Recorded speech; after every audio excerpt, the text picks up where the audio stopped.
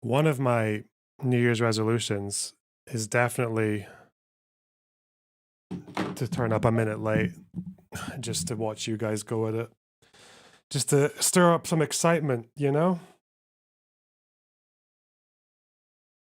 I think it's worth it. I definitely gained something from it. Anyway, gosh.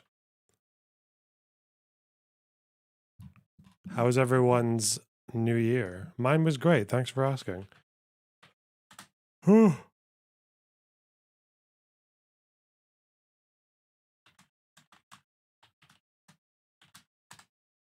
Okay.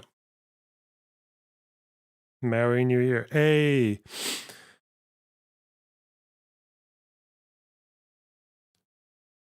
Have you seen the title of Chud's new video about your debate with Smugbug? Yeah, I have. It's we'll get into that in a minute, don't worry.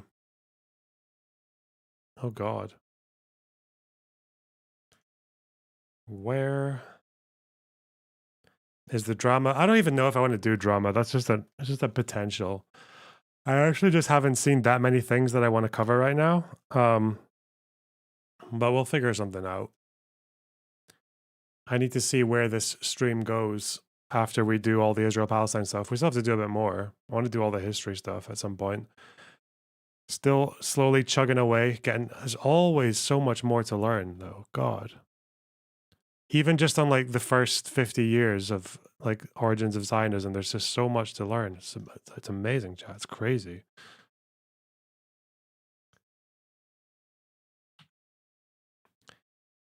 But you know, all these things come in good time. Okay. Okay. There you guys are. We're gonna watch Majority Report with Ilan Pape. Why would I do that? I feel like I'm so tired. It's just so tiring. It's just the same. I don't even dislike Ilan Pape as much as some people do, but it's just the same. Like I've heard it all before, you know? Heard it all.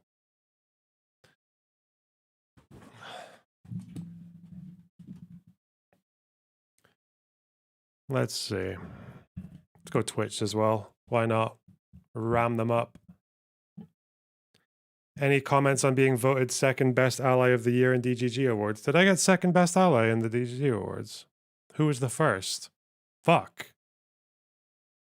I think second best ally is all right. You don't want to win best ally because people will think you're a suck up and shit. People just walk all over you if you're the first best ally. Woo. Oh, okay. Vosh won first.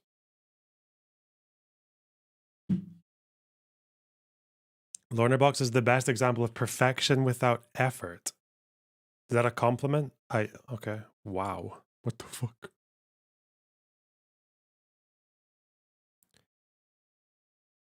What source did you use that said most expulsions took place before the war itself? I don't think I've ever said that. No, I think like 200,000 or something happened before the war started. It's not most of them. In your recent video, you covered how Haifa was listed as A. Do you think the post-fighting crackdown was more important than leaders telling? I don't know. Was it more important? Maybe. I don't know. I don't know if it was more important or not, but it seems to be that in that case, the orders were decisive because I guess people were already making the decision before the crackdowns were properly starting, before everyone was affected by them. So, yeah. Interesting though, that was one of very few places where that was decisively the reason.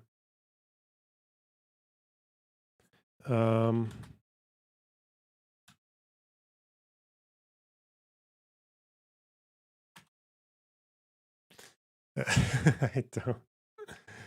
Apparently, there's a Hassan rant all about drama and all about internet manifestos. Where did the current Arabs of Haifa come from? Well, 4,000 Arabs remained in Haifa after 48. So I guess they just multiplied. Some refugees went back, but most of them only stayed for a couple of days to pick stuff up. And then they left again because they were like, what's the point in being here now? Yeah.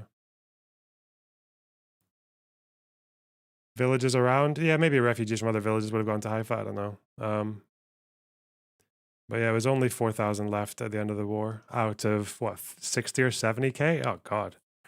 Because of Kefils. Yeah, they left Haifa because of Kefils. That's exactly what that happened. I love my Twitter. Look at my fair and balanced Twitter and Twitter recommendations. Gun Waifu and the IDF fucking e-girl and Quds News Network. There we go. We know I'm a very fair and balanced reporter with that kind of fucking shit coming my way.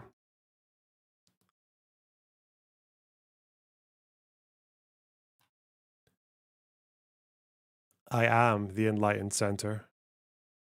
What is in my content suggestions? Luna Oi talking about, oh, she's doing the thing again? This is old, isn't it? Her bitching about the fact that Pew Research found Vietnamese people love capitalism, like more than anyone else. This is 9 days ago. I guess she did the same video twice. Don't care. Don't care. Because she doesn't say why it's a bad poll. She just says it's Western propaganda and that Pew Research are like from a Western country. I'm like, okay, I don't care. Don't care. What a waste of time. New year, new me. Not gonna get triggered by tanky bullshit. No.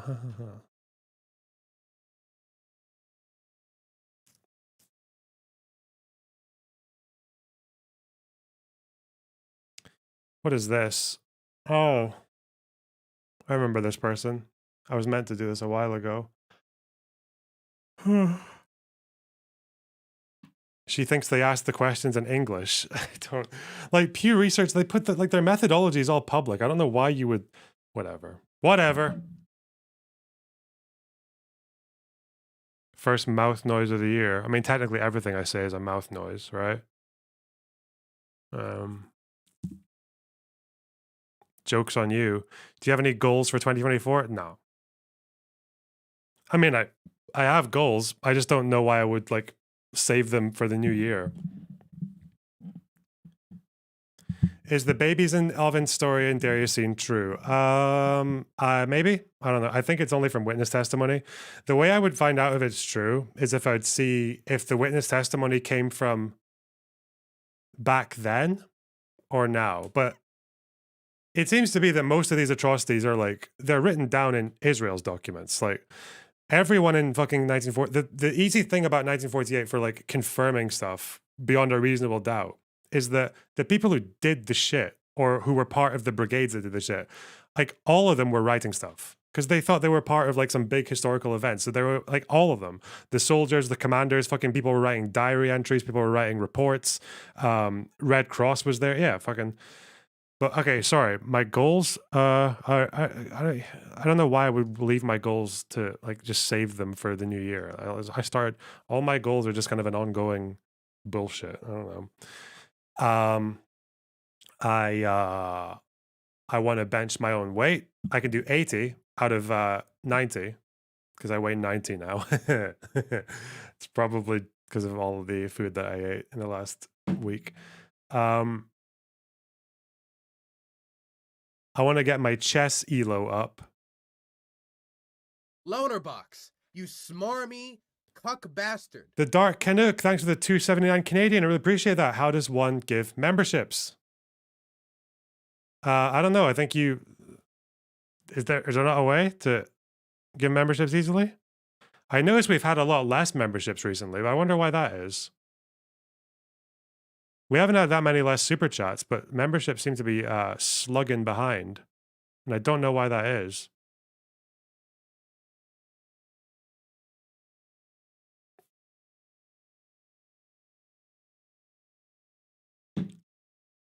You see no button. People became memberships people became members not like while I was off stream because you don't stream often. Well, that's actually yeah. Fuck it, stream more. Yeah, I'm gonna stream more. I know that it's too many days off in the holiday season. I am streaming more. Memberships, they're enabled. I still have a lot of consistent members. I guess people are renewing their members. There's like a steady flow. But in November, we were at 370 almost. Now we're at 260. People become membership. Thank you, Swan Star. Thank you.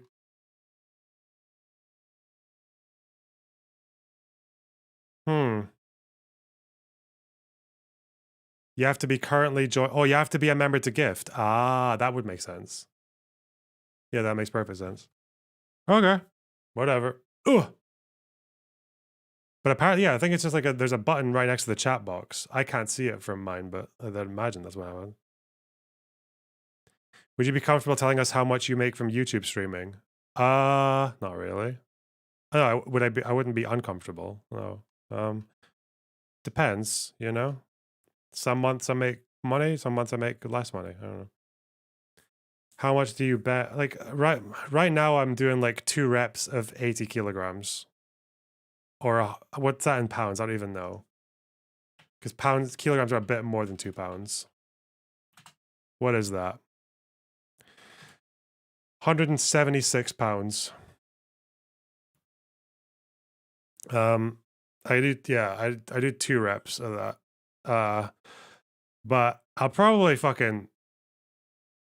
But that was without a spot. I could have maybe done a third. Because I do like 10, 8, 6, 4, 2. 40, 50, 60, 70, 80. That's what I'm doing right now. Comfortably. Without a spot. Have you heard about the neighborhood in Beirut being bombed? Yep. The personal attorney had a video showing someone with 10K subs made 3 to 5K a month. With 10K subs to make 3 to 5K a month in dollar, you'd have to upload. You'd have to stream and upload every day. And you'd have to have good viewer retention. And I think you'd have to be every video goes green. I think that's the only way you could do that with 10K subs. That would be hard. The IDF is advertising on the stream. What, me? I mean, the IDF are on fucking every stream, man. Those guys are mental. Even if I do anti-Israel videos, like the IDF, like there's advertising and settlement shit. Yeah, it's crazy. It's crazy, chat. Flamorous. Thanks for the 5 memberships. Holy shit. And Jaunty Carrot, thanks for the 1 live gifty. Wow. Skillful Dance, thanks for the tier 1 sub as well. Thank you very much. And the Dark Canuck with another 279 Canadian. Thank you very much. Thank you. I really appreciate that. Wow. Will you condemn the IDF? Yeah, sure. Why not?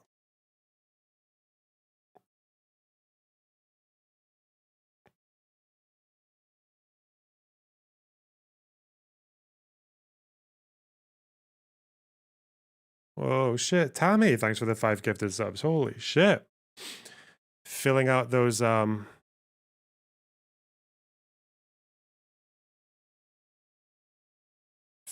white names, eh? Wow, nice one. Oh yeah. So apparently Chud was watching my debate with Smugbug. Wait, what's this? Mickey Mouse horror film unveiled as copyright ends. Oh, Mickey Mouse is public domain now. And that means anyone can do Mickey Mouse shit. Does that mean Smugbug can come back as a Mickey Mouse character? How long did that take? Because I thought Mickey Mouse was older. I think for music, isn't it 75 years till it becomes public domain? Or is this like a different? I thought for music it was 75 years, which means eventually it's not going to be too long before like Beatles songs are just like any cunt can just put it up.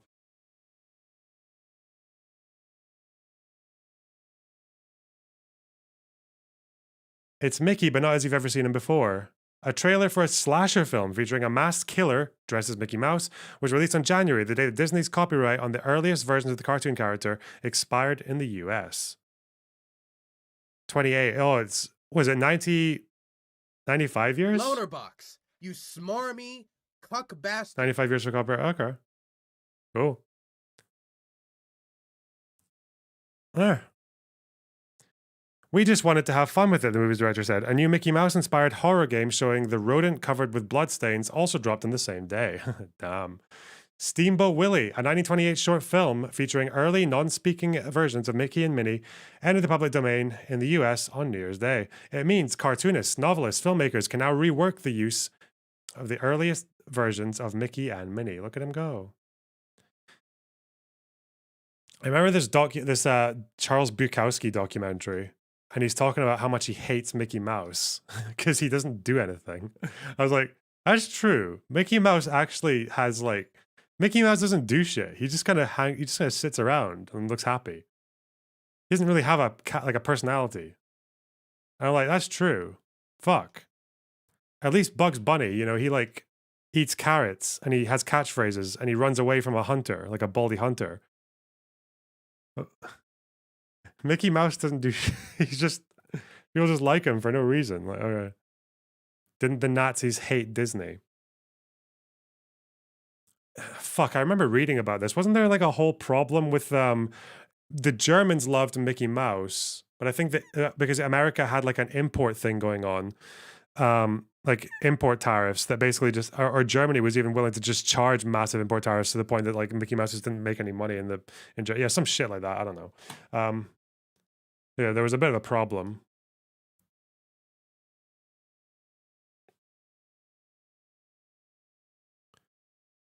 In fact, anyone can use those versions without permission or cost. Creatives have been quick to take advantage of the new rules with a trailer contains violent scenes for a Mickey horror film dropping the same day. In the horror comedy thriller called Mickey's Mousetrap, a young woman is throwing a surprise birthday party in an amusement arcade, but things quickly make a turn for the worse when she and her friends encounter a knife-wielding murderer in a Mickey Mouse costume. A place for fun, a place for friends, a place for hunting. The mouse is out, the trailer screams in red text. It's Steamboat Willie's Mickey Mouse murdering people. It's ridiculous, film director Jamie Bailey said. Wow, it certainly is. We ran with it and had fun doing it, and I think it shows. The film itself does not have a confirmed release date, but is expected out this March. Not to be outdone, a new video game has been unveiled, also featuring the 1928 version of Mickey. Game studio Nightmare Forge Games said the game, titled Infestation 88, is a survival horror game in which an outbreak of vermin turns into something more sinister. At the start of the trailer, a man is heard saying nervously, "I thought it was just rodents, but there's something else in here." A huge blood-spattered Mickey then pops up on screen while mice scurry about him. Bro, that's amazing. Cuck bastard. That's brilliant. In the game description, it says players who take on the roles of exterminators are tasked with treating mysterious infestations caused by twisted versions of classic characters and urban legends.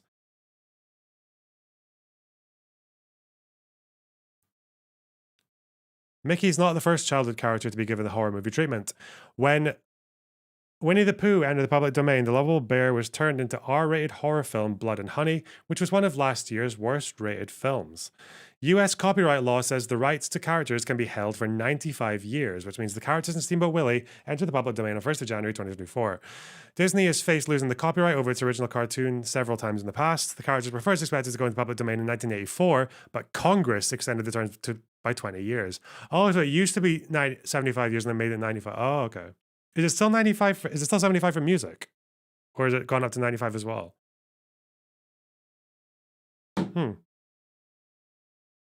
Didn't the Nazis like the three? I don't fucking know. Why are you asking me every question about what Disney fucking art the Nazis liked? I don't know. Jesus.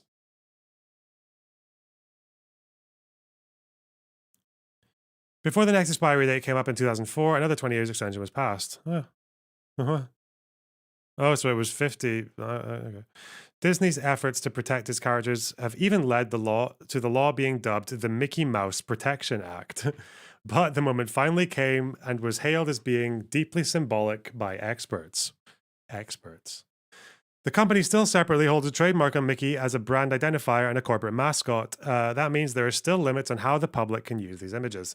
And Disney has insisted that more modern versions of Mickey are still covered by copyright. We will, of course, continue to protect our rights in the more modern versions of Mickey Mouse and other works that remain subject to copyright, the company said. Okay.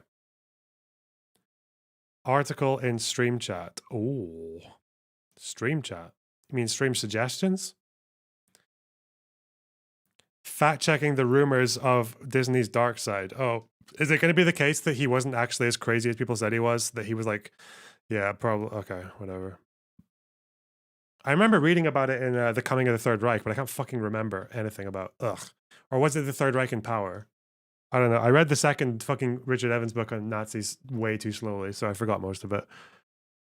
But The Third Reich at War, I'm going to read that one carefully with post-its.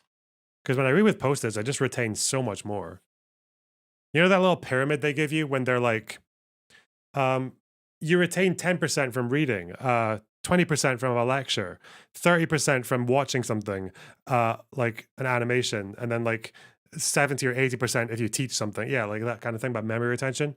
I wonder if there's a difference between like how much your memory retention is between reading a book and you reading a book with post-its. I feel like reading with post-its is just so superior. Ugh.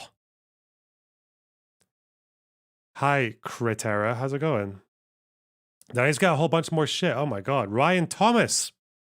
Thanks for the tier 2 sub. Happy New Year, Mr. Box. Happy New Year to you too. Thank you so much. Unreal with the £2. Can you watch Steamboat while on stream legally? I don't know. Probably not. Do you mean write post-it notes as you read or what? I mean, fill the book to the fucking brim with post-it notes. If there's a page that's got a bullet point that you want to remember, write the bullet point on the post-it note, stick it to the page, have it flapping out. Do you recommend those books by Richard Evans? Yeah. If you actually want to know what the fuck happened in Weimar Germany and during Nazi Germany and in the war, yeah, read that book. Because I don't know, people online just they say shit and it's not true, you know? Actually, there's a good, unfortunately, they don't tell you that much about Malta Ribbentrop. Maybe they tell you more in the third book, but the second book, Malta Ribbentrop, is only like a passing comment. Because I guess it's not really, the book's not really about that, it's about the Nazis.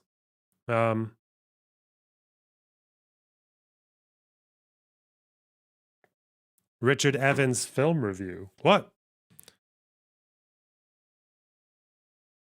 I've never done post-it notes, just regular notes. It's not a matter of taste. What the fuck? Where'd that come from? What's that sound?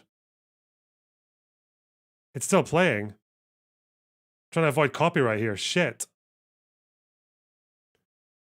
Where's that sound coming from? Bro. It's a Discord call. Hello, you're live. Oh, I was in your room, but you didn't see me. No, I didn't. Sorry. Fuck, I was wondering why that ringtone was like, it sounded like Christmas shit. I thought an advert was playing on my... Oh no. Nah, it was me, not a present. I just wanted to say hello, basically. And yeah, it's been a while. I'm like in the corridor now, and I'm bored. And I saw you streaming. And last time I checked on you, you were talking about pita jackets. And I was like, I need to call. That's an obvious one. So yeah, hello. Yeah. Yeah, under the biggest attack since the war started, having a blast over here, literally. Yeah, I saw some of the news. Not good. Mm-hmm. And what you had opinions on pedo jacketing?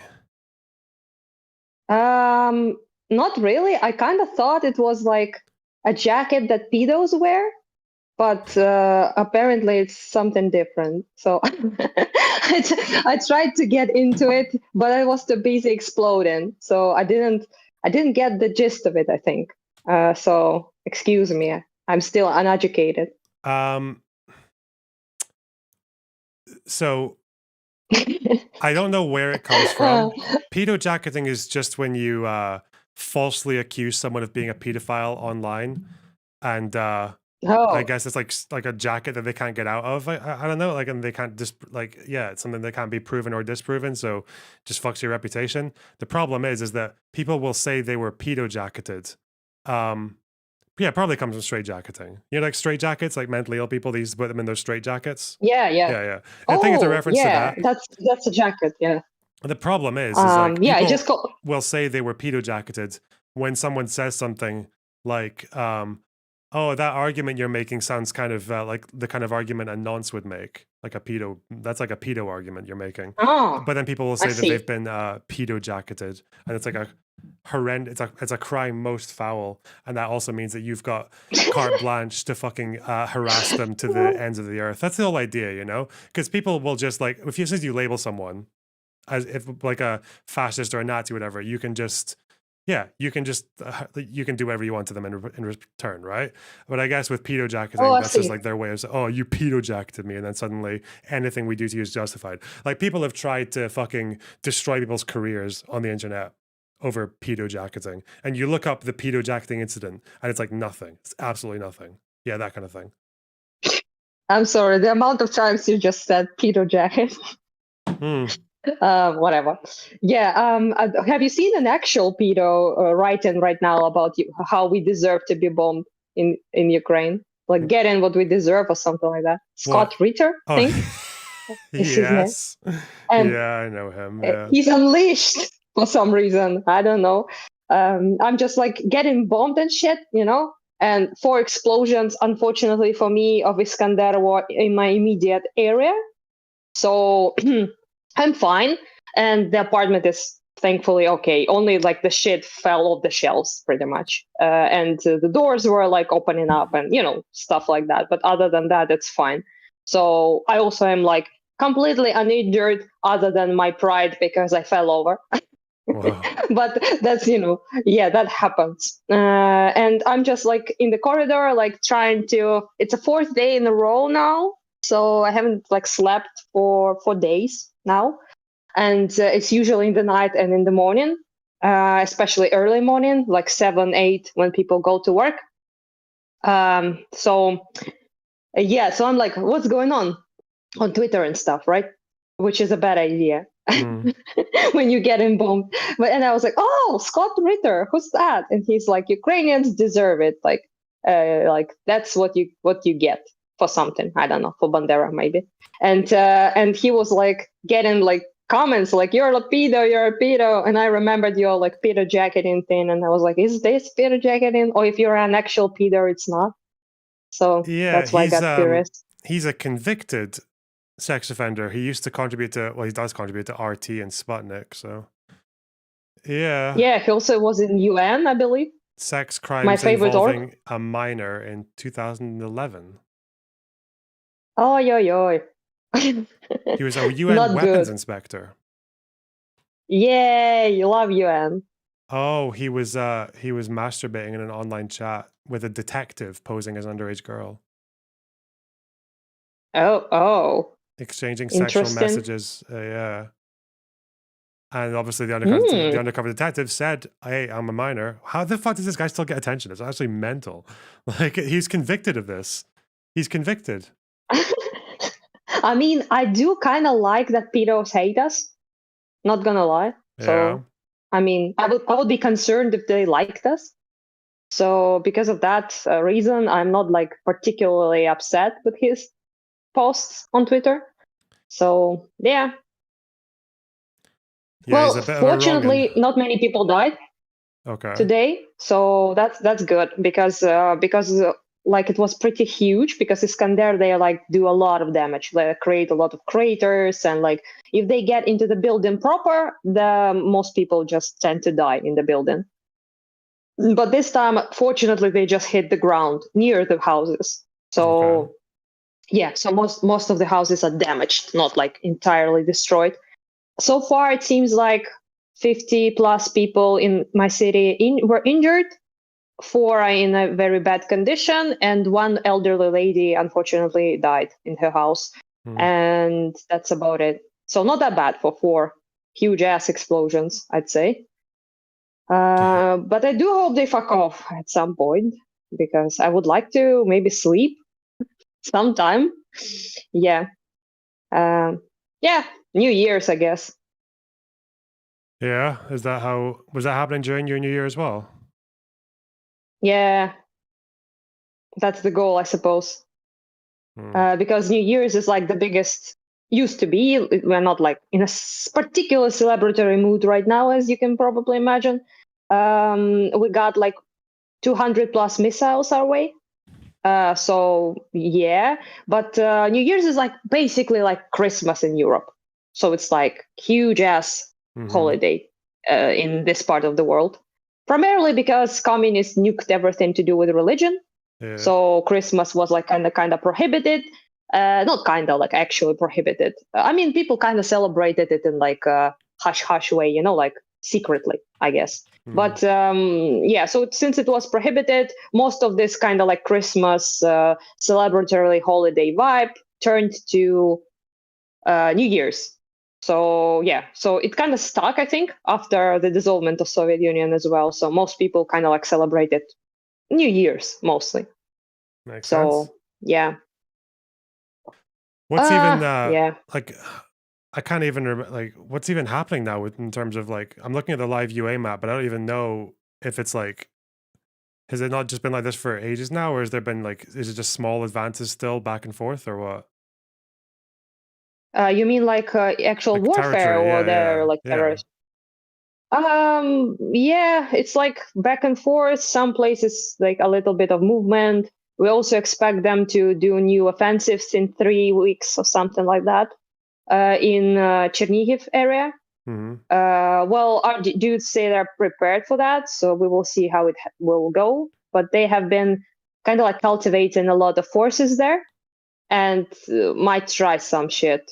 Yeah, but this attack was mostly was pretty much on strictly residential areas. On New Year's, they struck a maternity hospital, a school in Lviv, university building, I believe, and just city like center.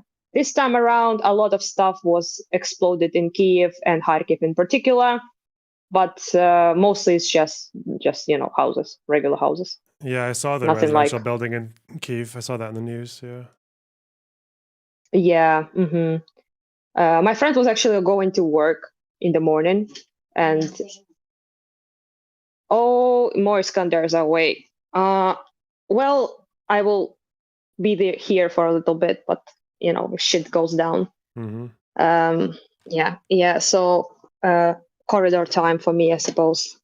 Yeah, so basically what happened is that they kind of like just exploded a bunch of residential houses, not even power stations, but like just city center and things like that. He was driving in the car basically to work, and the car got thrown off the road with him in it. But he's okay, just like minor injuries. Yeah, other than that, none of people I know were injured, at least. That's good. Yeah. Shit. Sorry, I never know what to say when you're telling me these things, but yeah, fuck. Corridor time. Well, are you hopefully just on nothing your will phone in the explode. corridor right now? Yeah. I mean, wow. what do you do? I mean, I could potentially like run to the metro station, but like sitting there for 4 days kind of doesn't seem like what I want to do on New Year's, to be honest. I mean, some people do that, which I understand because it's fucking terrifying. And yeah, but I mostly just go there in the corridor. I mean, it does help if the missile doesn't hit your building in particular. Then mostly it's just glass and shit like that, shrapnel and glass that kills you. So with that, couple of walls between you and the impact area can really be a lifesaver, honestly. So yeah, so the least you should do is go to the area that has no windows and has a couple of walls. Basically, that's the rule, at least. But it would be good to go to the basement or something like that. But I don't have a functional one in my building, so corridor it is.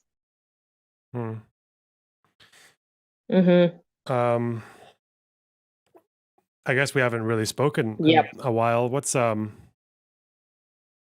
you had any new thoughts or what's been going on otherwise? I did have some thoughts, but I think I have none right now. Yeah. 4 days of no sleep made my brain a little bit of a, how do you say this, scrambled egg. So, yeah, other than that, I mean, I did have some thoughts, I guess, about, I wanted to talk with Destiny's friend, Lycan, Oh yeah. but it didn't work out so far. But mostly about his like very confusing to me ideas on what is a war crime and what is deliberate targeting of civilians, And what was he which saying is about what that? is going on right now. He or me? Yeah, what was the contention? I mean, I heard him speak with Destiny, and he Oh, sorry. basically is. Someone, I need to remember that in New Year, I'm not going to get like, I'm just going to ban people a bit more liberally now. Liberal. Tabby, if you want to show me the story where a bunch of Ukrainians stormed Moscow on paragliders and killed 1,200 Russian civilians, you can send me that whenever you feel like it. Okay, go ahead. Bye bye. All right. Sorry. Carry on. I can imagine the yeah, so basically the whole thing about it was him being kind of like wrong about, in my opinion at least. I'm not like by far definitely not an expert on like Palestinian Israel history. I'm not going to pretend that I am, so I don't talk about it that much. I listen to your stuff and to Destiny stuff. That seems to be the most not insane, in my opinion. I'm kind of like mostly closer to you, I guess, but somewhere in between. I think, in my opinion. Yeah, but overall, I do think that some people are just, first of all, it's extremely annoying. The comparisons continue, and it annoys me to no end. Just like the one you talked about right now in your chat, I suppose. So, in my opinion, it is deeply like concerning how much people are trying to call Israel, Russia, and Palestine, Ukraine thing. It's just so inappropriate. But that's like another story. Basically, one of the main issues I had with Lycan was that he really seems to like call everything a war crime and targeting of civilians. Whoa. Which is not how UN does it. I mean, I hate UN, just so you know, but I do know how they do this like kind of investigation thing. So which buildings they called damaged, which ones they called like destroyed, which of the shellings are considered war crimes, which are not. So yeah, and he basically like, I think he's like calls everything Israel does a war crime, which I kind of like have problems with, basically. So I wanted to chat with him about how the hell he establishes targeting civilians, which, yeah, probably will happen maybe at some point. I don't know. What is your opinion on war crime? Well, it's like the UN one. Like, my opinion is the way they calculate those things. So mostly it's just to be like precise with examples. In Ukraine currently, 50,000 something incidents have been considered war crimes, investigated and concluded as war crimes. And 100,000 are now under investigation. So they are investigated, but not like decisively concluded that it's a war crime. Investigated by who? By UN, by Human Rights Council, but European Security something it's called in English, like different three main like orgs that do this, I suppose. There are also like counts like Amnesty International, but we will ignore those. Yeah, fuck. But but honestly, those three like the main ones. The European Security something Council something, I think it's called Human Rights Council, and UN. Those are like the ones I usually see like walking about, and so they would actually like send like their investigators usually on the scene after the, I don't know, like a fly-in or something of a missile, right? And then they will be like doing their work with our local investigators as well. And what they want to establish is basically, was there some sort of military target there? So was there like a legitimate target that could justify use of this like force, right? Mhm. So if they don't fight it at all, they usually conclude that it's a targeting of civilians, thus a war crime. If Okay. they do find it, then it's not a war crime, even if like I don't know, like 50 people died. Mhm. So that's basically how it's done. I mean, you could argue that it's not fair, and those people are obviously dead, civilians, right? And their families and everything lost their loved ones, and those people in particular probably don't care if that was a war crime or not, right? But on like international level, that's kind of how it works. So, for example, if they even if they target like let's say some sort of like industrial armor production or something, or if they target even like power stations, sometimes are not considered not legitimate target. Interestingly enough, Mhm. they do harm civilians because it's like civilian infrastructure depends on it, right? On like power, gas, things like that. But usually if this plant is like producing some stuff, or it's in the proximity of a war base or something, it still is not considered a war crime. Even, by the way, even when there is a misfire of some sort. Okay. So if a missile like flies somewhere and it gets like fucked in the middle by the air defense, for example, right? And it falls over and kills like a bunch of people on the road, still not a fucking war crime. Okay.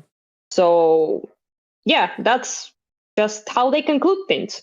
I mean, you can argue that that's not the right way to do it, I suppose. I could be actually like pretty, amendable to that.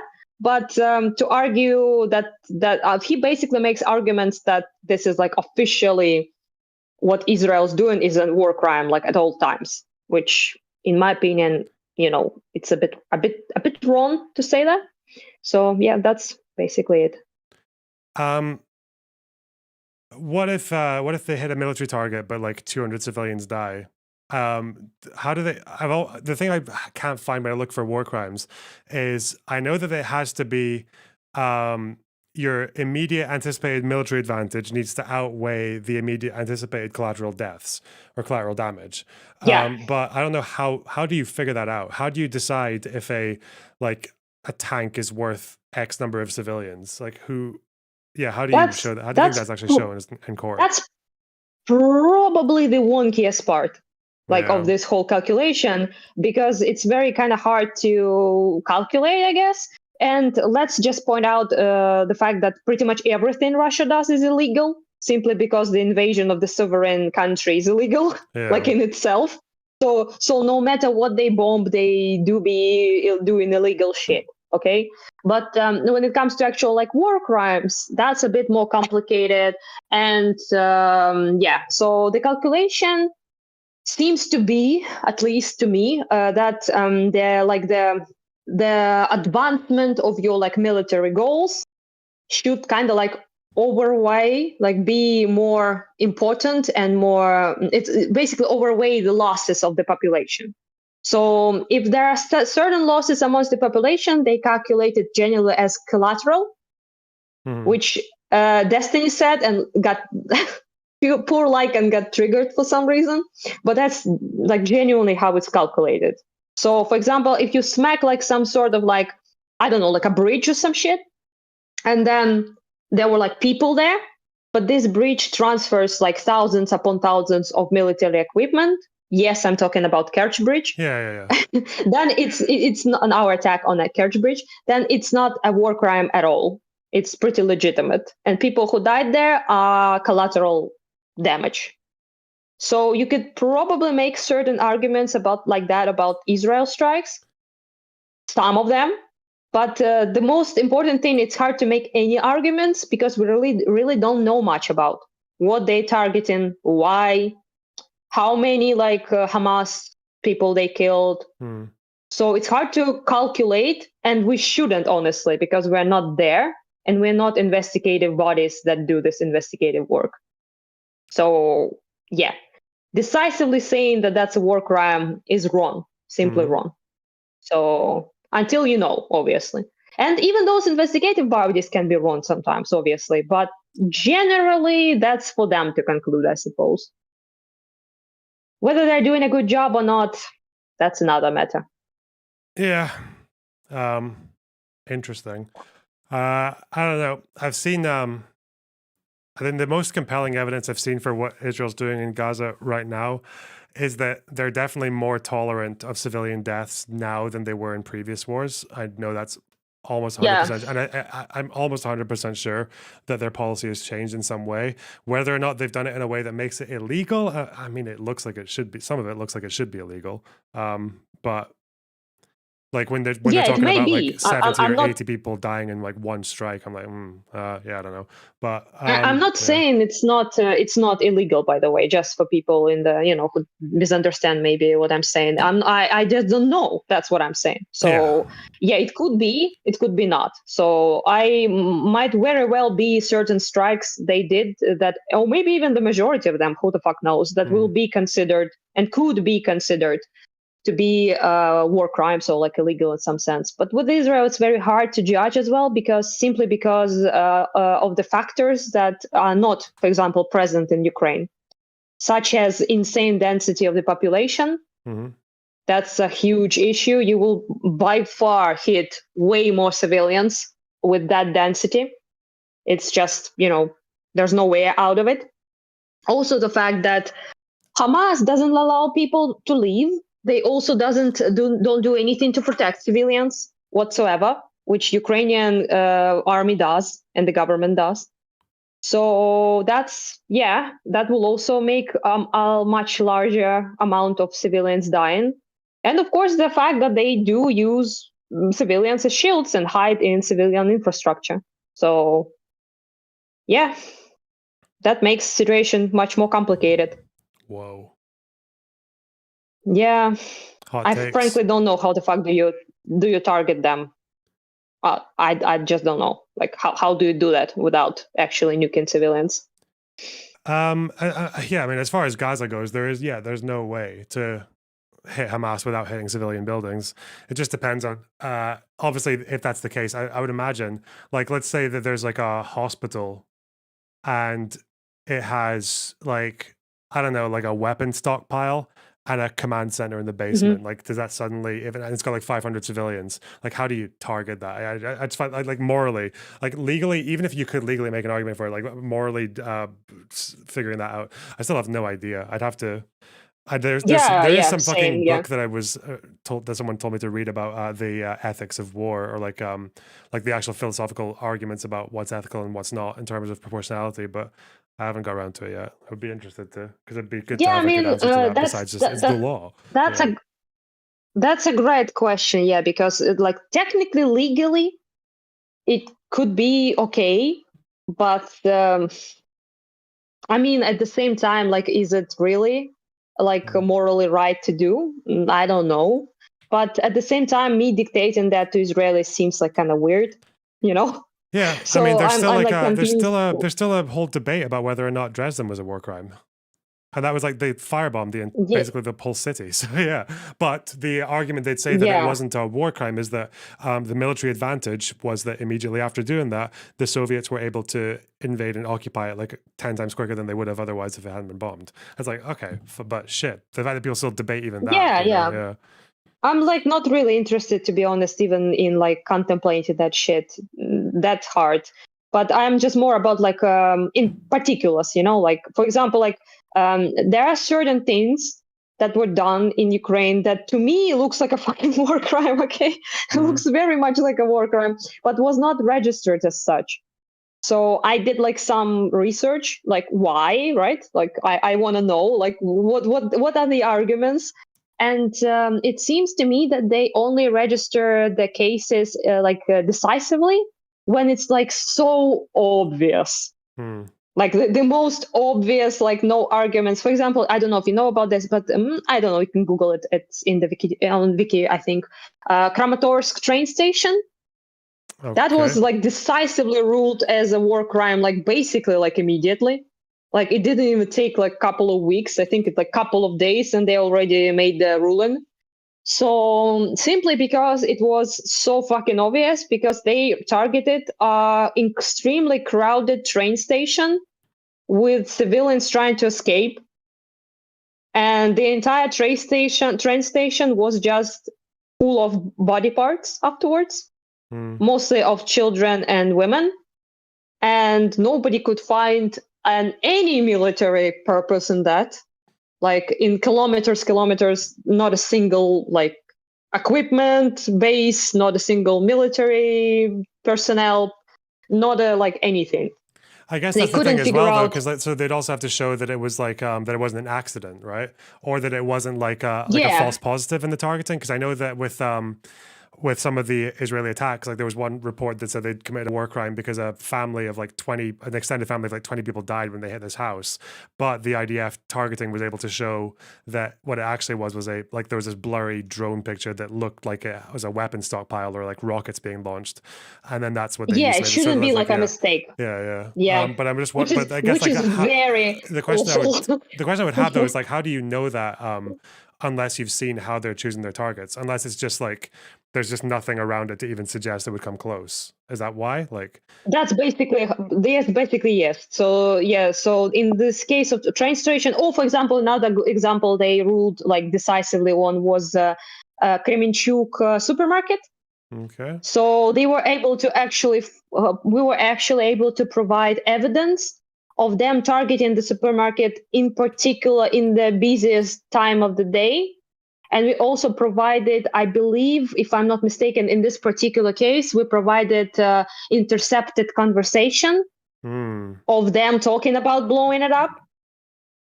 So if you Okay. have like this strong of evidence, they'd be like, okay, it's a war crime. I guess But is if that it's the same? Like I'm guessing the theater in Mariupol was a war crime, right? Yes, Like that was really, one yeah. was decisively like it's not a fucking question. Like not only it was like a hiding place for not only 300 plus people were killed, but also they wrote children like with giant yeah. letters you can see from I don't know like space, So because of that, of course, it was considered to be deliberate targeting because there's like ain't no way they didn't know. So yeah, so things like that. Yeah, that's a good example, by the way. Like Mariupol theater definitely is considered a deliberate targeting of civilians, thus a war crime. But this is like deliberate plays a big part, that word. So it has to be proven that it is like deliberately done. So it's not a mistake, it's not an accident, it's not like a fuck up of any kind. Yeah. Well, I mean, it's annoying, all of that. By the way, again, I will highlight that it's not me saying that I enjoy this type of calculation, but this is just how it's done. So, yeah, that's basically was my whole thing. And I wanted to bring up like particular examples, like I brought to you, which supermarket, Kramatorsk train station, Mariupol is a good example, the theater. So yeah, and there are much more less obvious things that they just don't calculate. And to be honest, by a long shot, like it's most likely was deliberate. Like there are like plenty of evidence of some things, but if it's not like 100% we know it, they usually will not say it's a war crime at all. Yeah, sometimes there's no way to provide such bulletproof, documents or like any sort of like things that can prove it. So it remains kind of like in a limbo. Like nobody can decide what it is, basically, right? So it's a pretty high threshold. It is, yeah. Which, I mean, as annoying as it is for me as a Ukrainian, but I do find like some sort of value in it, I guess, in a way. Sometimes it's a bit retarded, but sometimes it's, I mean, I guess there it has to be, right? You can't like call like every single fucking thing a war crime. So it's like you made arguments like that, I believe, that you can't call every single thing a genocide. So I think that's kind of like a similar to that, I guess. If I was to make argument for this type of like rigid calculations, I would say that perhaps there is some point in that, because there has to be like you can't call everything like a fucking genocide or war crime or ethnic cleansing, because it just loses the gravity, and the severity of it is getting lost if you call like every bad thing that, well, that's at least how I explain this to myself. Is there anything from the International Criminal Court about investigating Russia? Because I know that they've got an investigation going on, but have they actually decided that things are war crimes yet, or what's been happening there? Because I guess they're the only ones that Yeah, I matter, think right? so. International Criminal Court, war crimes. Some were considered, yeah, but not like I said, like Oh yeah, they've 100,000 issued out cases right arrest now. warrants. Yeah, they've already got arrest warrants out for Putin and. Yeah, Yeah, very helpful. Okay. I mean, I'm sorry, I'm a little bit like over this at this point. So yeah, they issued like some things like arrests, and they also declared like certain actions like war crimes. I believe Bucha was considered one by them. I believe, maybe Yeah, not, I but think I think they actually. for Putin particularly, it's unlawful deportation of children, transfer of the Oh population, yeah, that one. Yeah. and yeah. I actually talked with the dude who works in those type of like he works in the Human Rights Watch, I believe. Okay. I think. And he said like considerably like considering like everything, our like biggest case for genocide claim is deportation of children.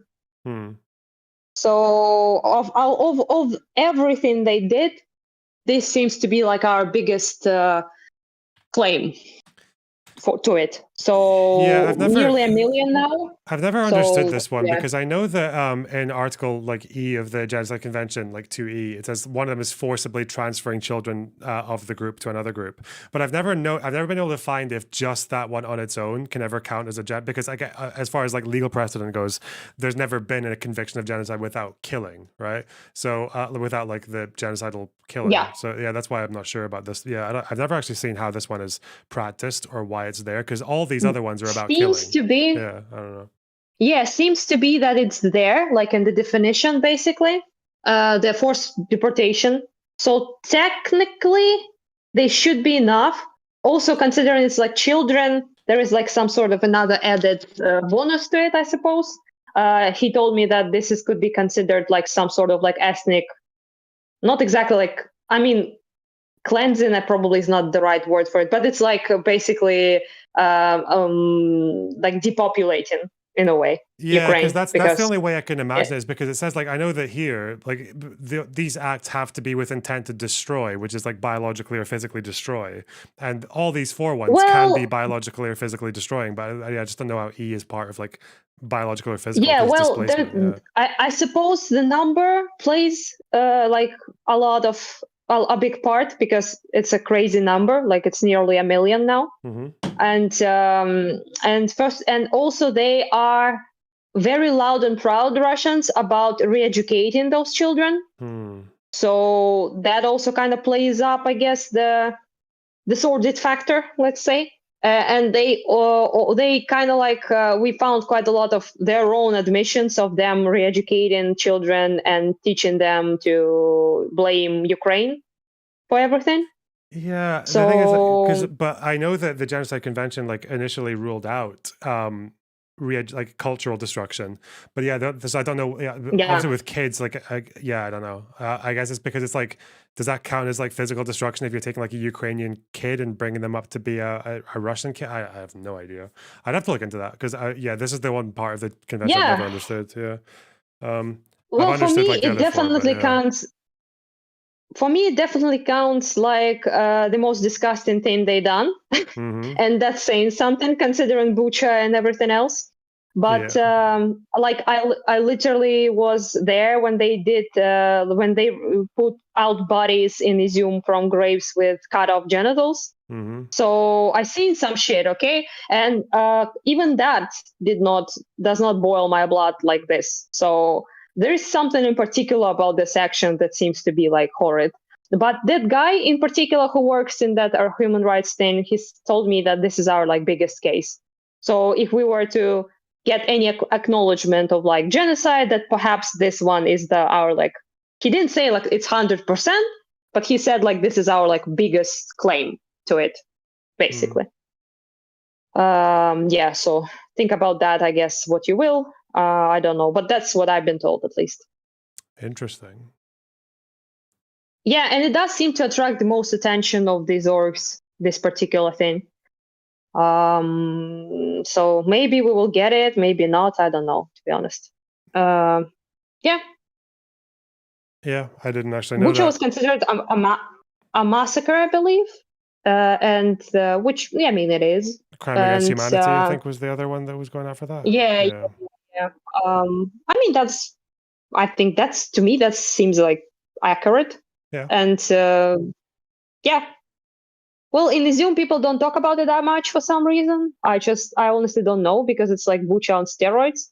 But yeah, but for some reason, most people talk about Bucha because probably it got so much international attention, I suppose. Because when it happened, it was like the first liberated part of occupied territories of ours. And it attracted a lot of like journalists and people like that. When we're in Izium, it happened much later on. So the interest was not as much, like as big as it was then. So maybe that's why. Although the journalists I did bring to Izium did tell me that what they saw in Bucha was better, like less awful than what they saw in Izium in particular. Oh, you were actually at Izium? Yeah, a couple times already. I did bring people there, just journalists. 4 times? Yeah, 4 times. But first time was like the closest to the actual event, I suppose, if you can call it an event. But yeah, the body pulling out of the bodies was still happening then, of the mass graves, I mean. Yeah, but mostly the most horrible thing I can tell you about Izium, which is all of it is fucking horrible, but this one, it just stood out. We were like walking around with a local lady who was like kind of like a guide of ours, basically, talking to us, and I was like translating what she says to the people. And she just casually walked by the destroyed, like kind of like a school for younger kids. I don't know how it's called in English, like preschool. No, not preschool. Preschool is kindergarten. Primary school. Whatever. It's not. Yeah, maybe like 5 that. To yeah. So 12 basically, like. Anyway. Yeah, that. Thank you. So we basically just walk past it. It's like completely ruined, and then I saw like a wooden cutout, like a big wooden toy made out of. It's like a bear cut off the wood. I don't know if there's like a word in it in particular in English or not, but it was like kind of cute, and there were a lot of them not burned up in that school as decorations of sorts, right? So I asked the lady about them, and she was like, "Oh yeah, that's like our local artist who used to professionally do wood figures, and he gifted them to this little school." And I was like, "Oh, like that's cool. Can we talk to him?" And she was like, "No, they cut off his arms and legs, and he bled out." Oh. Yeah. God. Yeah, I think that's enough. I think that's enough of a story for Izium. And she just walked past it further. And I was like, okay, yes, I guess we can't talk with him. Great. Thank you. Yeah.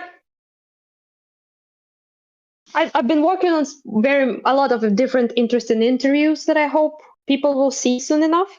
I was doing like translation, subtitles, things like that for them. And yeah, one of the ones that I hope the most to show to people soon is the one we did with the guy in Balaklia, which is in Kharkiv region. Okay. He's a young guy. He's like 22, 23, something like that.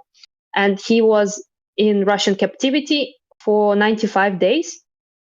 And he's a civilian. And they did torture him and all sorts of things.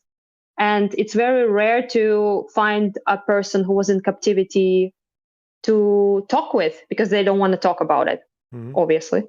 So to but to convince them, let's say, to speak on camera is sometimes really hard. So I'm super grateful that he agreed. And the interview he gave was very good. So Hope people would see it because that's some unhinged shit, even by my standards. Is it going on Dylan's channel or what?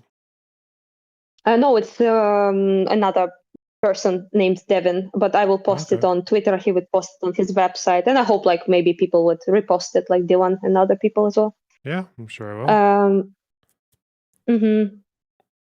All my American bodies have D in their name, like Devin, Dylan, Destiny. They're like fucking with me. Well, his real apparently, name's with not their names. Destiny, but yeah, I guess it works. I mean, yes, Steven, but he's Destiny. Let's be real. Much more of a Destiny than a Steven in my mind. Yeah, I suppose so. Yeah. Ooh. Well, anyhow, I probably should go because it seems like they fucked off for now. Yeah. And I would like to eat something, perhaps in the meanwhile. Yeah, might actually order something because Ukrainian delivery works even in such times. Really? So, what, you can get fucking yeah. Deliveroo in the... Yeah. Wow. I always find it very epic. My best experience was when I was like in Kiev for a bit, and there was like insane mass shelling, 100 missiles in Kiev were, and like I thought my delivery dude will not come with my pizza, and he did came, and I was like, do you want to maybe like come in and hide with me or something? Like shit is exploding, and he's like, no, I can't. I have like 3 more pizzas to deliver, and he went off. Jesus. Like a Giga Chad. I guess the show has to go on, eh? Yeah, pizzas need to be delivered. Yeah. So I can get potentially my pizza, but unfortunately for me, they fucking bombed my favorite falafel place again. Second time now, and it's not working again. I was so happy when it started working because I love falafel. I've never liked falafel, but fuck yeah, that. I am a vegetarian, you know, so Okay. there's only so much, so much you can eat. So yeah, but it was very good, and the guys that were working there were just doing like great. I think it calls shawarma in English. I think. Shawarma, yeah. Yeah, so they were like based and awesome, and I chatted with them a lot when I used to go there, like and pick up like stuff. They're doing like some Turkish food there as well, you know, things like that. They're getting bombed second time now. Yeah. They do hate falafel, it seems. So yeah. Well, they told me they will renovate again and continue working. So yeah. Whatever. Yeah. Well, anyhow, hi, hello everyone, and have a nice year, I hope. Nicer than we are going to have, apparently. Yeah, and bye-bye. Glad to be here and chat with you all. Yeah, it's always good having you here. Hope you take care of yourself. Yeah, thank you. Appreciate it. It was a bit of a monologue, as it usually is, but it's not my fault. No, that's perfectly fine. I'm telling people things. Yeah, I hope so, because some people say, well, she talks a lot. Well, there's a lot to tell, you know? Yeah, I guess we got to make sure people don't forget, you know, because they're more distracted by a more interesting war, you know? God. Yes, true. We are like not a hot thing anymore. That's upsetting. Upstaged by Gaza. Yeah, I mean, what's happened to the congressional funding? Did it get approved, or did it get is it still like going through appeals, or what's happening? Seems to be that they're fucking around. Yeah. So yeah, we didn't get like European package as well. Yeah. We didn't get the European package thanks to Orban. What an actual fucking cunt! I hate this dude with passion. Yeah. So it probably will be like postponed to next year, maybe. Jesus. Yeah, because that's how quick Europe is. Holy shit! Old old world indeed, you know, with old people space. Yeah. That's fucked up.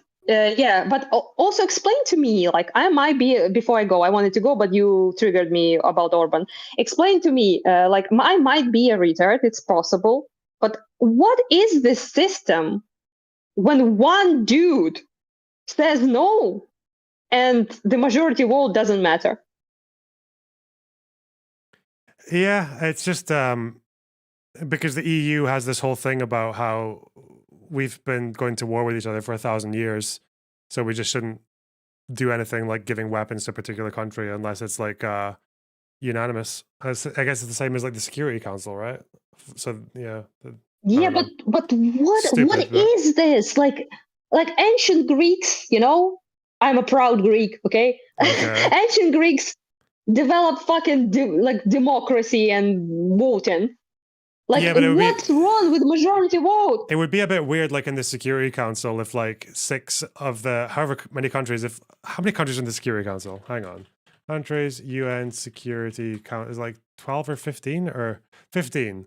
So if like 8 members voted for like a war that 7 members were saying like fuck this, we don't want to do this, and then they just go and do it anyway, and then you've got like maybe one of those 7 But countries has isn't like a it- defense pact with another one. Yeah, I don't know. It's just Isn't it awkward that one fucker can decide? Like, what's the point of the vote? Like, everyone knew he will decide against it. yeah, it sucks. I don't know. I guess to make him Ah. look bad until I hope he gets pressure to do it again. I know the EU can sanction countries for not doing things properly, right? Like they can sanction Poland and Hungary for human rights shit. So I don't know. Yes, but like literally, like one cunt can on a Russian payroll can veto shit, and there you go. Yeah. There goes our support. You know, it's just damn, dude. Moment. Yeah. Yeah, it's pretty vulnerable. Well, system. anyhow. Fuck. I have a different word for it. What? It's an R word, Oh, okay. an ableist word. Whoa. Jesus. Yeah. Well, anyhow, I'm gonna go eat. I want something to cheer me up. Yeah. Yeah, Well, bye bye. Very lovely to hear you. And yeah, take care. yeah, good to hear you too. Hope you enjoy your food, all right? Yay, bye. Have it. Oh, what a pleasant person. A Keffel's word. Oh.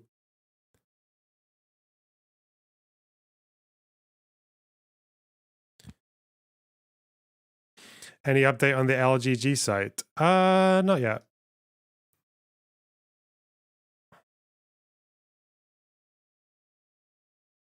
But we're making advances. I have no idea. My editor, like, just, I have no idea how she managed to get 20,000 cunts to watch a drama video about Xanderholt.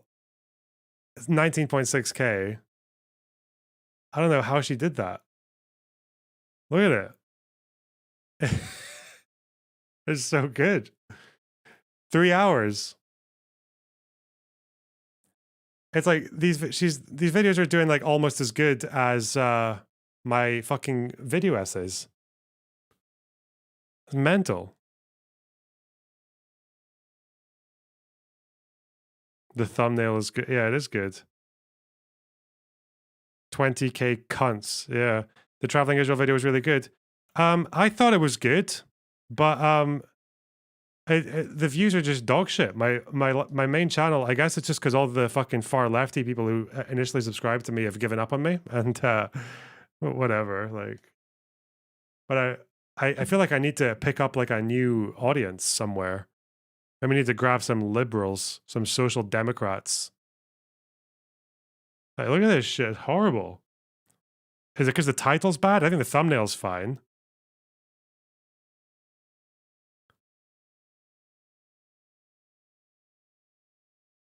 Damn.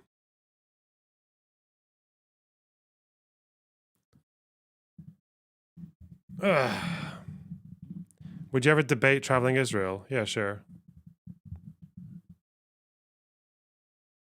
No one knows who Traveling Israel is? Yeah, I guess so. I'll maybe do the fucking FD signifier thing where he changes the title after a week. I might do that. Traveling Israel's base. Traveling Israel is actually kind of retarded. He basically gets like his history is like pre-1980s Israeli history before it all got fucking disproven by their own archives. That's yeah, Traveling Israel is just like I don't know. He's a fucking tour guide. It's like, and it makes me think about when like every country has like bullshit history, right? You know, there's this whole story about William Wallace like climbing up a fucking shit pipe when he was 21 years old to kill the English. This is not true. It's more likely that that pipe was built like, because I've seen it. I've seen the little hatch that he supposedly climbed out of, and it wasn't built until like 400 years after Wallace died. So it's just like an urban. It's like a myth that got passed down the fucking generation. Yeah. But you just tell it that way anyway because it's funny.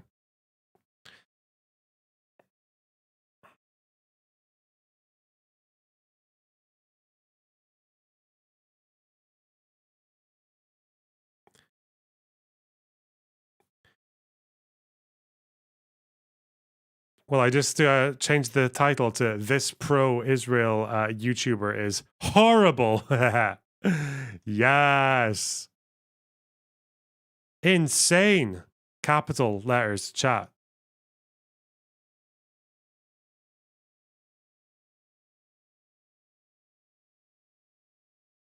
Yeah, I'll maybe have a conversation with the editor to see what happens.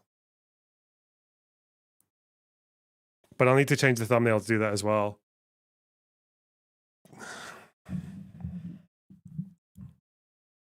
Tour guide destroyed. What have we got with Chud Logic? What's he saying about?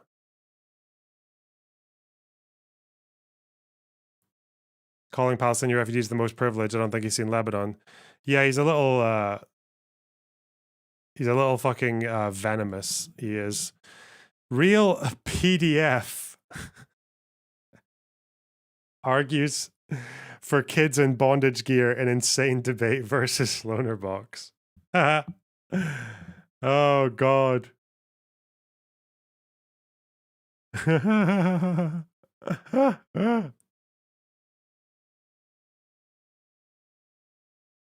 I just want to see the intro ramblings of such our guy. Such a weaselly little Smugbug is such a weaselly little I'm reminded why I don't actually like this guy. That's just not true. He's just lying through his teeth. Fishnets are not in schools. That's a lie. That's a total lie. That's not true. It's just not true. He's lying. He's lying through his fucking teeth. He's a fucking lying freak. This isn't happening in secondary schools. Oh, look, I'm a cute meow. I'm a cute cat girl. I just did a really gay thing, but don't worry about that, okay? I'm trying to remember if someone at my school ever turned up in fishnet. I feel like I remember this, but maybe it didn't. Maybe I just got gaslit. Maybe he implanted a memory like a fucking abuser. Shit. I don't know. Whatever, dude. Hannah Montana. Did Hannah Montana wear fishnets? That's crazy, dude. I thought she was always in jeans because it was the 2000s. I don't want to Google Hannah Montana fishnets, actually. No, I will not do it.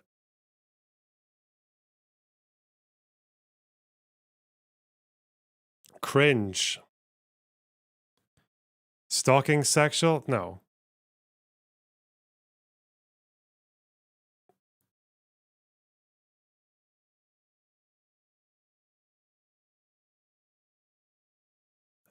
This is someone in my community who apparently has just started making YouTube videos. She's got 37 subscribers. 37.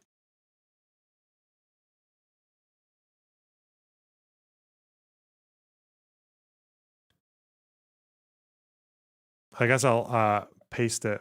Yambus. I think she's Israeli. All right, let's have a look. Why not? Hey, why not give him a chance? Give him a chance. Let's go. Hey. In this video, I'm gonna go over some of the arguments that lead me to believe the current rhetoric in the global left, especially the American left, is deterring a viable solution in the Israel-Palestine conflict. Oh my god, this video is gonna be fucking TLDR. mental. What's happening in protests right now following the 7th of October massacre and the Israeli military response in Gaza? Why I believe the protesters going there think the way that they do. What's anti-Semitism got to do with that? Where's the solution going to come from in the context of Israeli governing forces? How current global leftist sentiment hurt the Israeli left and will in time cause it to wither away? Hi, I'm Yambus. I live in Beersheba, which is a southern city in Israel, about 40 kilometers. Is that how you say it? Beersheva. I called it Beersheva. Beersheva. She does talk fast. Okay. Damn, she's close. Let's go. Away from Gaza. I'm an Israeli leftist social democrat, and when ignorance has real life My consequences, god, she's in my community. She's a social democrat. Whoa. That's it. That's our destiny, guys. We're going to attract neoliberal fascists because that's what social democrats get called. I'm going to call this out more often. I might even make it a video. I might make a video about how every time some asshole fucking far leftist calls their opponent a neoliberal, 90% of the time they just mean social democrat. They just don't say that because social democrat is they look mental when they have a go at social democrats. But that's the thing. I don't know why I never thought about it in that way. But yeah, totally. Like if you're a fucking Marxist Leninist, your biggest enemy is social democrats. It always has been. And I was trying to think about why.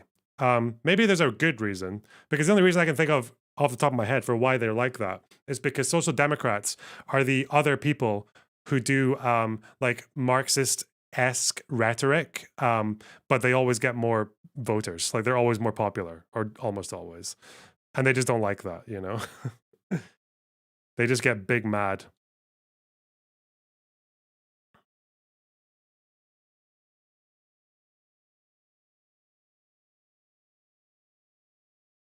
Anyway.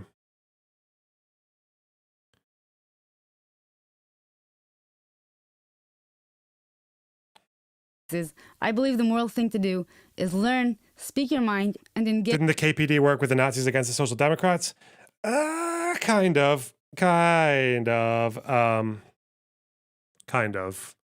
Not really. Like they worked with them for like one strike. They did a strike together. It's not like they worked together though. No, it's not that. That's not the gist. The gist is more that they were more than okay with seeing the Nazis come to power because they believed that it was going to shatter the illusion of social democracy, and the next stage would be revolution. That was the line from the Central Committee of the Comintern after the Nazis took power in 1933. And they reiterated that statement all the way up until 1935. They said it was completely correct that with the Social Democrats gone, then the class antagonisms will grow, people who will become more disillusioned with the myth of social democracy and reform, and then the next step will be socialism. Yeah, like that's true, actually. Yeah, fuck.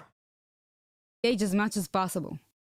These days, there's a growing awareness regarding the Israel-Palestine situationship, and a lot of big lefty communities around the world are protesting for the liberation and statehood of the Palestinian people. That is a virtuous sentiment at its core, but the speech de facto might be pulling us away from that goal. In massive protests and demonstrations, crowds are chanting and presenting slogans ranging from Palestinian liberation and from the river to the sea, Palestine will be free, all the way to there is only one solution, Intifada revolution, and Israel, Israel, what do you say? How many kids will you kill today? And of course, the What the fuck? I haven't heard that one. Jeez. Ooh.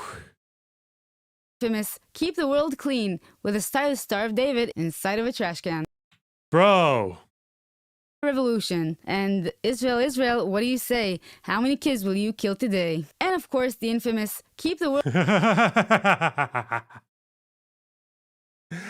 love how they had to put in the two little bars because otherwise it's just. Oh god. Bro. World clean with a stylish Star of David inside of a trash can. The fact that so many people bother to get up. This is your community. That is not my community, you dumb fuck. Jesus. That's like some people in my community.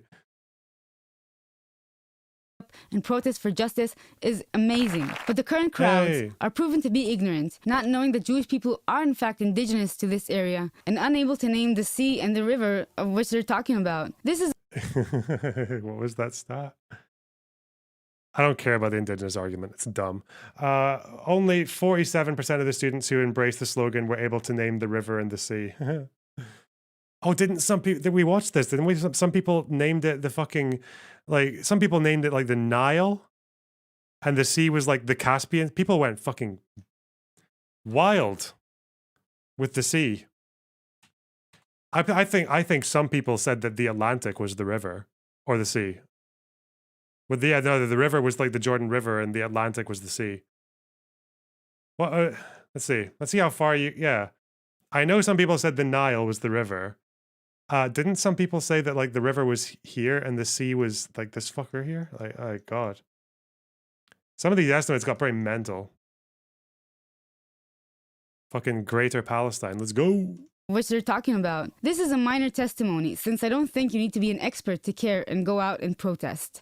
But it's revealing of how little people actually know and care to learn about the conflict and the regional history. The ungodly willingness to tear down posters of kidnapped children instead of printing posters of Palestinian teenagers in Israeli custody or Gazan children who were harmed in the Israeli bombings is the exact opposite of promoting life over death. I do believe that most people protesting for Palestine do it for justice, not supremacy, but they fail to perceive Hamas as it is, a pawn in the pan-Islamistic plan. An ideology that has nothing to do with human rights and everything to do with imperialistic, fundamental theocratic control. There are many Muslims who would say this way of governing that includes penetration of privacy. Agree or disagree that the October 7th attack by Hamas does not reflect the values of Islam and Arab society in Israel by religion? Does not. Okay. 53, 56. By the Israel Democracy Institute. Where did they ask this? Did they ask this in Israel? Or...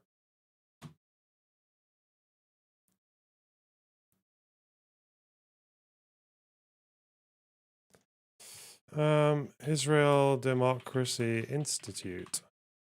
Agree or disagree that the October...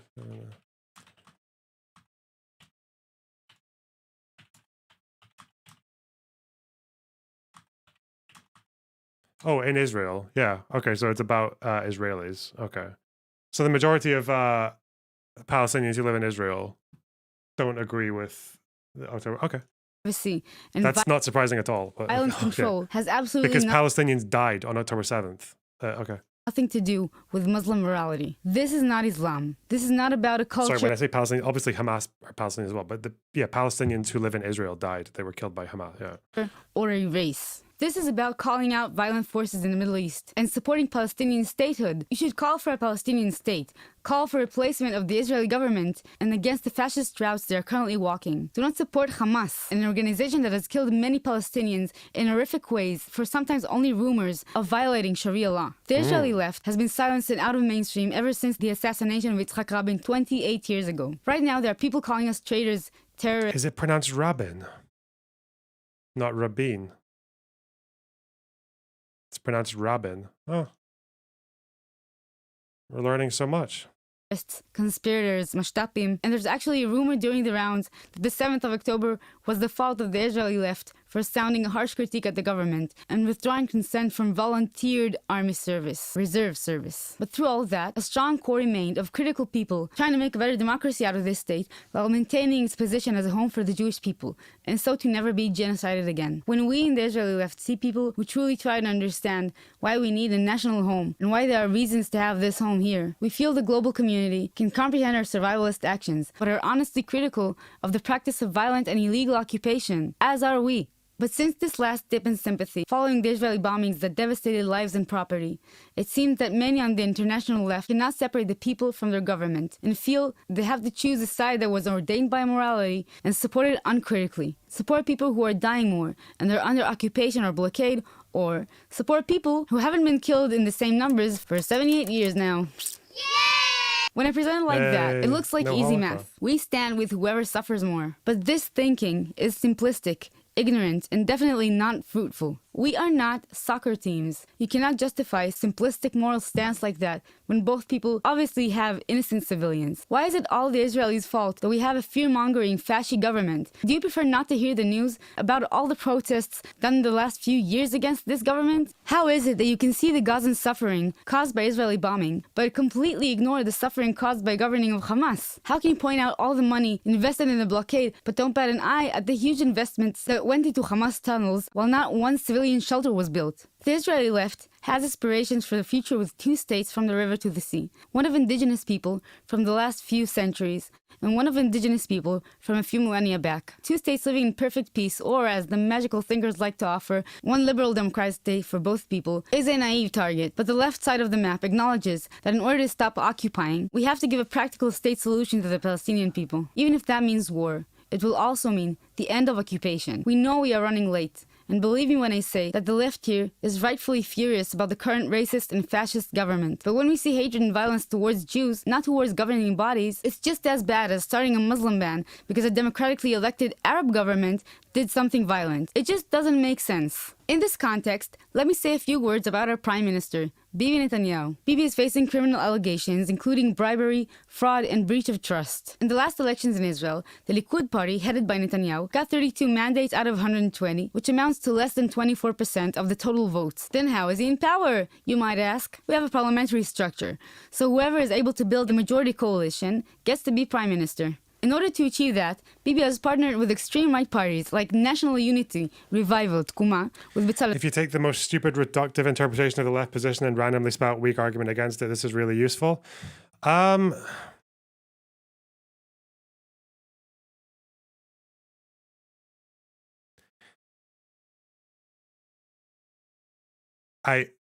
don't really know.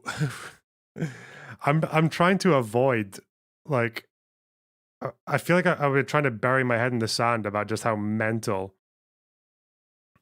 some of these like left-wing pro Palestine arguments are. But no, they exist, and it probably is a bit odd when you have like protesters where they're calling for a ceasefire and also calling for intifada at the same time, or saying like no peace on stolen land whilst calling for a ceasefire. It's like, I don't know. I feel like that's more than just a few bad apples. I think you're maybe being a bit delusional if you think that, yeah. And you can look at the polling from the youth, the youth polling. Oh God, the youth polling's fucked, man. I don't even. Smotrich and Jewish Power with Itamar Ben-Gvir, the known criminal, in addition to some more traditional right-wing parties. A parliamentary democracy is meant to produce a versatile parliament and government, even though there will be a tilt left or a tilt right. Bibi is desperately trying to stay in power and has a clear interest in prolonging the war. As long as we're fighting, his judicial process is frozen. No problems. In addition to Bibi's interest, there is anti-Semitism rising around the world, which understandably strengthens the fascist sentiments within Israel. The notion that wherever we will go, we'll be hated and prosecuted adds to the fear that fuels the separatism and expansionism on both sides. The fascist right-wing narrative tells us everybody hates us and that the only way to live is to be willing to die for this cause. This narrative is not weakened by these protests that portray Hamas slaughter and rape of Israeli civilians as legitimate resistance. If the world wouldn't have been so anti-Semitic in the first place, we'd be loving money all around the globe and having our parties with the lizard people and not try to gain territorial autonomy in this place that everybody loves fighting over. But alas, there was a genocide, followed by the expulsion of many Jewish communities from Arab states. And we all thought it would be kind of cool to go to where our forefathers lived. If you really try to engage in bad faith, you might interpret this as not telling off the bully so that he won't hit harder. But the truth is, both people have committed terrible violence against one another. Both sides have a rich regional history, and both deserve to live in physical and mental safety between the river and the sea. Tell me in the comments what you'd like me to cover next. Correct me and attach links, etc. Next video I'm gonna upload is gonna be reacting to videos about this issue. So you're very welcome to send me links. There's a way to do it somewhere down there. And that's it. Till next time.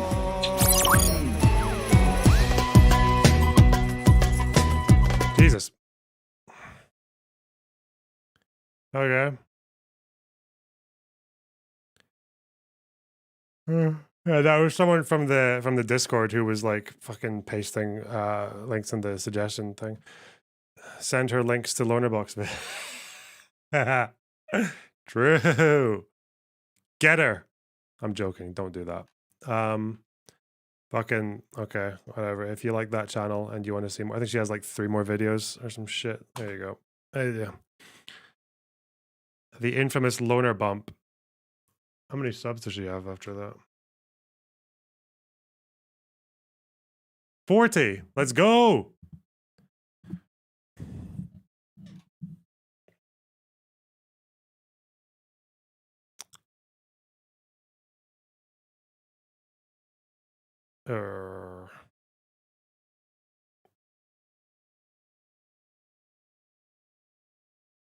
Yeah, she's. I don't know if she actually. Does she say that much, or does she just post her videos? Have I been scammed? Hang on. I thought she was like a Discord regular because she had the purple name. Where is she? Ah, oh, 77.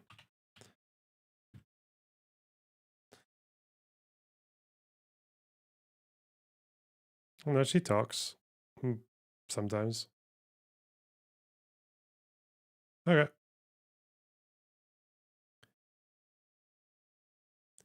You gotta link Destiny with some BPD girls so DGG can eat. Why do you think I have BPD girls in stock? I only know like 3, 4.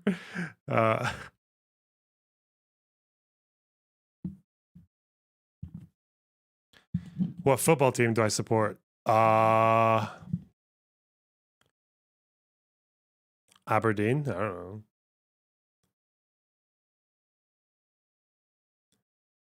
Or nationally, I'll support Scotland until they lose and then just pick whoever I'm digging at the time.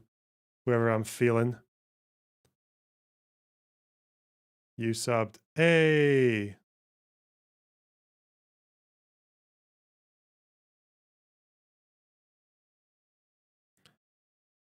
Scotland's an unexplored market. Bro, you guys are weird. I can't even talk about this kind of shit as a joke with you guys because you get weird. I don't know.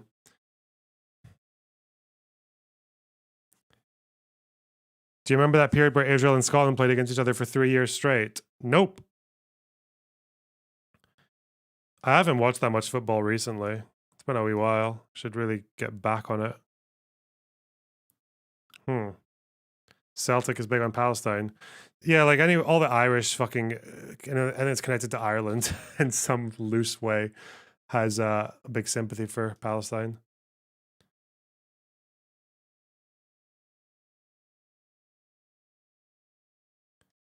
Well. Oh, what are we doing? Oh yeah, do I want to watch Hassan molding about? Do I want to watch Hassan shitting on manifestos? He's probably, I'll probably enjoy that. I saw that he liked my video on Twitter, so that's nice.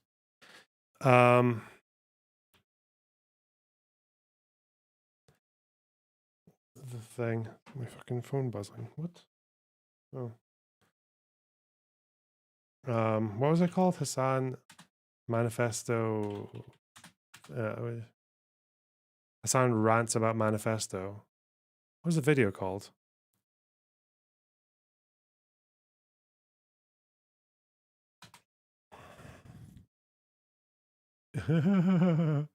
Hassan destroys sweaty debate perverts. Hey. Is Keffels a debate bro? In the gender neutral sense? Is Keffels like a debate pervert? I guess she does some debates. She's done a couple. People want to argue about Owen Jones in Discord. Oh no. No! Fuck it. I want to watch this. I like it when Hassan gets mad on the internet. It's brilliant. Oh, fuck. I also need to think what do I also need to think about what kind of stuff I want to cover after I go through Israel Palestine. I need to get a new interest. I could do Weimar, like I could do like Nazi Germany stuff. Just I don't know.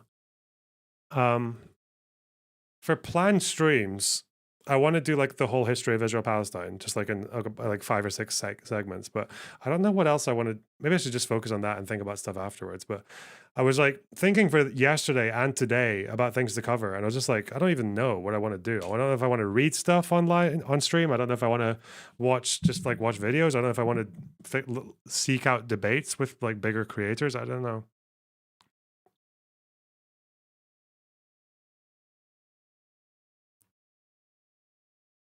Huh. Hassan's New Year's resolution is to mold less. He wrote it out on stream. True. You'd like Weimar stuff. I could do Weimar stuff.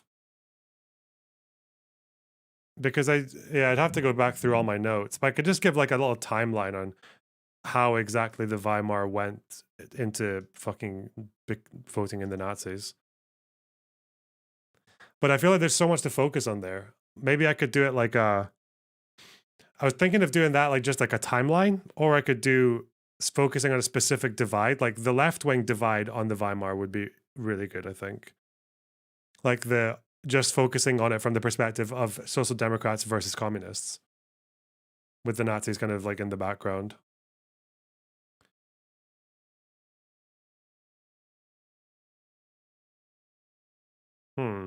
Interesting.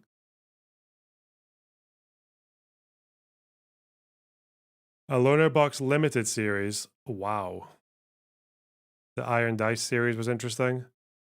Yeah, social fascism, Kalinda. Of course you want to talk about social fascism. Definitely. We could do that.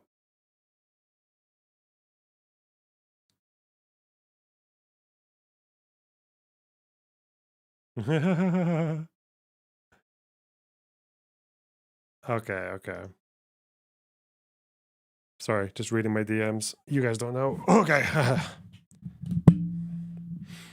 I need to turn my heating off and maybe get coffee. So I'll do that, and then we'll watch this fucking 40-minute this 40-minute mold fest.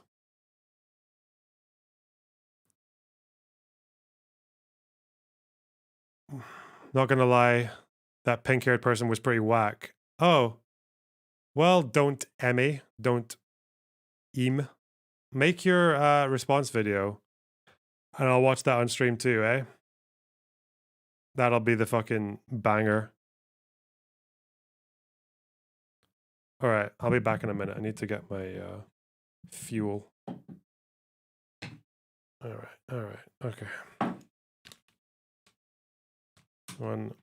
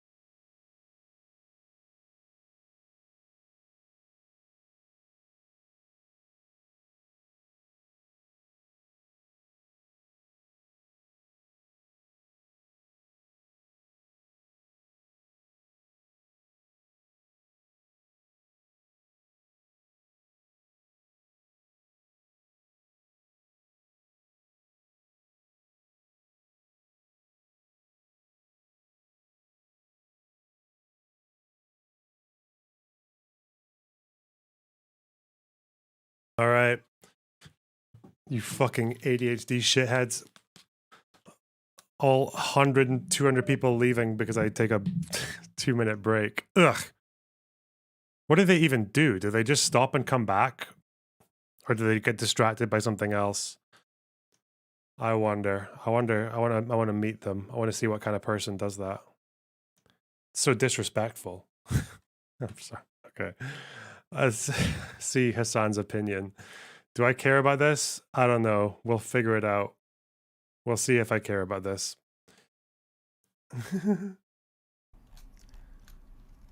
Now that I got baited by that chatter into talking about Israel-Palestine, let's get back to bait. Dumbass Americans not knowing like century-old tradition in Christian countries. Okay?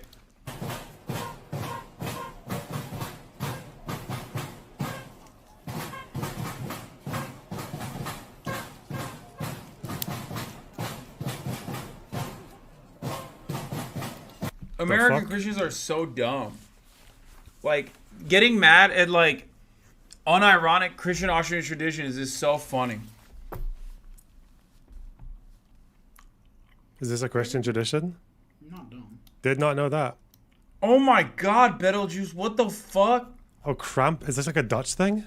What is up with my fucking mod? Dutch Christmas is weird as fuck. I don't know. I think it can go. I don't think anyone needs it. Team, dude.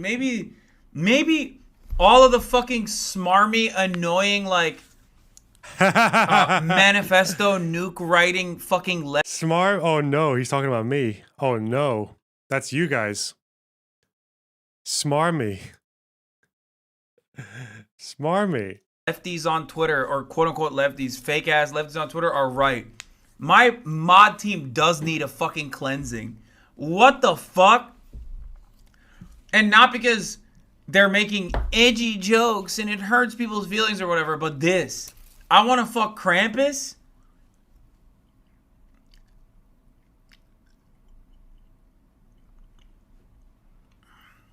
Yeah, the Dutch also do blackface. Yeah, they do. It's weird. For Christmas, they do blackface. Krampus is like the fucking demon creature that comes and gets fucking kids who misbehave, isn't he? Isn't that what Krampus is? It's this nutter. It's this fucking psycho. Look, like, he's basically a pedo. I don't know. He's basically symbolic of pedophilia. Look at him. Look at him running off with, with his little kid. I know. Not Dutch. Okay. Yeah. Fucked up. What is this shit? This is going in my manifesto. This be my next nuke. Ooh, How is Lebanese Christmas? Well, I've done Christmas with my Lebanese family like once. And what they do is they all get together and they eat loads of food all day for 2 days. It's not that different from just like any other day with Lebanese people. So I don't know. I got another nuke. Anyone that says nuke or manifesto and is like really invested in that kind of fucking drama between dumbass e-celebs, myself included. Oh yeah, and they complain about Israel. Don't forget that. Yeah. Don't forget that. Kibbeh, hummus, lebne, fucking fateh, and anti-Semitism. That's it. That's Lebanese Christmas. Menushe, anti-Semitism. Yeah. Is a fucking baboon-brained idiot, unserious child, literally barely fucking surviving due to modern medicine. Do you understand? Totally random tangent. But like, you are so fucking stupid. I will say this with my entire pussy. Yes. Okay, I'll put my entire pussy into it. You are a dumb fuck. His brother You are left. a dumb bitch. You are so unserious. True. I hate you. I despise you openly. I don't talk about you. Based. Not because I'm like scared of the fucking consequences or anything. He's talking about Keffels, right? Not Destiny. He's talking about Keffels because she was the one who did the Hassanifesto. Yeah. Mostly because I know that you will take this as an opportunity to like make a fucking larger clout farming operation off of it. But it's because it's so nasty. you come across like antisocial, toxic fucking perverts. Okay? Why, though, Israel basically fought with the Christians against the Palestinians? Some Christians, yeah. You know, a lot of other Christians were like, fuck that. Yeah. Yeah, they did do that. Some of them did that. But even since that, even the ones who supported that shit at the time, they've like completely lost fucking favor with that party that was like leading that. So, no. Part of Lebanon, partly depends on just like the attitudes of the people involved. But regardless, I think even the Christians who helped Israel, I think even Phalangists right now, like if they're still around, they probably still fucking hate Israel. Yeah. Anyway.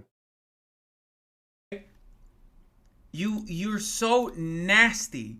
You're so toxic. You're so fucking stupid. Okay?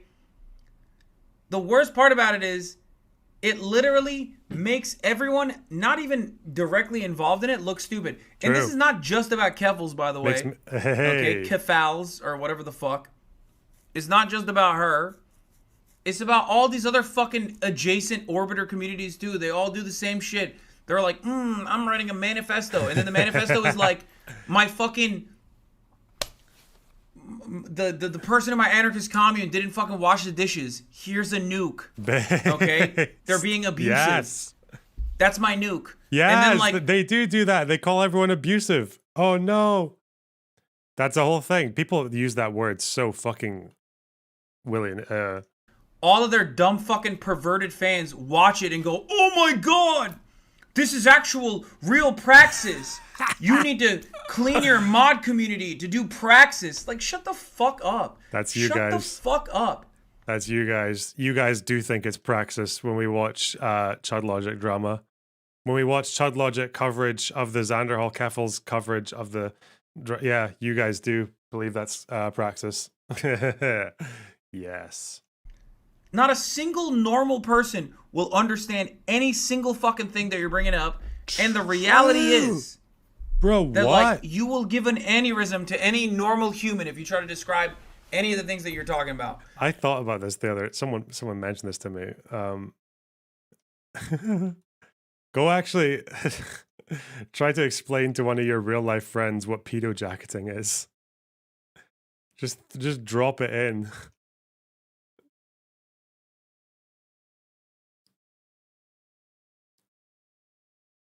Anyway. Sorry, it's just like moving all on. the shit that I've been that I've been trying to get off my chest for moving the past on. week or so. He was not moving Whenever on. I go on fucking dumbass Twitter and I see like, I don't know, some fucking weirdos, and it even includes my fans. Like, sorry guys, but when you see it and you tweet about it, I see it too, and it makes me so fucking mad. I hate it.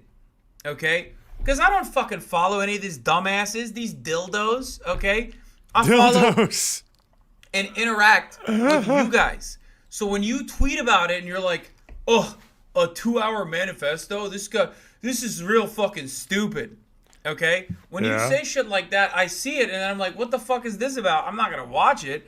But then I'm like, oh my God, what is going on? The online sphere. The online... You did ask why we don't defend anymore, to be honest. Fair. Defend me. You're right. You should. Leftist Twitter discourse is disgusting, okay? It's disgusting. It's why fascists will always win regardless.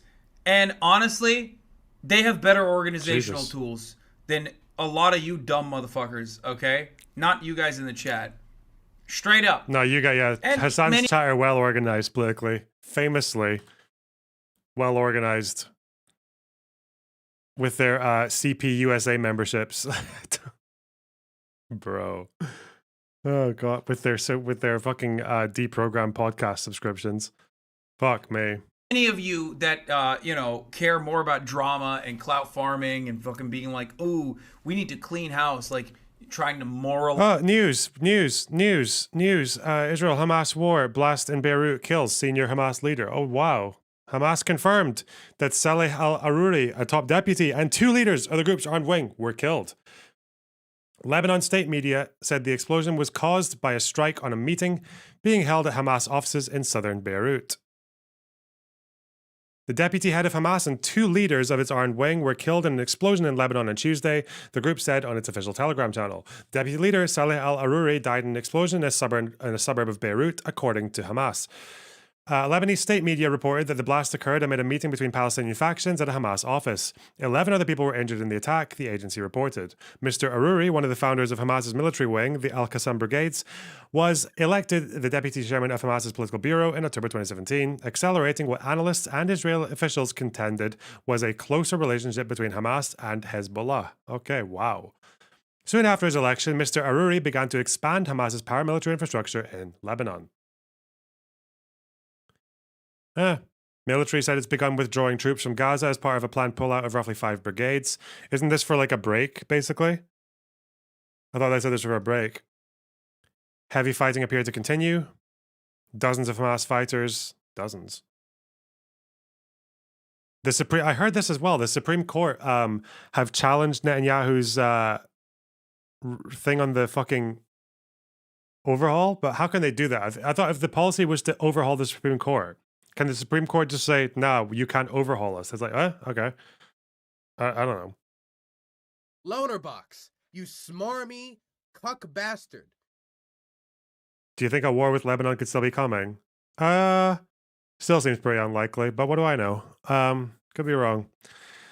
The narrow decision, 8-7, struck down a law that Mr. Netanyahu's government passed to limit the judiciary's powers. Oh, so the Supreme Court almost voted in favor of limiting its judiciary powers. Interesting.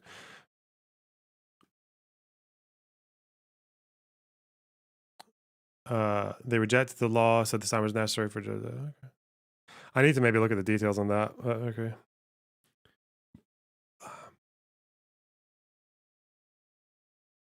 There's a gradual return of Israeli residents to communities more than 2.5 miles from the border with Gaza. Oh yeah, do you guys know how many Israelis have been displaced since the beginning of the war? I think some of them are starting to go back now, but from the north and the south, do you guys know what the figure was for how many Israelis were displaced? The figures do vary, but I think it's like there's kind of like a middle number that seems to be. It's not 500K. It's like 200K, I think.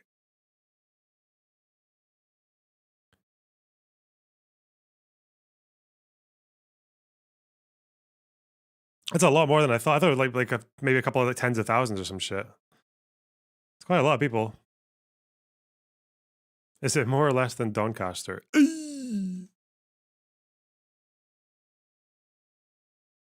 What the fuck is RSD? You mean settlers? No? What? I don't know why they decided to call those kibbutz villages, why they decided to call them settlements. I know why, because of the Hebrew translation, because yeshuv just means like settlement, and that just means like a place to live, like a community. But I think some people sincerely seem to think that like Hamas were attacking like the West Bank or some shit. I don't even, fuck me.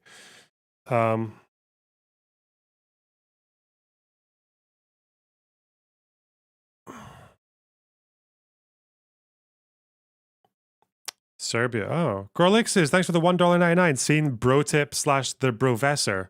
Hassan was a POA first, lol. Yeah, I've seen that. Yeah. And Hummers, thanks for the 500 Serbian. My impression is October 7th is genocide versus Gaza is not. Not even sure about war crimes. I can't square the much higher numbers now in Gaza with that fact. What number is too much? For genocide, it's got nothing to do with the numbers. Not really.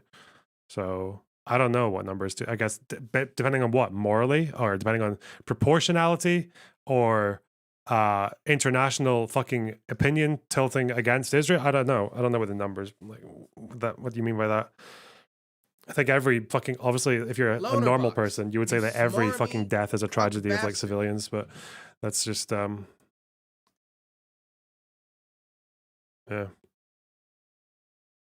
Lies. Whatever idiotic. The UN called Sabra and Shatila a genocide. Yeah, they did. I don't know if their reasoning was great for it because, but yeah, it's like that would have been on the hands of the Phalangists. That would have been them committing genocide because, yeah, they were just But I don't even know if that's like why they decided that, because are there communication? I've never actually looked into that. Were there like communications from the Phalangists? Like, it wouldn't surprise me, because it was like a revenge massacre almost. But I don't know if there's evidence that they were premeditating it ahead of time, or if they just went in there. Because most massacres that happen are not planned in advance. Most massacres that seem to happen are not given like orders from like the top down. It's like people just get caught up in the heat of the moment, and maybe there's like a lot of like dehumanization and crazy rhetoric that filters from the top down. I was reading about the Poland, the Nazi invasion of Poland, and tens of thousands of Poles in that initial weeks of the invasion were massacred, like gathered up and just like shot and buried. I think it might have been hundreds of thousands, even like really early on, but they were not ordered. Even just because they weren't ordered doesn't mean there wasn't like an understanding filtering the way down. That's why they're not called genocidal massacres, even though Hitler was basically saying how much he hates Poles and like wants them to die and shit. So yeah, it's like. The Phalangist leader told his men they knew exactly what to do. That would be why. Yeah. It's never, like, I've never thought it like I would never put it past them. It seems like genocide was a fair ruling from everything I knew about it, but I didn't know what the communication they were using actually was. Yeah. What's an acceptable number of collateral in rooting out Hamas? I don't know. I don't fucking know. I don't know. Shit. Collateral is usually judged as a like strike by strike basis.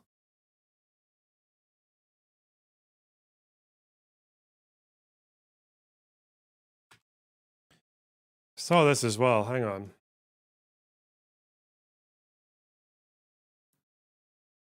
Oh, was that deputy in southern Beirut, or that was southern Lebanon?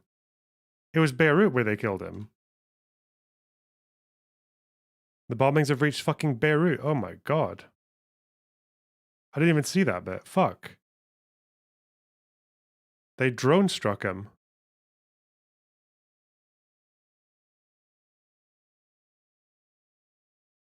Fucking chairs, go away.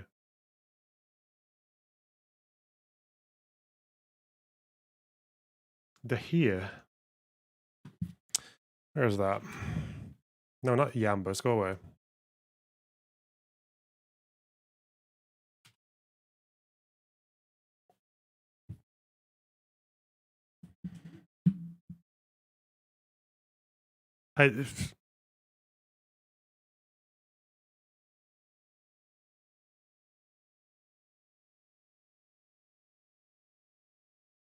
There, no.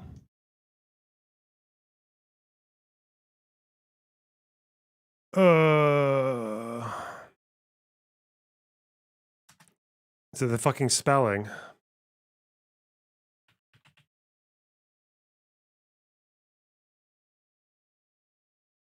Southern suburb. Is this Dahia? Like the Dahia doctrine? Is that the place? That was where Hezbollah were, but is that the same place? Is that in Beirut? It's a Shia suburb. Yeah. In the Badba district. Oh, it's here. I've never been here.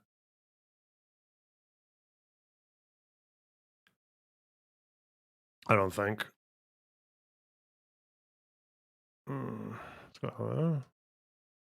Jesus.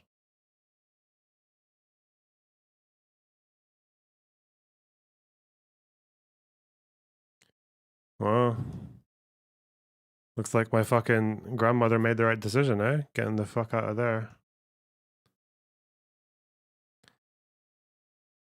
It's the same place as the, yeah. Yeah, because this is where like the Shias mostly live, right? They live in the south. And I think Sabra and Shatila, if I remember correctly, is around here, right? Yeah, there it is, Sabra, yeah. Because you see it, you go through the Palestinian camps when you come in from the airport. Yeah.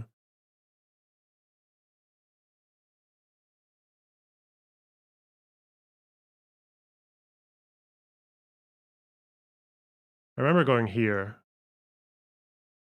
No, what the fuck? Where is it? Juni. This place is nice.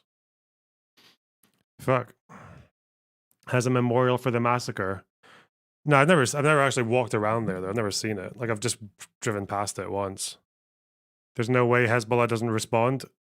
Yeah. Are they going to respond in a get America involved kind of a way though, or God?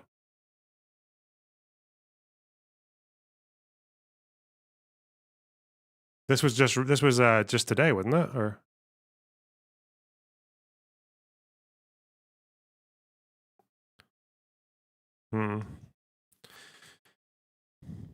I wonder.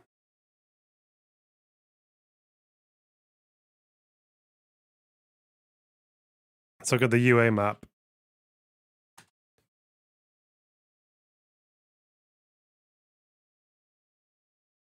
Why Israel also attacked Syria?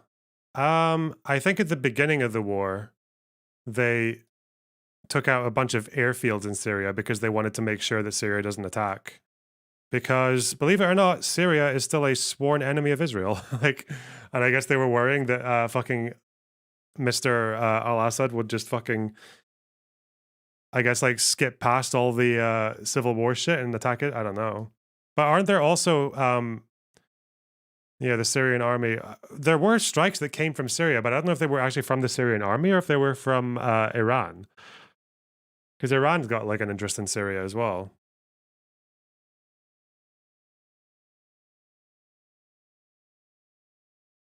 Nasrallah is all talk. He does talk. That's true. He talks much. Strikes. What's this?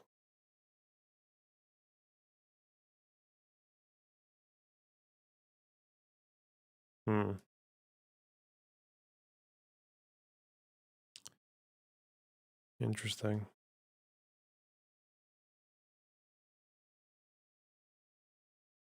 Okay. I guess we'll see what the big man decides to do.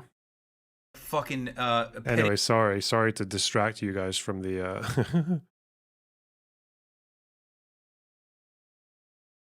drama that you've cultivated for yourself, so that like your 3,000 fans can fucking watch and go, oh my god, this is the most serious thing on the planet, everyone needs to talk about this, or whatever the fuck, is just so harmful, so awful, so shitty.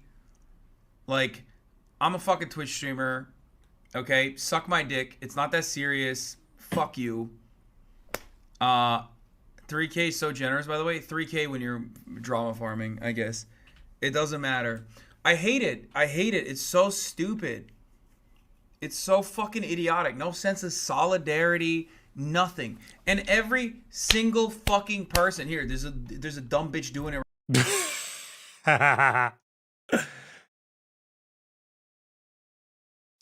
You can take Hassan out of the professional, but you can't take the professional out of Hassan. Apparently, this guy also directed operations in the West Bank.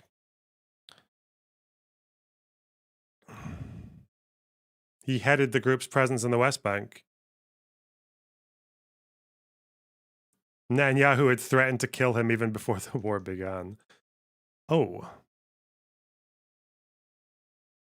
Shook one of the southern suburbs, the stronghold of Hezbollah. Yeah.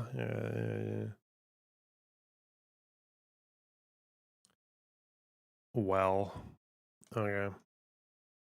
Right now, how much a night is your hotel room in Italy? You think this motherfucker is asking out of sheer curiosity, or is he asking so he can go and fucking write a Twitter thread about it? To be like, socialist, by the way. I don't know, bro. Expensive, okay? I don't know. How strong is Lebanon's army? They're not as strong as Hezbollah. Hezbollah is quite strong, though. They are no Hamas. They've got a lot more muscle and people and more rockets. And Hamas has a lot of rockets. Anyway. My fucking family. Expensive as fuck. How about that? Go ahead. Yeah, write a fucking Twitter. Lebanon's army is, they're big, strong, right? They're the second strongest army in Lebanon. Fuck me. They messed up Israel. I know. Really? Did they? Did Hezbollah mess up Israel in 2006? You're telling me? That's news to me. That's crazy, chat. That's absolutely insane. Standard username. Thanks for the 2 Canadian. I really appreciate that. Thread about how I'm not doing real praxis or some shit. Remember the Holodomor? Federal Dumbass Booby bitch, Inspector. troll-ass motherfuckers Thanks for the constantly sub on repeating the Twitch. Really same appreciate that. Stupid ass fucking shit.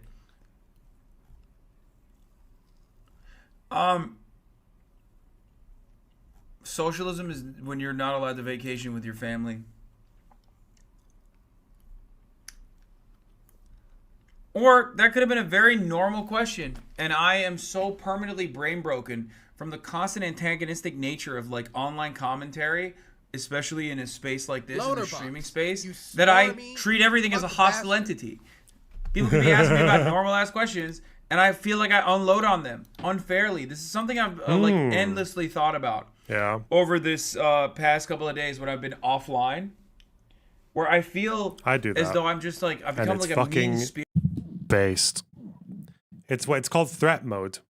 You get attacked from all ends on the internet. You know what happens is everything reminds you of your defenses go up. You get more fucking alert, and then it's very easy to interpret just any sentence as like a bad faith attack. Yeah, that's what that's called. You become hyper vigilant. Actually, the way Hassan feels right now is probably quite similar to the way that Jews feel about anti-Semitism. I wonder if he makes that connection. Remember the Holodomor? Lucas Fernandez, thanks for the Twitch sub. Really appreciate that. Spirited person. You know, Virtual Meal, thank you for the fucking gorillion subs and MKD as well. The streamer Dahia doctrine. Yeah. Having fun? No, it's good. This is fun. He's so funny. You're just getting older, man. No, it's just like I am getting older for sure. True. But I do think like for the first time ever since I started at the Young Turks like 10 years ago at this point. That was a while. This is the first time in my entire life where I've been like, man, it's taking a fucking toll on me. Well, not the first time. There's definitely been moments where it has. But like, I look around and maybe it's because maybe it's my Twitter timeline, but everything I see is just like so much toxicity and like infighting from supposed allies and supposed leftists, you know? And it makes me so mad.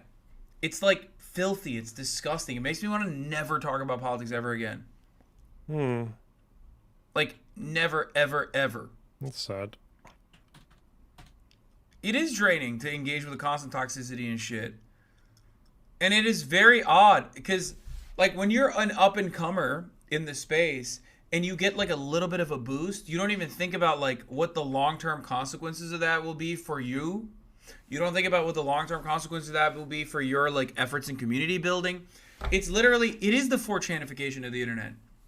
This type of shit was relegated to, ironically, the forums, okay? Like Kiwi Farms or 4chan, where like people would develop nukes and like build entire paste bins of content creators that they despise and like have like different clips to show people to be like, this guy is bad.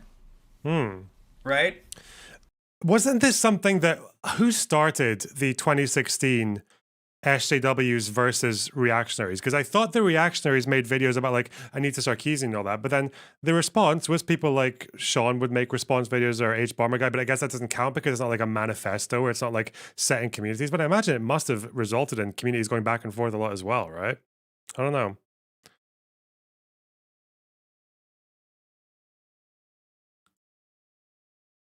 I wonder, Loner box, you smarmy cuck bastard. also, I do find it very difficult to sympathize given how tolerant these guys are of like some of the worst harassment on the internet that comes from their own like side. Hassan, his mods, I think are pretty fucking insane. Any interaction I've had with them. Yeah,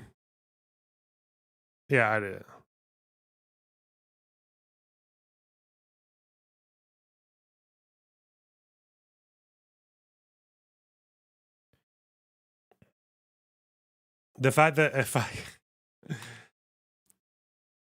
didn't even know this for a while, but when you name search me on Reddit, the first post is the fucking deprogram saying that my family are CIA terrorists. I don't know why they're connecting the CIA with fucking phalange, but yeah, like I like, as long as this shit's allowed to exist, like in these communities, like I don't give a fuck. Like, yeah, you're part of it. You allow it.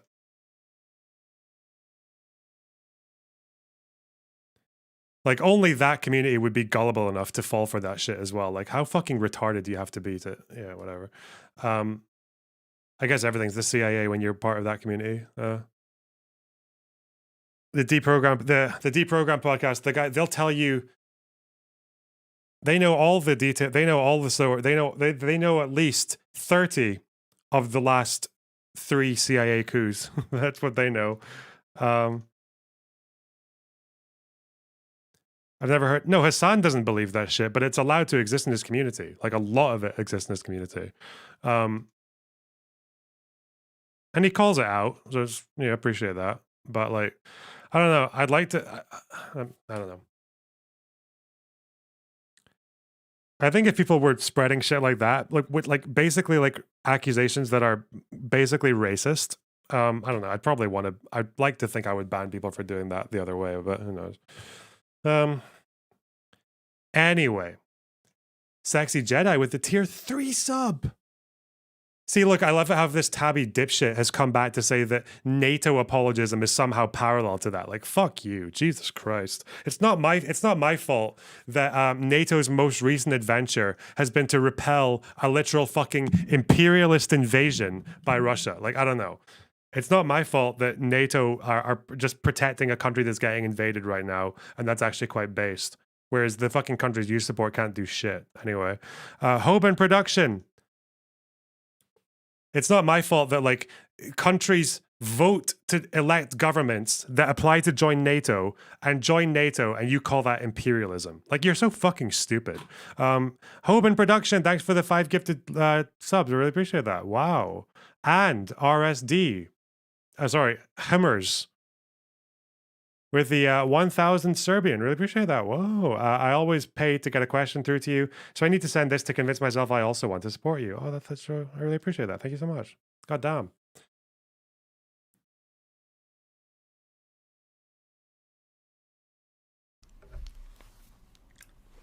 Like, that's what people used to do. That's what the most, like, antisocial personality disorder addled motherfuckers used to do online.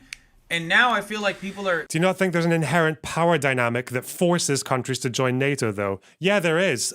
Those countries in Eastern Europe would not be so inclined to join NATO were it not for Russia fucking about with former Soviet countries. Yeah, I agree. I think Latvians, Lithuanians, Estonians, Ukrainians, like Romanians, fucking Bulgaria, I think they were all quite incentivized to join NATO because they saw what happened to Transnistria, to Georgia, to Chechnya, and they were like, you know what? I think we need to be part of a defensive alliance because we need to be defensive against what's that country that's next to us that used to be, what's the opposite of defensive? Yeah, I agree.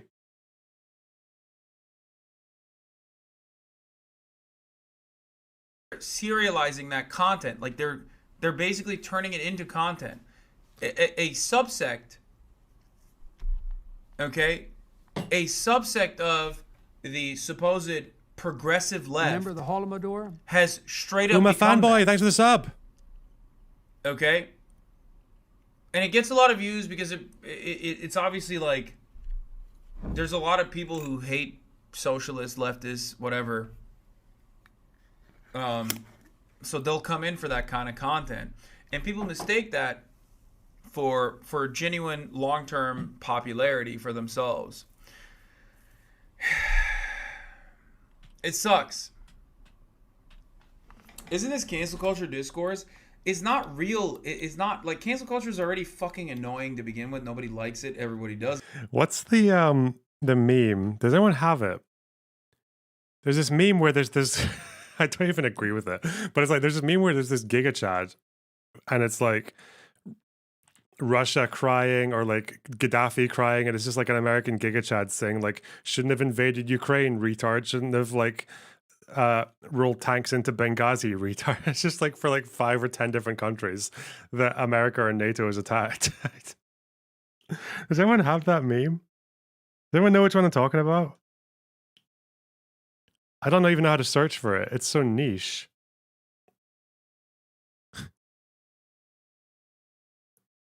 Where did I even find it? Was on Reddit, wasn't it? It was on like was it non-credible defense or something? Oh fuck. I'll be honest, I thought you were white for the longest time possible. Imagine thinking I'm a white person. What the fuck? I mean, I am pretty white. I live the white experience.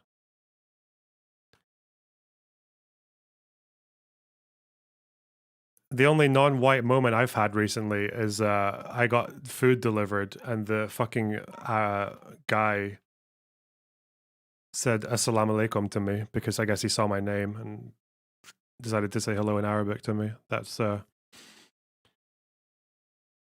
that was my POC experience in the United Kingdom.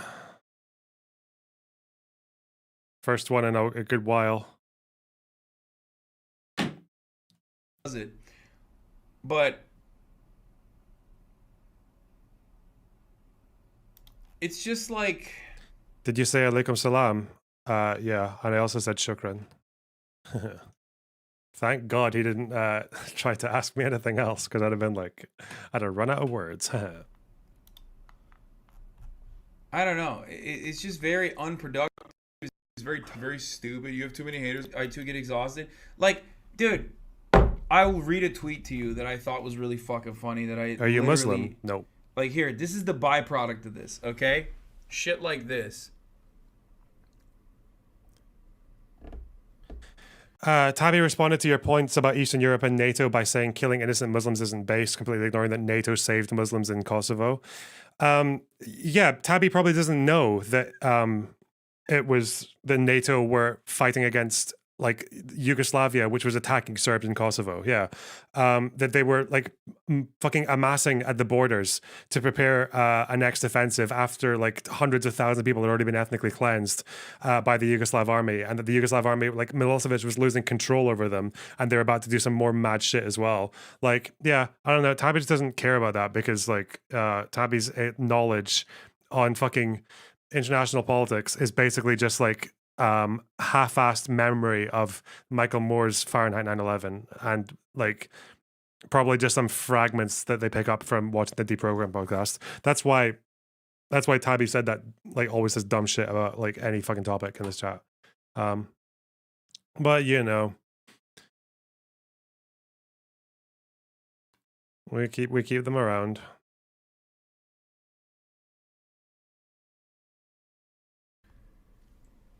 We got this dumbass, like, we got this same old dumbass bullshit.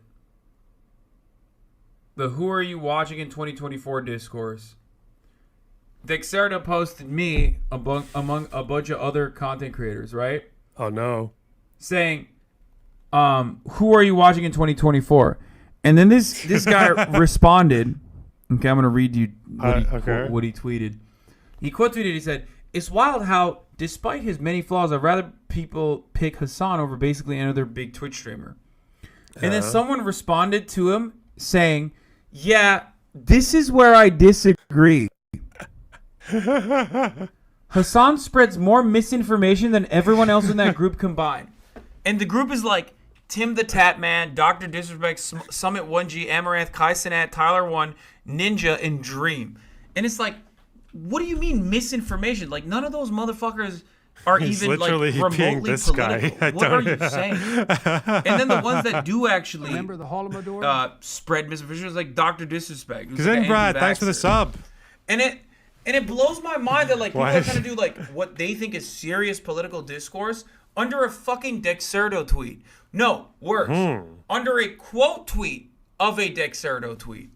And to me, that basically shows how deeply unserious online political discourse is in general. True. And the communities that we have cultivated, and I myself have That's certainly you guys. contributed to it, which makes me straight up feel so silly and so stupid and make me want to not cover the news ever again for the rest of my life and just become like a Jesus. dumbass fucking straight up non-political content creator. Whoa. Everything is drama farming. People don't want to consume politics in a meaningful way. They recognize their powerlessness. And therefore, what's the best way to consume political content? Can we please watch the speculation in progress clip? No, I can't give you the speculation in progress clip. I can sell you the speculation in progress clip, okay? Drama, by watching drama, by following drama. And it feels like people think that they're actually getting serious news being fed to them and developing Remember the Holodomor? Third Eye, thanks for the sub. You know? And it's like, you're not doing that at all. There's constant negativity and toxicity seeping out of all leftist spaces, and if we don't handle it, we will never find success or fulfillment. Yes. Also, on top of that, this is precisely the reason why I actively made an effort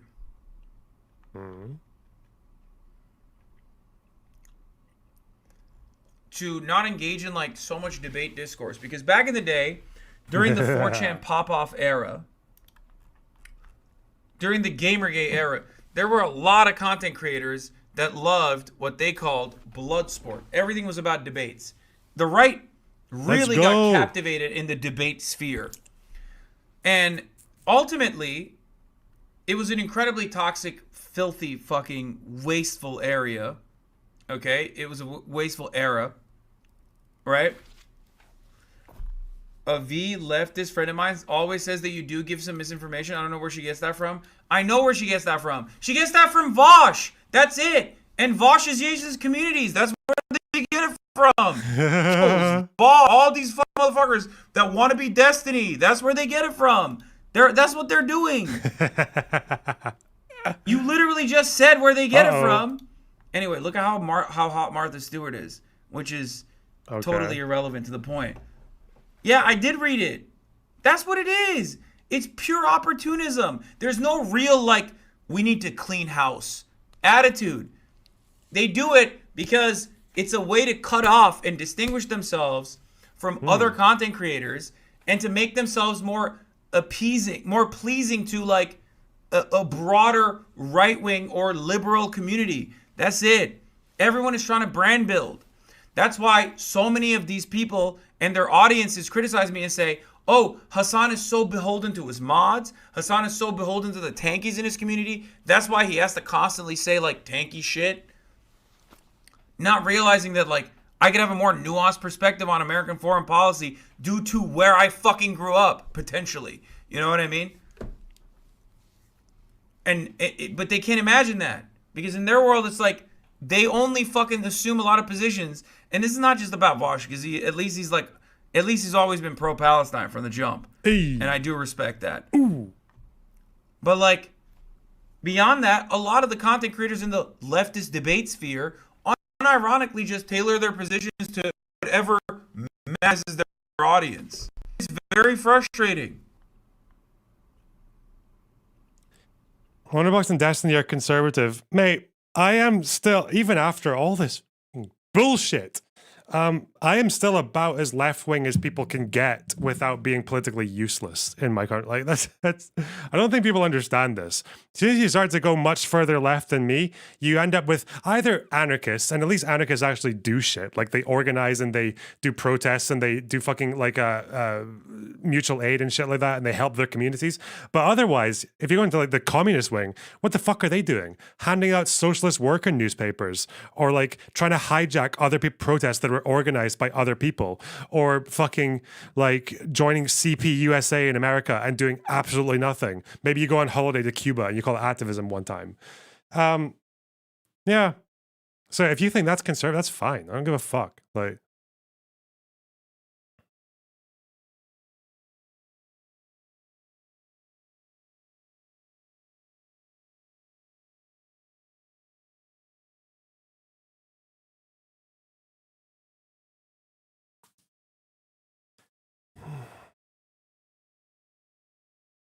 Or Hakeem, who's a doctor. What the fuck does being a doctor have to do with your your politics? Do you see how you had to go to like, oh, what? Because this person has a profession that helps people. Because he gets paid for it. It's a job. Is that what's going to bring communism? Being a doctor?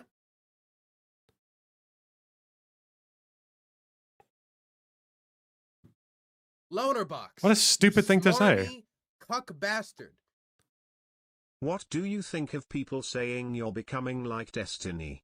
I feel like you and him do have some similarities, but I think he's definitely more petty than you. This isn't a dig at the guy, I respect him, but damn, he can be very drama farming and petty sometimes. Thanks so much for the €100, Hoban Production. Holy shit. That's amazing. What the fuck? You read Pretty. I read Pretty as well. I mean, people can say it might even be true. I don't know. I watch Destiny a lot, so maybe. I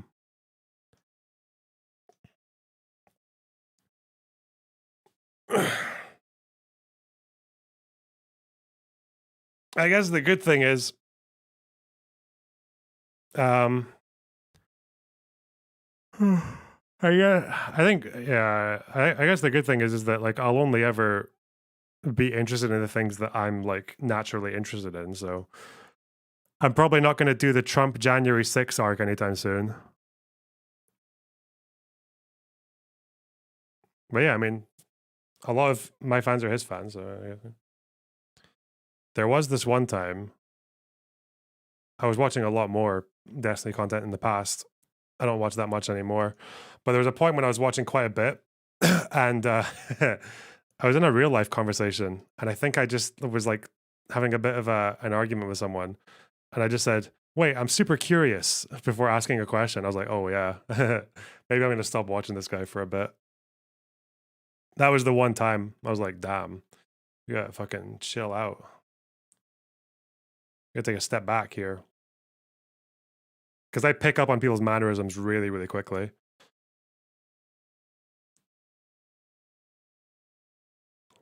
I do that with people like, I've done it with like partners. I've done it with like fucking friends. Yeah, I don't like doing it though. Just kind of happens without me noticing. And then I'm like, I need to stop being near this person. How about getting into reading up genocide content to get more familiar with? I could do an arc of just reading about all the genocides. That would actually be really interesting to me for some reason. But holy shit, thank you so much for the €100. God damn it. Lorna Box isn't a lefty, he's more conservative than left. That's why he would rather work with liberals than actual leftists. What is there to work with? The only example you could give of a leftist doing work with someone who's a doctor, like a profession. There's nothing to work with. I hope you understand that, Tabby. And this will be the case for as long as you live. There will, wherever the fuck you're from, wherever English-speaking country you're from, there will never be a fucking group that you consider left-wing enough that's doing anything of any consequence. You understand that, right? Marxist, Leninist, like far left, fucking like that deprogram, associated. They're never going to do anything, okay? That's going to be the case. There's nothing to work with. There never has been. There never will be. Maybe in the past, you know, you guys like were good at like getting guns and fucking shit up and being really fucking annoying, across Europe. But apart from that, like, God, that was a while ago. And I don't know, maybe like investing all your fucking like hopes and like you're investing your worldview into some books that were written like 200 years ago. I guess it went out of fashion a few decades ago, kind of came back a little bit after 2008, didn't really lead up to much, and then fucked off again. It's like, I don't know, what's going to happen? Maybe in the 2030s, you know, maybe Leninism will come back, you know, in the United States. Fuck me. What a waste.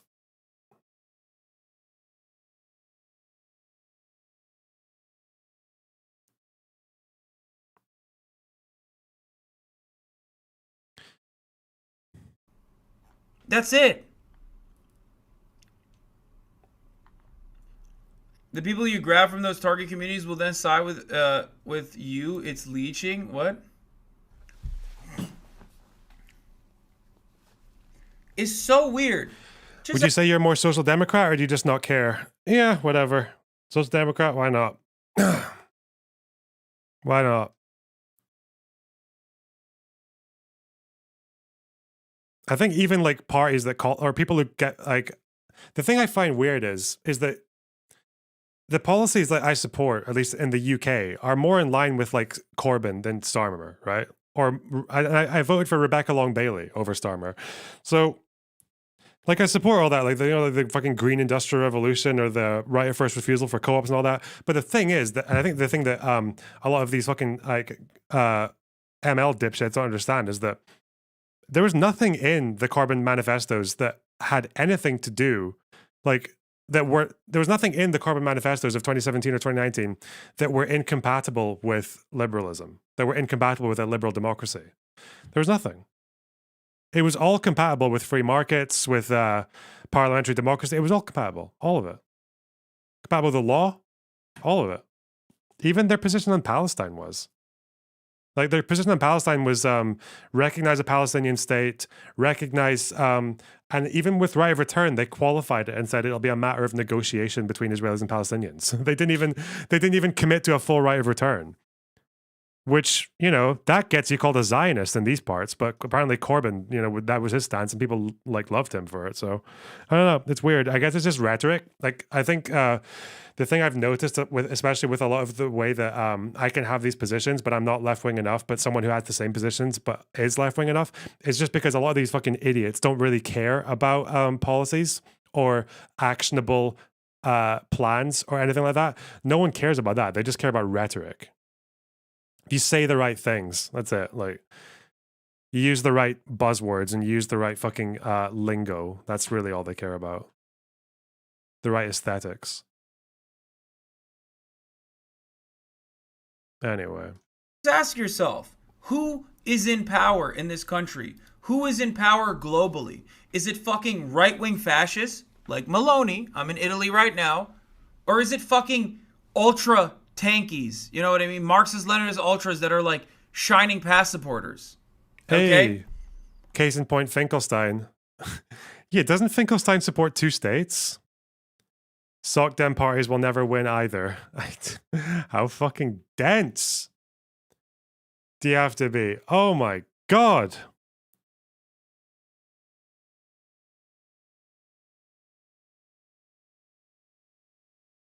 I feel like sock dem parties win quite a lot in Europe, but I don't know. Oh shit.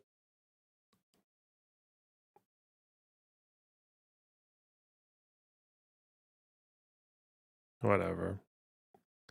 He also called BDS a cult. Oh, Finkelstein did, didn't he? Because I remember him saying that, didn't he? He said, but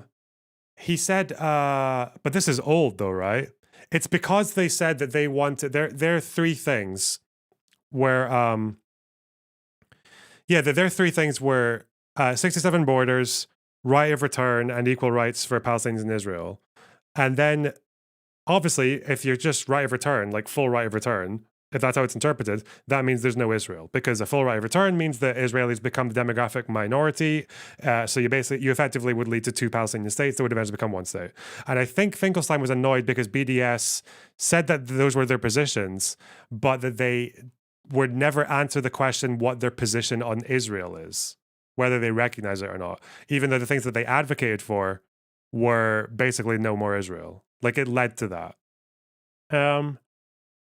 Is that what that's more or less his argument?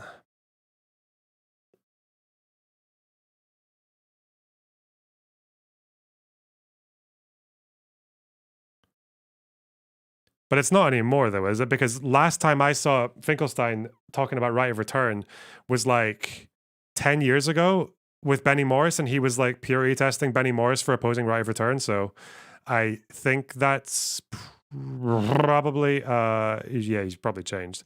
What I found quite interesting, though, was the debate between Destiny and Cenk. Because did people not notice that in that debate, they both reiterated that they supported two states, removing as many of the settlements as possible, and they both said full right of return isn't happening. Like, as far as final settlement goes, they agreed 100%. But for some reason, like, well, I know why, but yeah, but in that debate, still nonetheless, Destiny was like pro-Israel and Cenk was pro-Palestine. You know, it's just so strange that that can happen.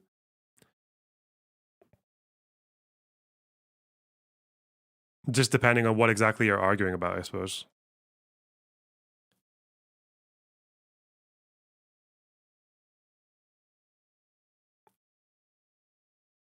You're from Sweden. Oh yeah, so like the fact that you basically enjoy some of the best social welfare institutions in the world, all thanks to social democracy. Yeah. Oh well, there you go. I love it. That's good, you know. I like it that social democracy can give someone so much fucking privilege that they can just sit there and say it's all useless, you know. Yeah. Oh well. God damn it.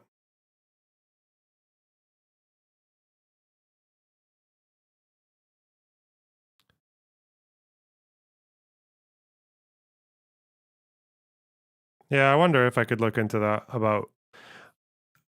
I don't know if it could ever be like a video, but I'm also very intrigued by the idea of arguments that tend to fall either within the pro-Palestinian or pro-Israeli narrative, but they can actually be interpreted the other way quite easily. I think when people talk about the way that, like, definitely the way that refugees are treated in places like Lebanon, more often than not, I hear Israelis talk about that, because the reason they want to talk about it is because it's a way to kill off right of return, because they want Palestinians in Lebanon to get citizenship, basically so that they're no longer Israel's problem. But I feel like you could be a pro-Palestinian and make exactly the same argument. Them hanging on to the idea of like endless right of return is basically what fucks over Palestinian refugees in Lebanon. I don't know. I'd have to think. But then also, I imagine probably, I don't really know what it's like in Lebanon with how many of them would like to become Lebanese citizens, especially everything that's happened to them there. So, that's really confusing. Yeah. Like, I don't even know if Lebanon offered all the Palestinian refugees in Lebanon citizenship, would that many of them actually take it? And if they said no, would it be because they don't want it, or would it be because they want fucking, or because they are pressured by it? Because I don't know. Shit. Huh.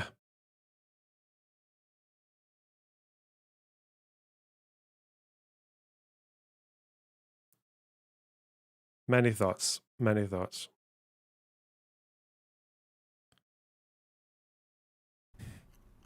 Who is it?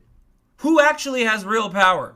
So if it's the right-wing fucking psychopaths and the right-wing fascists and the white supremacists, then why the fuck do you spend 90% of your commentary shitting on other random, completely powerless, completely irrelevant, myself included, by the way? Don't fucking ever listen to anyone that says, I am a genuinely powerful political figure. They are drama farming.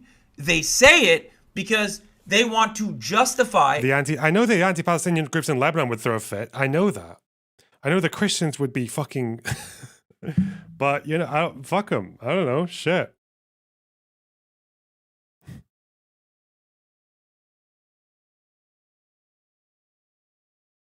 Anyway, yeah. Hassan's like the biggest political streamer. I think it's probably okay to have a go at him every now and then. And I think there is a problem where I feel like in 2010, the mainstream left was like fucking Jon Stewart fans. Maybe with a bit of, and even like the Michael Moore, like the communist wing, like they didn't seem that bad then, because like their contribution was like, oh, Iraq war, Afghanistan bad, imperialism. And it's like, that's kind of true. Those were bad wars. They were horrible wars. They were horrible decisions. But I guess now, like, it's just not the case anymore. Now it's all like, it went from like SJW to like, I guess now people call it woke. I don't know. When you get on, yeah, like when like everything is white supremacy and everything is settler colonialism, like, oh fuck, it's all just a bit different now. I don't know, and I think that is a problem, because it's like, I don't think it does like the left any favors, because the people who fall into that camp become basically dead weight. They don't do anything. They don't participate. They don't vote. They don't fucking campaign for anything like tangible. They don't do any of that shit.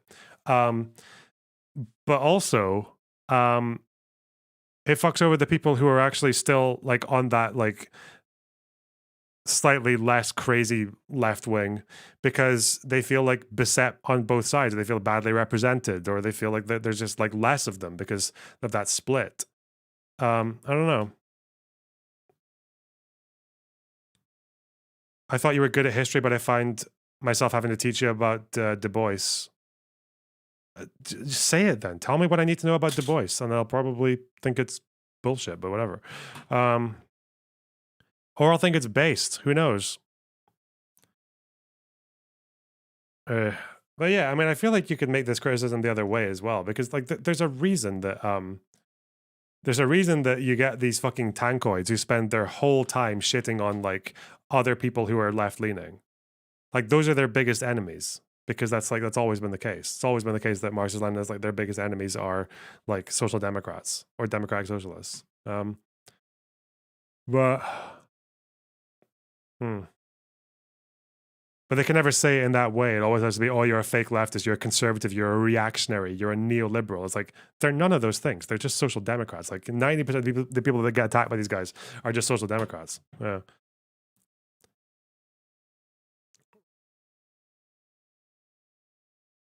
But I don't know.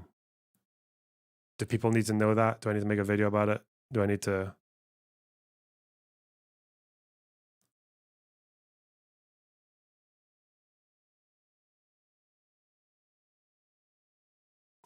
From my perspective, it's libs and salt dems who can't leave tankies alone. No, I don't know. No.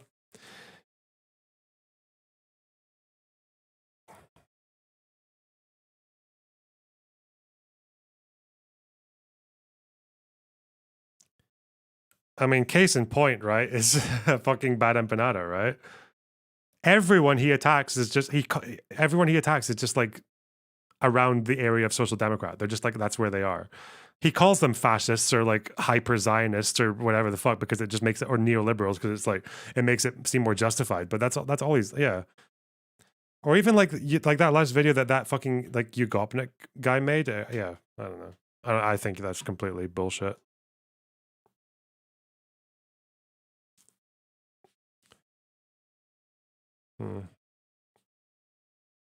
Yeah, well. And moralize the criticism. They're just trying to fucking clout farm. I shit on Ben Shapiro all the goddamn time. Hey. Ben Shapiro sits on top of a fucking media throne worth millions of fucking dollars. Okay? So anyone that tells you, well, I shit on Hassan because like I have disagreements with him because he's an incredibly fucking popular media figure on the left is fucking lying to you. I am not anywhere near as relevant as Ben Shapiro. Don't say I'm dodging responsibility. Suck my dick. Do you? No, hold on. No, unban that person. I want to ask him a serious question.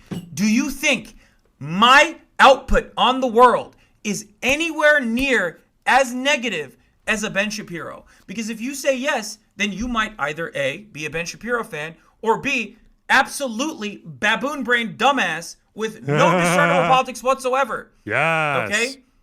That's the point. He's doing the threat mode thing. You must have no discernible politics whatsoever. Holy shit. People say this all the time. Where they're like, you're just dodging responsibility. That's a really weird thing to fucking say. Because I'm very serious about this. Okay? Do you think my overall output is a net negative in the same way that Ben Shapiro's is? And then explain to me why you think that, one, I have as much impact on political culture as Ben Shapiro, who also is relatively irrelevant, okay? And that impact is negative. There's two things you need to prove here. One, my overall impact is negative on society because like my ideology is offensive to you or the things I do is offensive to you. And two, you have to also then prove to me, okay, that I am anywhere near as impactful as Ben Shapiro. as far as overall clout, overall influence. Ben Shapiro interviews. But doesn't does Hassan think he gets the same level of critique as Ben Shapiro does? I feel like Ben Shapiro gets a lot more hate. I feel like if I look through apart from even Destiny reacts to Ben Shapiro a lot. I've made 2 videos about Hassan, and what I mentioned Ben Shapiro 1,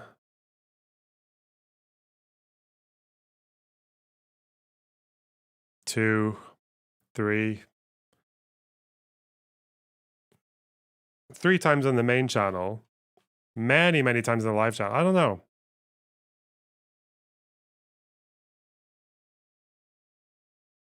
Did Traveling Israel react? Don't know. Probably not yet. No. I'm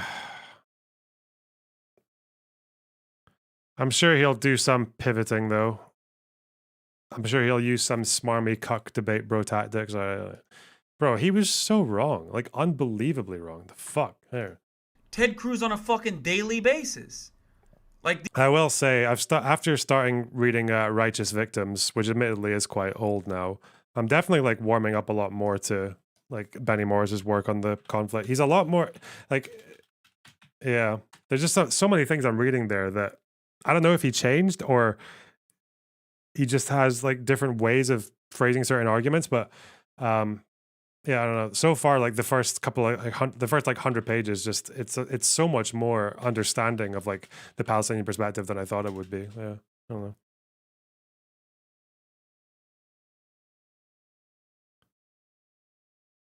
Sorry, I'm just going on stream of consciousness right now. Sorry. These guys have real access. No, but you can't say that you don't have any influence. You're moving the goalposts. I did not say I don't have any influence. I said I am irrelevant in the grand scheme of things, especially in comparison to the likes of Ben Shapiro, my right-wing counterpart. So why did you move the goalpost to, no, you can't say you don't have any influence? Because you don't have any real discernible political opinions. You're just in here to fucking debate. And this wraps up the exact point that I was trying to make. That a lot of these guys don't... Sorry, fuck you. I did reach out for a debate. He didn't reply. That's why I made the video, okay? God, the amount of fucking time I invested into that video. Because someone was wrong on the internet. Jesus. Anyway. Care about politics. They simply want to debate. Okay? They simply want to debate. They do not have real politics. I've seen this. This is what I grew up on. This is where, in my formative years, this is what I saw online all the time. These are the message board guys who don't really have any politics and no friends, really. But they do actually share a sense of community from being on the message boards. And they're just in here simply to debate. They might personally not even recognize that. They might personally think that they do actually... have a discernible political opinion. Bro, what is this fucking psychological profiling of all the people who like to debate? They have no friends. They have no like, what the fuck, dude? What are you reading by Benny Moore? Righteous Victims is the one I'm reading now. Anyway. And they try to moralize their position, like the Redditors that they are. Redditors don't simply go, I'm cyber stalking my favorite e-celeb, e-girl. I'm actually doing it they get divorced a lot. She needs to be held accountable. Okay? There's always a sense of more. They're 5'7".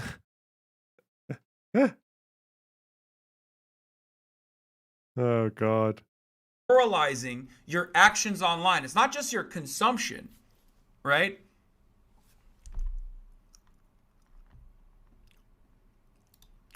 Why don't you engage and collaborate actively with other lefties? Everyone has their own ecosystem and hates each other. It sucks. I do.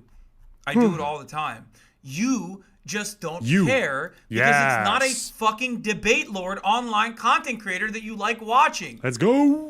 What the fuck are you talking about? I have journalists, activists, politicians on this fucking stream all the goddamn time. You don't care about that because you're an unserious fucking moron. You only care about your favorite manifesto. Lonerbox, I just wrote a long comment under the pink-haired person instead of a video. Do you think you can maybe go over it sometime, or is that a tall order, LeMayo? Oh god, you mean my community? I direct my community to harass a 40 sub YouTuber. Holy shit!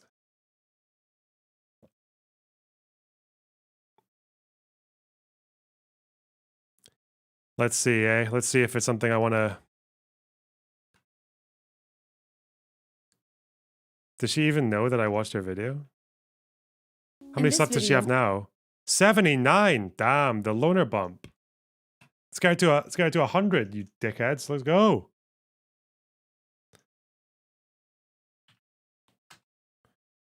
I mean, I don't agree with everything she says, but I think as far as as far as the fabled Israeli left goes, probably as good as you're gonna get from my experience. Oh, you got links and everything. Oh god. Where's the fucking comment section? The comment's not even there. It's not even there. Better luck next time, eh?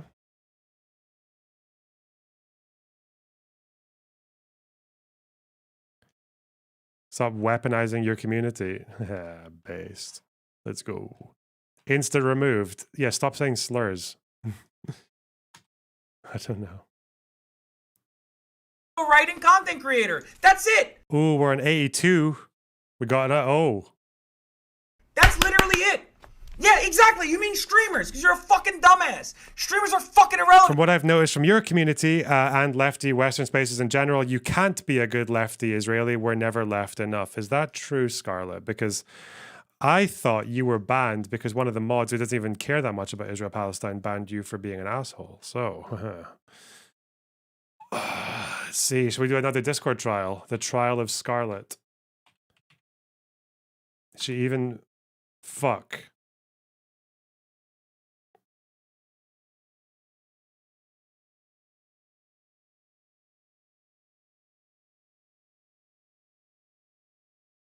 Literally only voted merits. No, I don't think it was because of your politics, though. I thought people said you were being an asshole.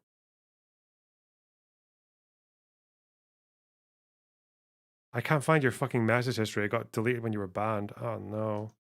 What was your name on Discord?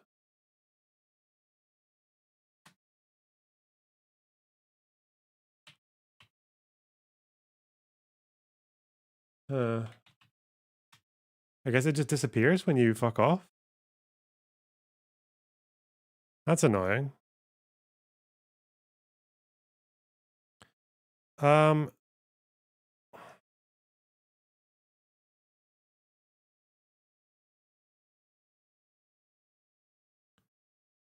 saw Sheer got banned as well. Maybe there is a bias. I don't know.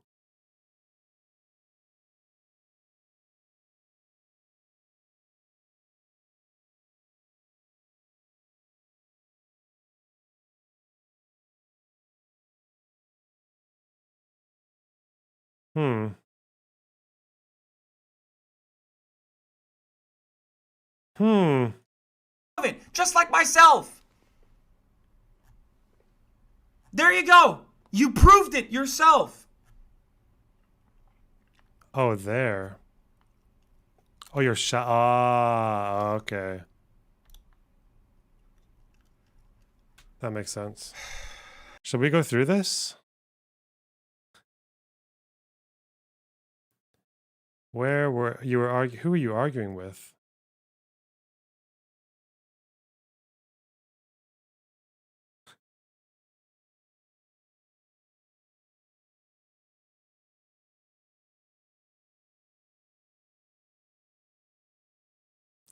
Were you arguing in VC as well?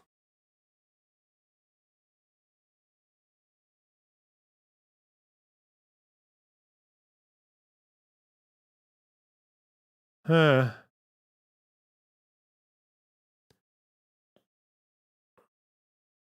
You can call me a bitch and continue with the misogynistic vibe of this chat. You don't have to go full on mask off. All IDF soldiers are child killers. You have no idea what I did.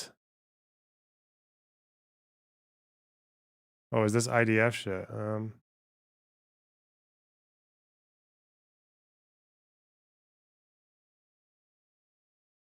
If you find a quote of me saying Westernoid, I'll eat my hat. I don't even know what that thing means. You've been making Israeli jokes and Mossad jokes for the whole day. I don't expect nuance from you. Oh, is this you arguing with a Muhammad person? Okay, hang on.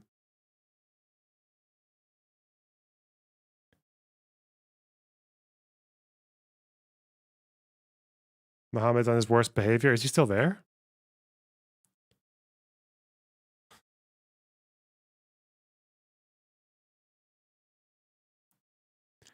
Do I have to ban appeals on stream? What happened here?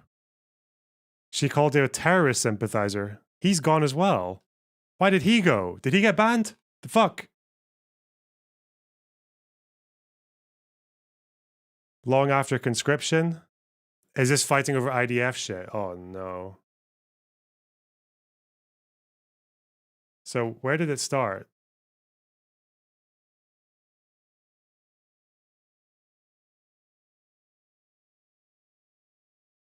Because I get ban appeals from these two, like, frequently. Okay.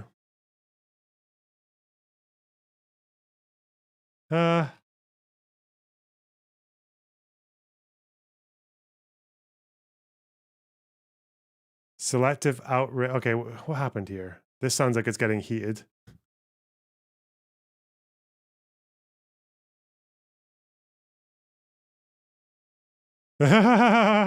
Wait. Okay, here looks like a good start. Okay, shit.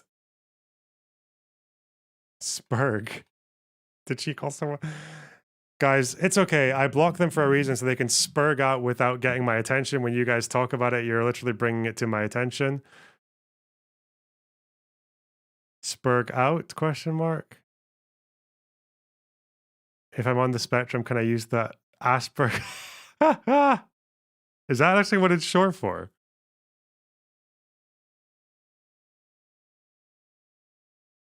Just banned because the mod dislikes you. I mean, to be fair, I do that all the time.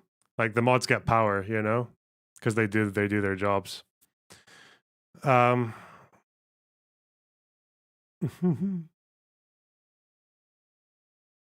Beg Tories will find an insult that isn't just shut up. Slur for the mentally ill one day. Soy ass behavior. Okay.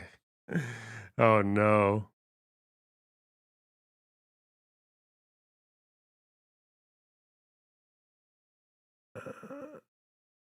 And them calling me mentally ill to take my meds, that doesn't catch you off guard, bitch. Your selective outrage out of my face. Oh.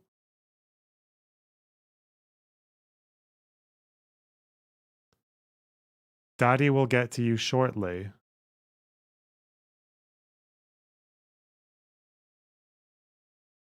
Was this for ableism?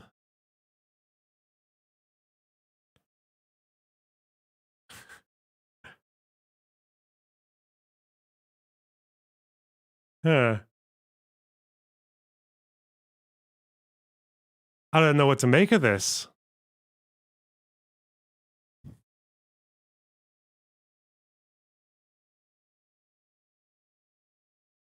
Rule 34 shit? Okay.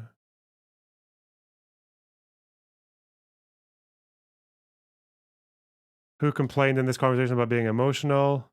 Get a hobby. I know, God.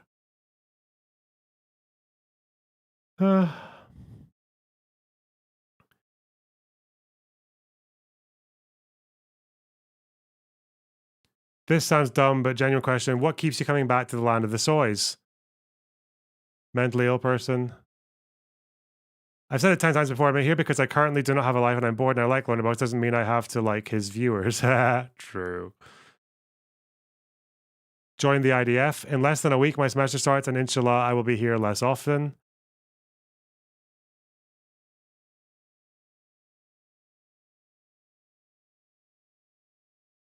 IDF isn't always risking your life. Like the US Army has a bunch of desk jobs. Guys, I'm 28 years long after my conscription. It's okay. I know you were worried. Rest assured. Why are you guys surprised?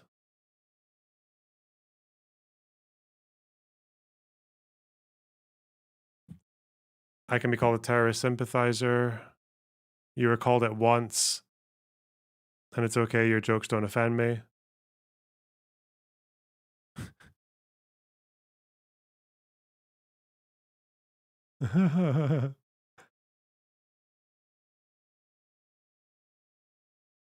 Moderation warn on someone else.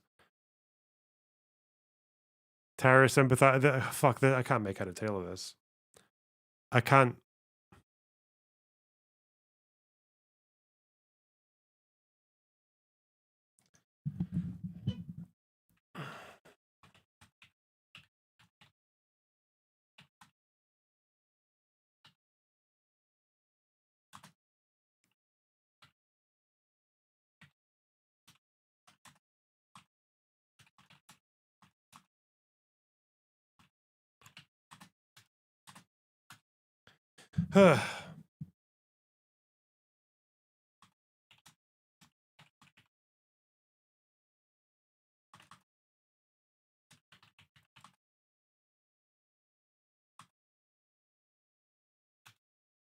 And just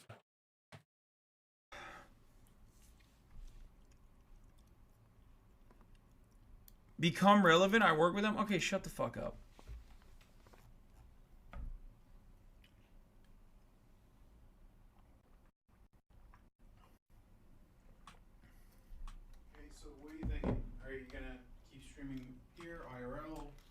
I don't think I'm gonna IRL. How much longer do you think you'll be here? I don't know why. What do you want to do? I'd like to go get some food.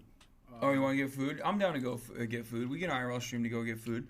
Just completely avoid any of the online discourse going forward and completely disengage from it and never seeks to address anything meaningful in the world and is only done out of self-interest. The only way to win it in this area is to not engage. Can I DM you on Discord the response? Oh God, fucking put it in Discord, put it in stream content suggestions right here, and reply to it and write your little comment. Do that. I can read it there if I want to. Exactly. And that way she'll read it as well. Exactly. Okay? Like everything I saw from a cursory glance of like the fucking Keffel's manifesto or whatever was literally about like my mod team hurting her feelings. Oh. How fucking narcissistic. Damn. To just like turn around your own petty grievances. Wasn't it because they were spreading, I think Kaffels' claim was that they were regurgitating Kiwi Farms rumors that were made up. Is that not the idea? I don't even know if that's true, but I know that's what the claim is. Into a serious political subject matter, and then your fucking idiotic like entry-level lifestylist audience thinks that this is real political praxis and real political discourse. Like, get the fuck out of here. It's like when I debate fucking Felix, okay, XQC, on some dumb shit, like some personal petty drama, and then I sit here and I'm like, no, guys, we have to do this because this is just as serious as Palestine. Okay? If not more serious. Because XQC has wronged me personally. And the difference there, of course, is that I at least have a direct connection to XQC. Okay? I know him. I talk to him. I don't know half these motherfuckers out there. I've never connected with them. I've never talked to them. They're just stirring shit up. That a fact. Anyway. You literally had the Israel Refusnik on weeks before he even became a mainstream headline? Yeah. That's my favorite type of debate, though. Online. My favorite type of, like, actual debate is on irrelevant subject matter that doesn't have, like, real-world impacts at all. Okay? Like, debating fucking XUC and train wrecks. Not even on the gambling stuff, because that does have real world impact, obviously, but it's more significant what you do behind the scenes rather than like talking to them about gambling and why it's bad.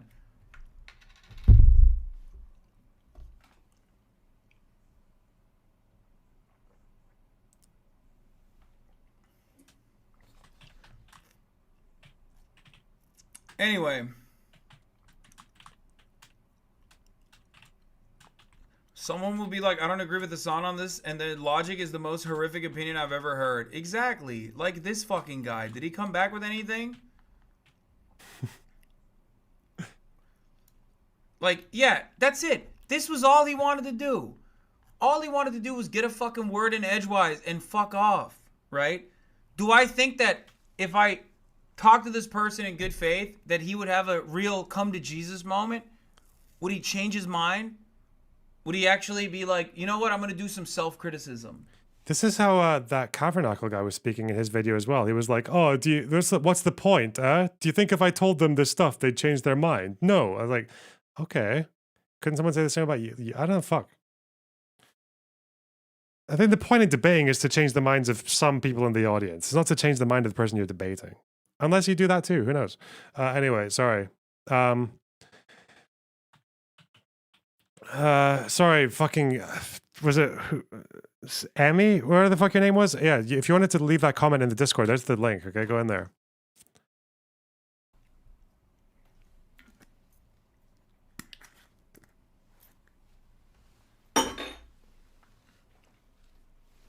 It just sucks. It sucks. It sucks so much. And there are obviously harmful cancers in this space. I just didn't realize how so many motherfuckers would go for that easy. Why did his voice go higher? What the fuck? Lowest common denominator, bottom of the barrel, hack shit, okay?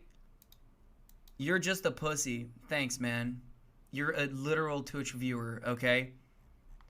True, calm down, you're just a pussy. Brother, it's Friday night. Oh no, is my voice turning into Ben Shapiro again? Hypothetically, it's Friday night. Okay? Is he ill? I'm in my hotel room okay. inside of Italy. Oh, Hypothetically, you're watching me. Interesting. Okay? At least one of us is making money off the subject. You, on the other hand, are not. So hypothetically, I am a pussy, but you are an even wider pussy. Okay? Oh, I'm back. My voice fixed again. You have a fucking lolly avatar. Based. Shut the fuck up. I love it when he talks like that.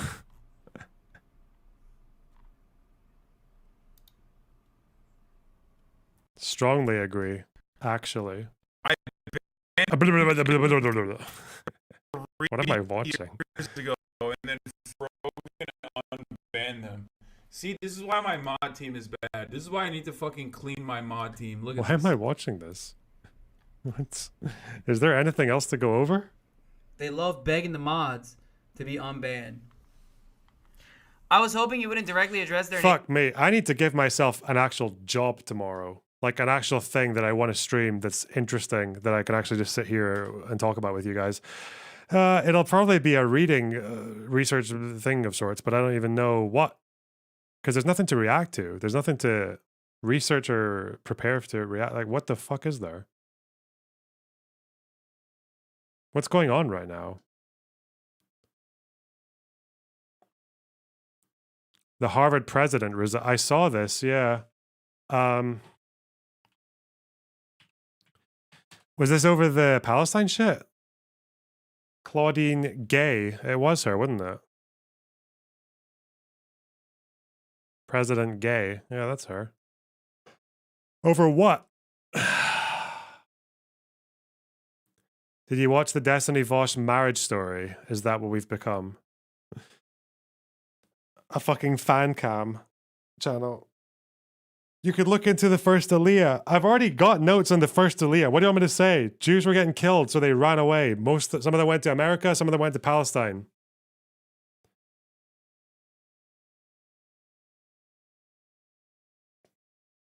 Wow.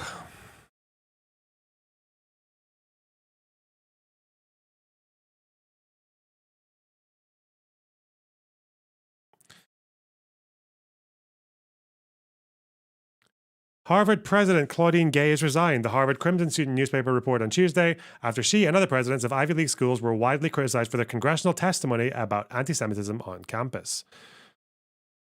You could always make beats. I could start doing that again, yeah. Might be good. Gay's tenure was the shortest in Harvard's history, the newspaper said. Damn, she wasn't there for that long. Shit. Increasing pressure, she stepped down. Declined to give a definitive yes or no to Republican Representative Elise Stefanik's question as to whether calling for the genocide of Jews would violate their school's codes of conduct regarding bullying and harassment, saying they had to balance it against free speech protect.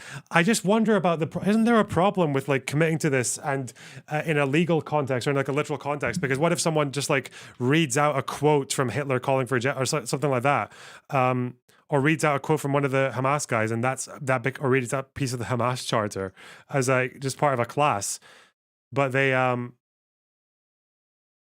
would that is that the problem with is that why she said that you shouldn't do this, or I don't, fuck me, why she didn't commit to an answer? I thought it was kind of silly. I felt like there could have been other reasons for that. More than 70 US lawmakers signed onto a letter demanding that the government boards of the 3 universities remove the president, citing dissatisfaction with their testimony. Damn. We suppressing BDS and shit. Oh, whoa.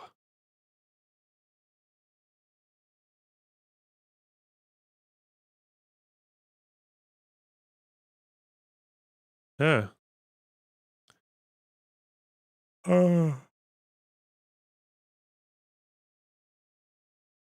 She didn't commit to an answer because she wants lefty women to continue to eat her box. Okay. Hang on.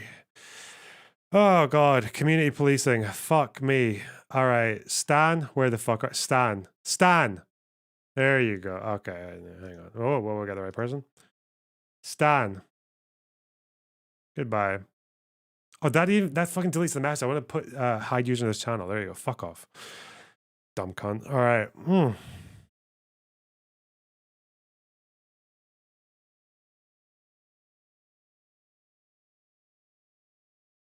I need to pee. Be right back.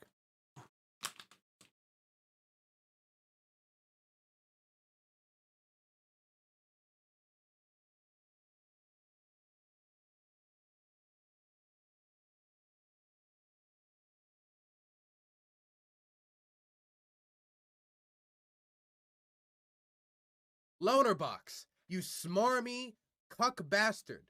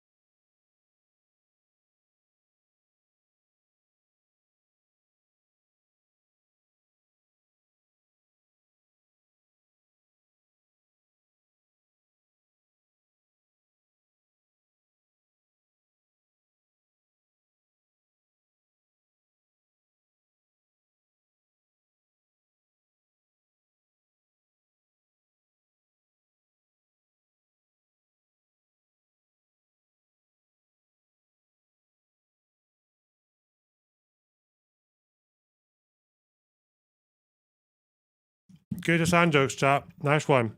Fucking banging. Let's go. Names, they're salivating at this, and they're going to be making videos about this for the next month. Most of this feels pretty petty and vindictive and so unproductive, but the ranting is totally valid. Yeah, I don't care. It sucks. I really don't talk about money. It never goes charitable for you. It doesn't matter.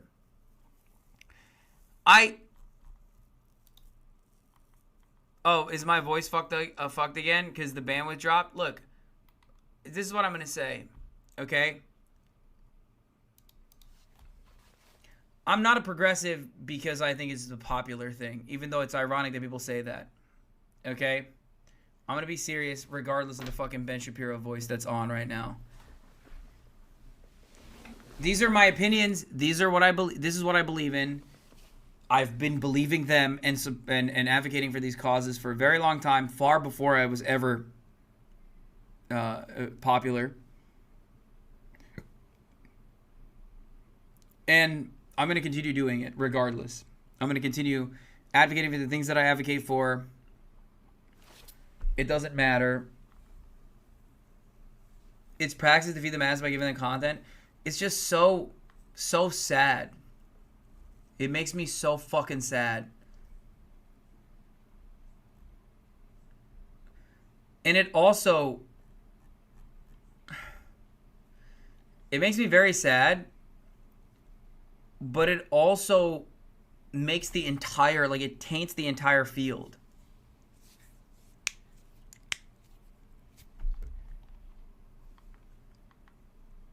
Bu konuşmayı 15 kere dinledim. Yıllardır anlatıyorsun, anlamıyorlar. Yorulmadın mı abi? YouTuber olman yok mu? Sadece eğlenceli içerik üret. Ülke geze geze.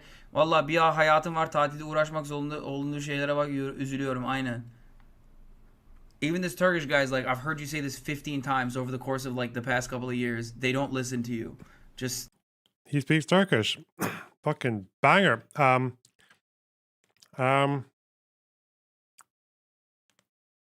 didn't know that. Strongly agree. What was I gonna... All right, hang on. You know, don't you get tired of repeating yourself? Yeah, when people think of leftists, they think of these drama farmers because they're the loudest and most enabled of the community. Exactly. And it fucking kills me, okay? It kills me that, like, I get looped into this, like, dumb shit, and I have to somehow try and fucking separate myself. Like, I don't want no business with this dumb shit. Okay? It's even just like, it's not even just Kevils either. It's just like so many, like even smaller content creators, they're all doing the shit. And it's like, y'all are a bunch of fucking gross losers, man. I'm serious. Fix it.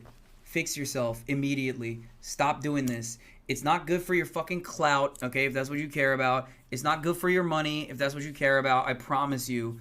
Just do your thing. Oh, God, my voice going in and out is so stupid during this entire process of the fucking bandwidth fucking it up. Oh, it's just not. It makes everybody look unserious.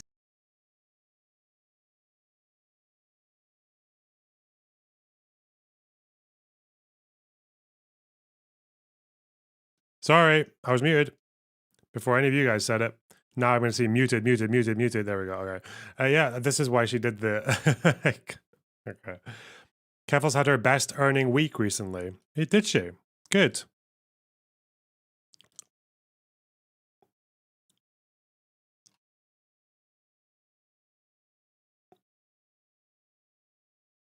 Good. I mean, this stream's earned reasonably well for 3.5 hours so far, thanks to Mr. 100 euros and shit. God damn.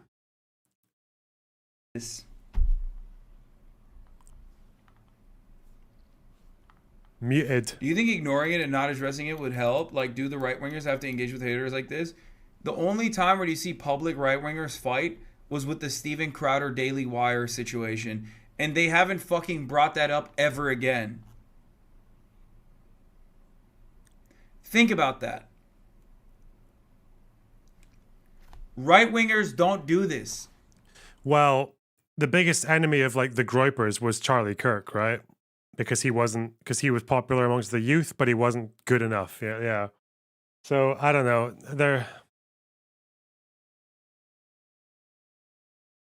Right-wingers do fight.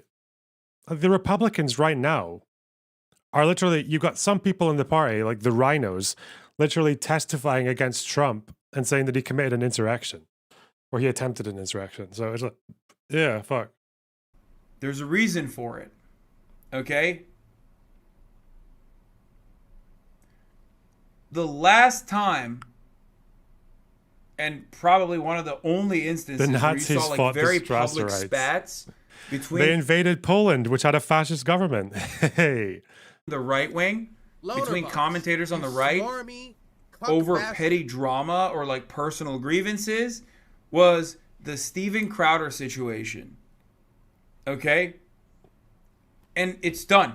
Gorlick says with a $1.99 from earlier, thank you very much. Over 50 accusations of plagiarism. Harvard Press, was it 50 accusations?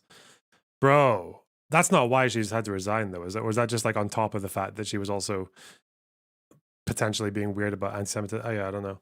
Curtis Morike, I don't know how you say that. Hopefully that was close. With the 2 Canadian, I really appreciate that. My donation to you, Nicer Box Fund. Wow, thank you so much. You guys are so generous today. What the fuck? This is too much. I'm not even doing anything. I'm just sitting here watching Hassan grumble. I don't... It was like a one and done. It was a big deal for like a week. They don't talk about it at all. Because those guys... Oh yeah, conservatives are fighting over whether or not showing legs online is too sexual. Where the fuck is that? That's what I need to see. Oh, that Cenk conversation was so good. Cenk and Anna talking about the plagiarism thing was probably my favorite content of 2023. It was so good. He just wouldn't stop screaming. Nikki Haley, yeah, Chris Christie, he's always attacking the other Republicans. Do you think Hezbollah will react to the drone strike? I mean, they might react, but it's like, it's whether or not they properly get like into a declaration of war. That's like the big difference, but I don't know. Escalations a little bit, maybe. I don't know what that means for the rest of things though.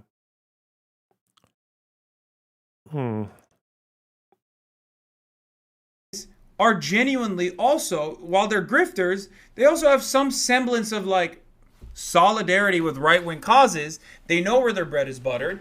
They know that if they like stir the pot too much amongst the right and engage in right-wing infighting, and I'm talking about mainstream conservative YouTube content creators. The problem is that people should be able to air disagreements and have debates, even quite impassioned debates, without their communities just like fucking turning completely Satan against each other.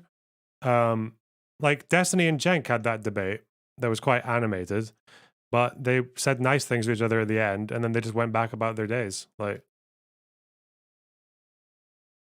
and I don't think it ended with a fucking Destiny versus Cenk drama arc. Like, it's people, but people can't always handle the community feedback, or they go and debate someone and then name search in the subreddit afterwards for 5 days and then freak out and then they hate everyone. Yeah, that gets really toxic really quickly. It's because people are too sensitive. I don't know. People can't handle it. Pinocchio's Nose, thanks for the 5 Swiss francs. Really appreciate that. I think they're francs. Love that your stream views are doing great, because that means we get more box streams, though. Now you got more schizos in chat, but that's okay. Yep. Did you hear America removed the aircraft carrier from the sea yesterday? Oh, what? Oh, no. Didn't they have 2 there? Or did they remove both? I guess they're going to have to get it back in there. January 1st. Its deployment ended. Oh, because they said they wanted the war to be over by the end of the year, didn't they? They said maybe the Houthis sank it and this is the cope. Had 4,000 personnel and 8 squadrons of aircraft. Powerful symbol of American support. The attacks triggered a war, killing thousands, displacing 2 and 3 million people. Israel says Hamas killed 1,200 people. Gaza says Israeli forces killed 2,000 or 22,000 people. Regional deterrence and defense posture. Presence would deter Iran and Iran-aligned groups. U.S. troops in Iraq and Syria have endured drone and rocket attacks by Iran-backed militia. Iran-aligned Houthis in Yemen have disrupted global trade by attacking commercial tankers and container ships in the Red Sea with drones and missiles. Continue to leverage its collective force posture in the region to deter any state or non-state action from escalating this crisis. So is it one carrier? Because they had more than one, didn't they? But they've moved one carrier back. Okay. They've ended the deployment. Interesting. But I don't know what continuing the defense posture looks like.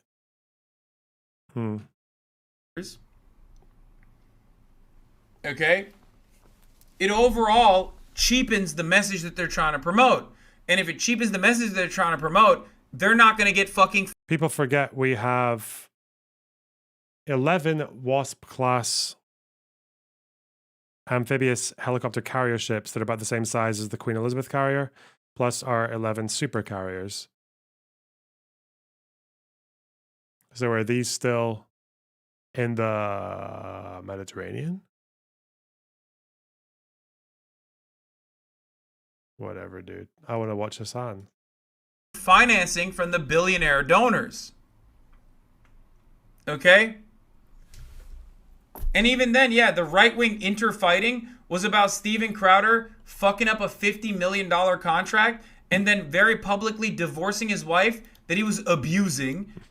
The left-wing discourse is, my mod team is mean and I make too much money. True. Like, these two are not on the same fucking playing field, no matter how much antisocial 15, 16-year-old progressives That's you that guys. think they're progressive because they, I don't know, accidentally stumbled into the right Minecraft server, think that this is the most serious fucking conundrum of all time. Why is he generalizing so hard? Why does he think his community is any better? Like, it's so weird. What, the guy that was the guy that someone probably discovered on Twitch streaming, like, and became a communist, like, they're much better than, like, a Keffels fan. That's weird. Okay? And it's worse. Imagine if Hassan mobilized his audience like Destiny did with canvassing. Would Hassan's audience turn up for canvassing? Canvassing? Maybe some of them would. I think a lot of them wouldn't. Like, ideologically, they're just not primed to believe in that kind of thing. The PUA to socialist pipeline is a less common one. That is true. Irrelevant, but Voss said that if ISIS reached their highest point in 2019, leftists online would be defending them. Do you agree? It's hard to say because ISIS fights against like Assad, and a lot of leftists like Assad or they sympathize. I don't know. You smart. Probably people would find a way. Yeah. Pinocchio's nose. Thanks for the 2 Swiss francs. 2 more chiffs. Hey, because you know the currency. I used to call them chiffs, didn't I? I figured it out. It's not even fucking 14, Maybe 15-year-old Minecraft server kids. It's literally like 35-year-old IT specialists with a Ukrainian flag in their bio. Okay? It makes it so much worse. It's like, you're a whole ass adult. You're older than me. How the fuck did you find yourself in this like petty online squabble that you think is like serious politics? Ukrainian flag in bio. Of course It's you have so a dumb. Ukrainian flag in bio.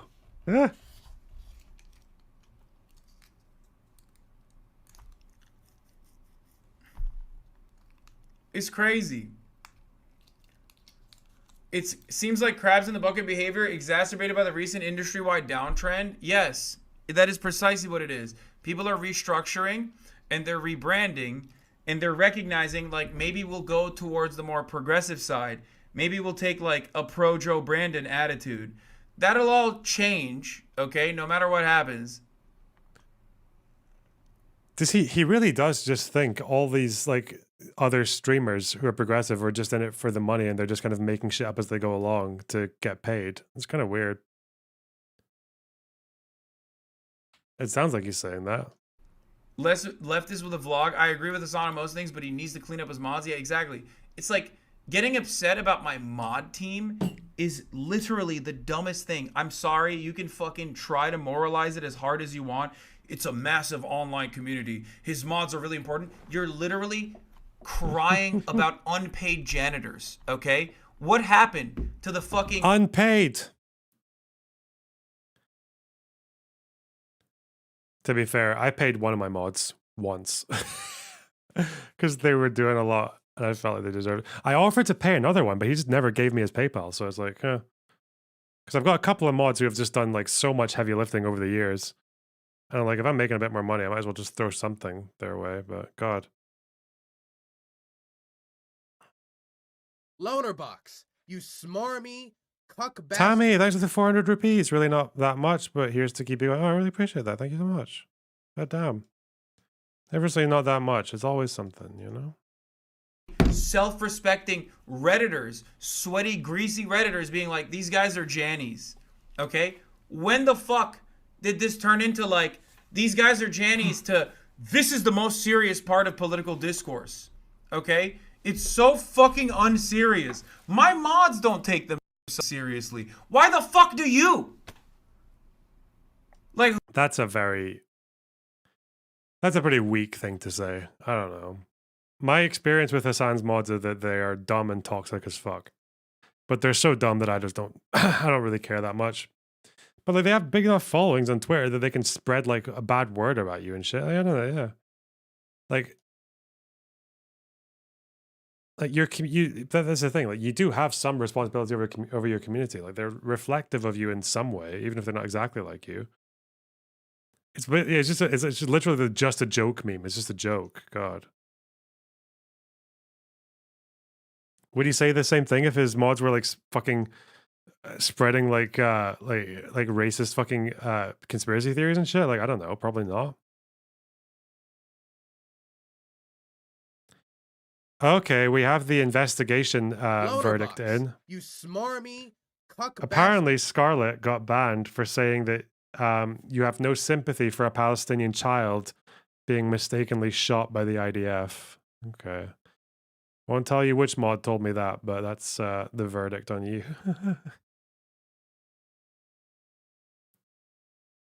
Someone also calling you a mega cunt.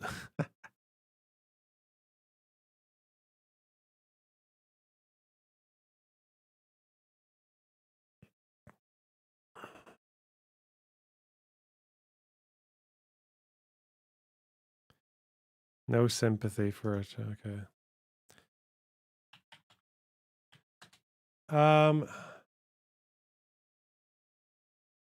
Someone was banned for saying they had a gun and no sympathy for the kids shot dead.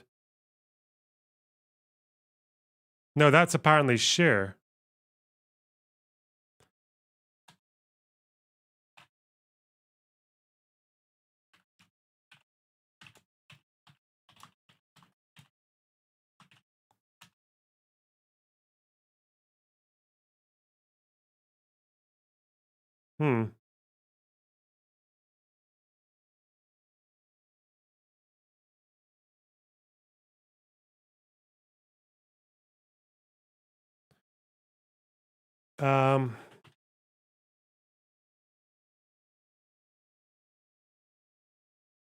Did Sheer say that? That doesn't sound like something she would say, based on what she says in my chat.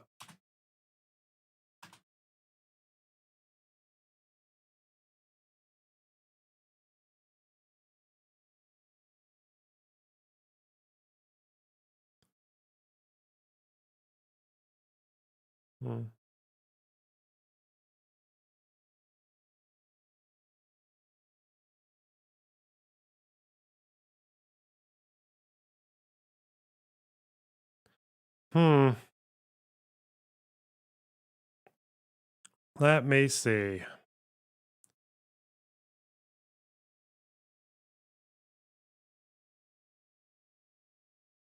All right, I'll just who are these fucking fans of content creators around like tweeting under my replies and tweets being like, really have to clean up your man. What's going on? This is hurting the left cause.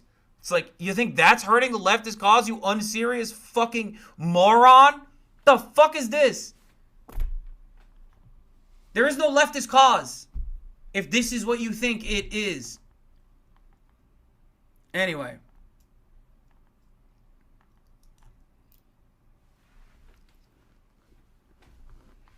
Yeah. This entire rant started because Betelgeuse said they want to fuck Krampus, okay? Imagine being mad about that. Like a group of individuals that talk about wanting to fuck. Well, I can't make fucking head or tail of this. I can't see where any of this shit's happening. So she got muted the day after. Where's the last thing she said?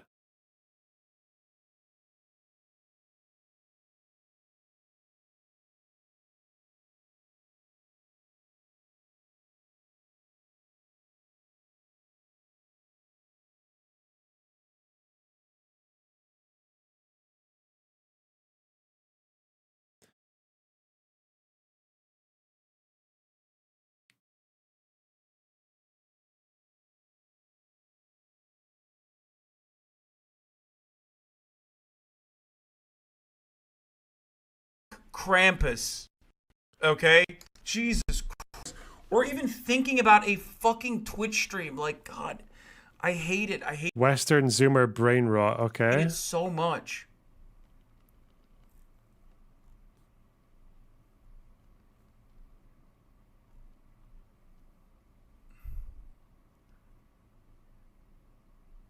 I think it's a lot more of a parasocial aspect for some of the people you're trying to exist and do your own thing, and they're trying to get your attention so badly it turns into a toxic thing.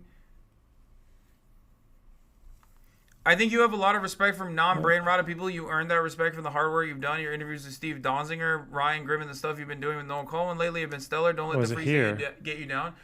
I mean, the freaks don't get me down, but I do think about like the broader, like, I think about the broader movement. I guess it's not a real movement, but I do think about like what. Okay, what was it here? So what? Let's see what Cher was saying. Okay. Just ban me, okay? I see what you're doing. What did I say? Okay, something here. I'm sure the soldier acted horribly, but I'm not going to feel sorry for the kid. All right, let's see the context.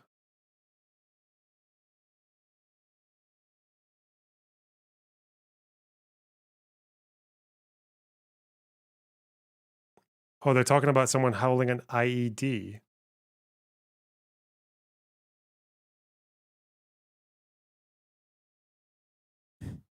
Me next. You can DM me if you want to have a hearing, okay?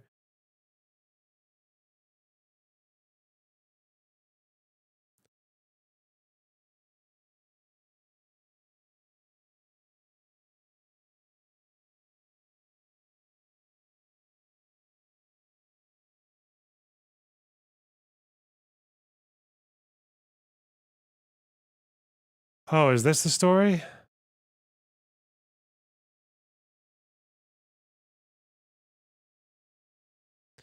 An 8-year-old shot in the head and a 15-year-old shot in the chest. The Israeli army killed 2 Palestinian children in Jenin in the occupied West Bank. Al Jazeera, okay. There's footage, not nice shit footage. Seemed utterly unjustified. He had something in his hands. Oh, is this the kid with this was like a pipe bomb? I remember this video.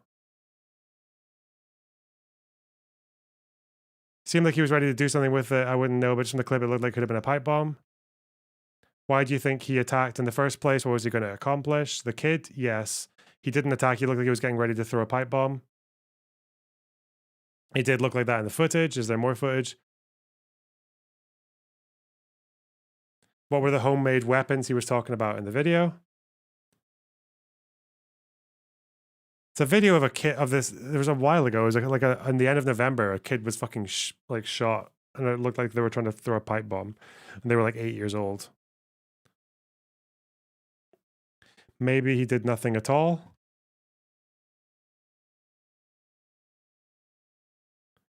He was doing something. I don't know what it was exactly. It looked like he was going to throw a pipe bomb from the footage. And yes, maybe killing him is exaggerated, but before saying that, acknowledge that it was wrong to attack in the first place. You have no idea whether he attacked. So what, they just shot them out of fun or something? He got shot because it sucks lives are just thrown here for really nothing. The soldier can definitely be held accountable for that.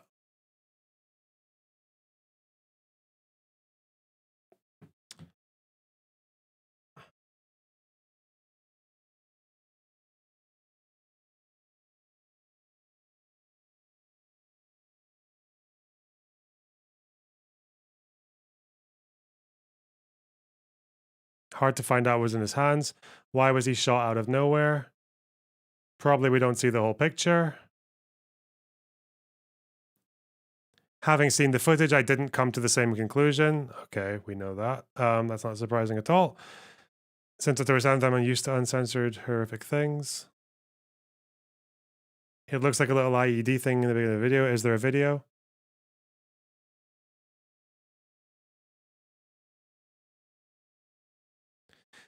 I think suggesting there's a legitimate reason for shooting a 9-year-old as a result of the actions of the above image is a little too charitable.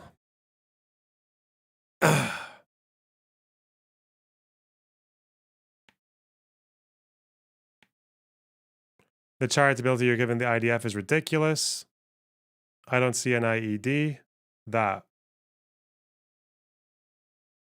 Yeah, we don't know. Like, if you... I'm sorry. It's like fucking Where's Waldo? Stop. All right.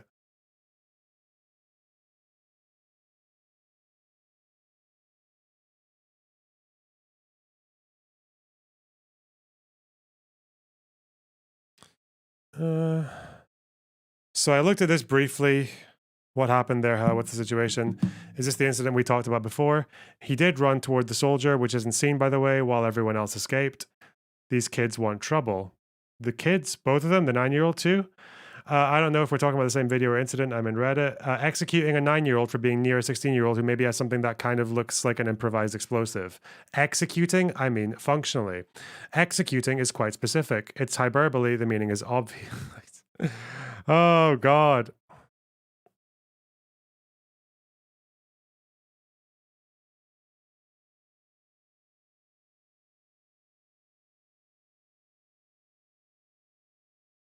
I'm sure the soldier acted horribly, don't know the case, but I'm not going to feel sorry for the kid. Got it? Seems a bit insane. You don't get it, he's an enlightened centrist. What did I say? You linked the video on Reddit.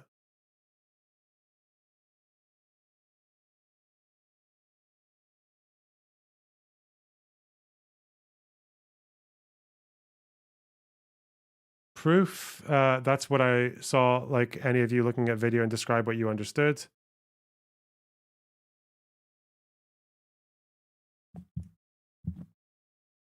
Oh, God.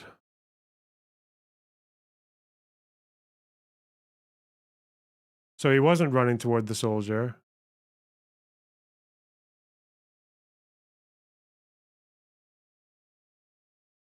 The three of you just started intensively questioning me over something I said a few minutes ago.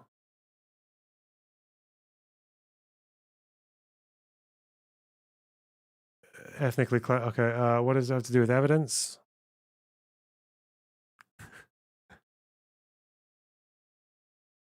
This statement is fucking heartless, by the way.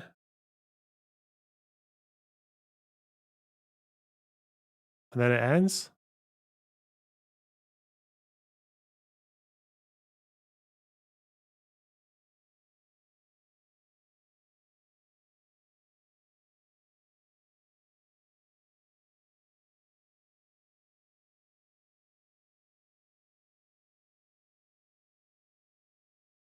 You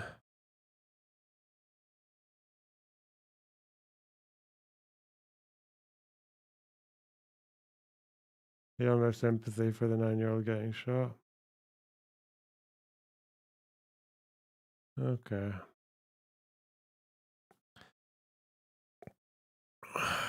It comes back. What, Sheer comes back? That's the last I've seen of her, right? That's her done. This is when she got banned.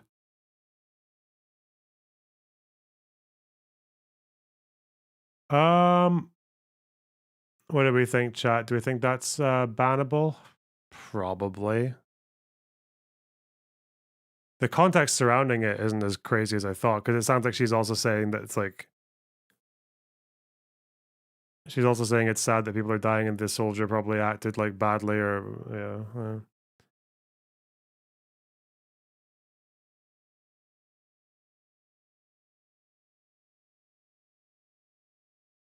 yeah.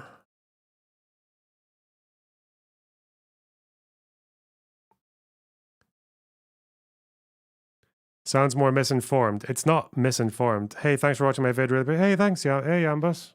Loner box. You smarmy. Yeah, I thought it was decent. cuck Why not? bastard. Apparently someone has some really long feedback for you that I'm supposed to read, so I don't fucking know.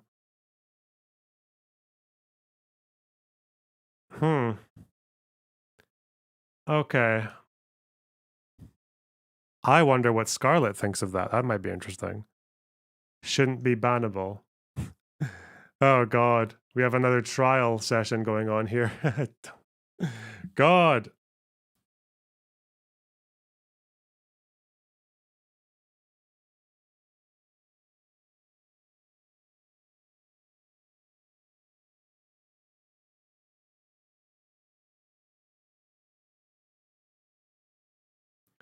He might have had something that would damage the occupying force currently ethnically cleansing him. Clearly, he's not worthy of sympathy.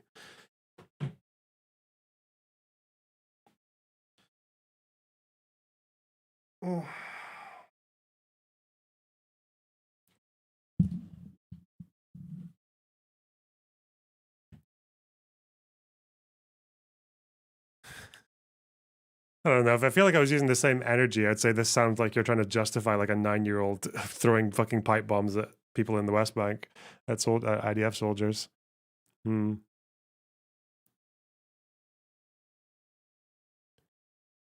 Okay, fuck me. Let's see.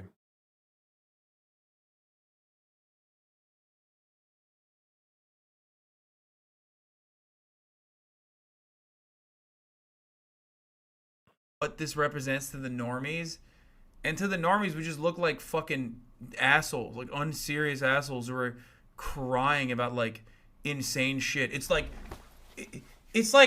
motherfuckers being like debating my ex-wife on whether or not she was unfaithful to me. Nuke drama, okay? And then it's like 600,000 views. I'm like, what the fuck, dude? This is what people see. They look at the left and they see that and then they're like, what? This is what they're doing?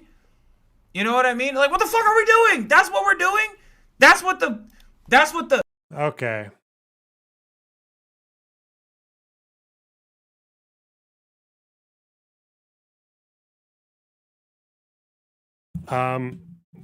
Okay, so we've done that's the trial of Cher.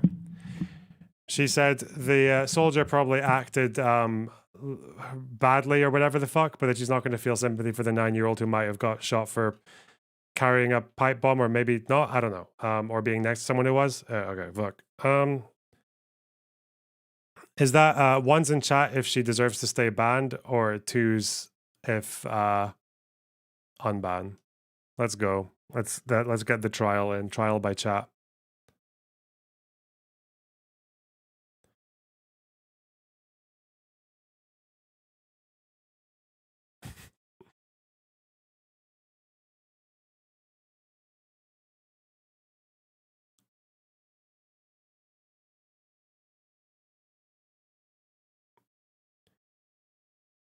Yeah, we got a couple of ones in chat. 2 for content.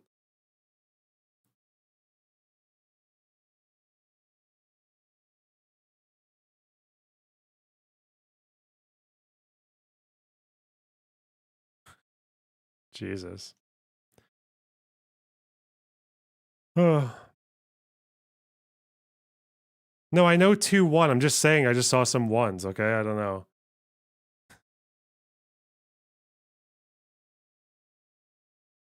Let's see.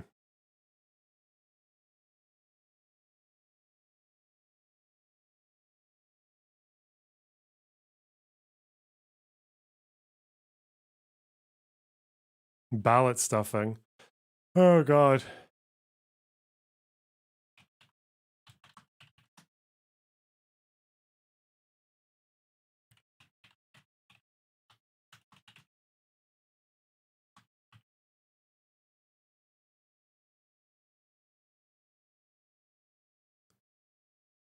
progressive content is? Fuck!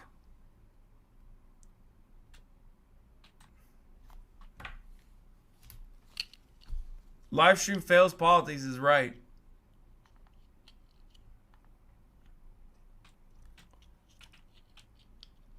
Yeah, debating my kid's drawing and what it means for education. Exactly. Exactly. It's literally like that.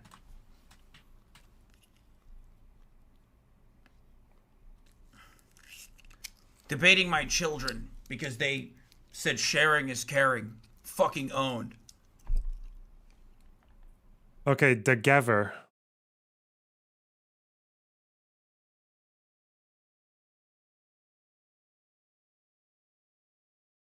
Oh, this person's pro-transfer. Oh, fuck that. I don't care about that.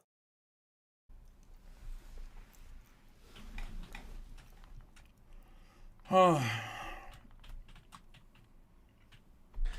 Okay, sorry. By the way, transfer means expulsion. Okay, they mean exactly the same thing. Okay, it's a euphemism. So I'm guessing, I'm guessing that means that you think the solution to Israel-Palestine is that Israel takes Gaza and the West Bank and fucks off the Palestinians and they go to live in Arab land. Is that where you are? Are we at the ethical ethnic cleansing arc? Is that what's happening?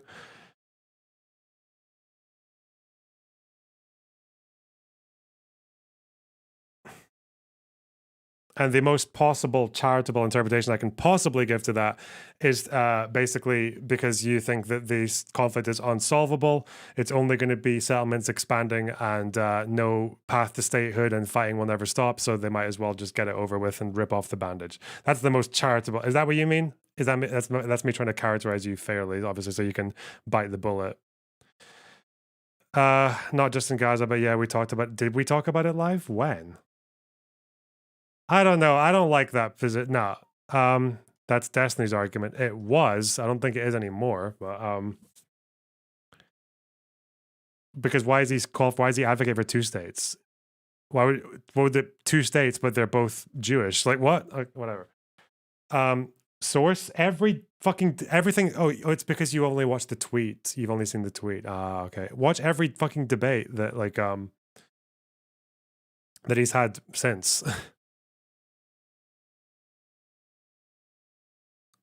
What do we think, chat? If one's in chat, if you think ethical ethnic cleansing is bannable, or two, if you think it's not. Advocacy for ethical ethnic cleansing.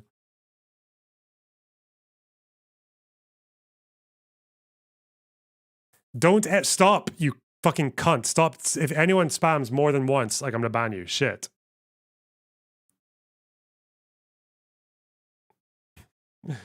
Okay. You've been voted down. If we can discuss ethical dog brothels is on the table. The problem is that the ethical dog brothels is a fucking clearly a hypothetical, whereas the ethical ethnic cleansing is actually policy advocacy.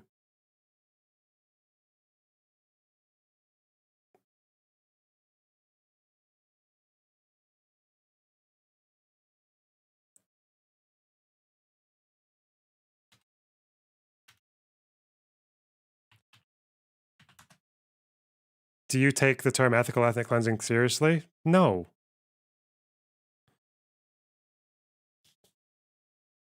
Actually, fuck, let's do it. Let's be debate, bro.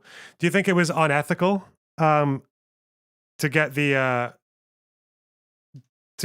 fucking Jewish settlers out of Gaza?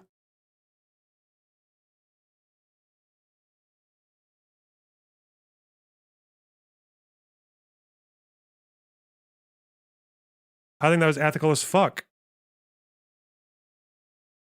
But it was an ethnic cleansing. It was like Gaza used to have a Jewish population. Now it doesn't.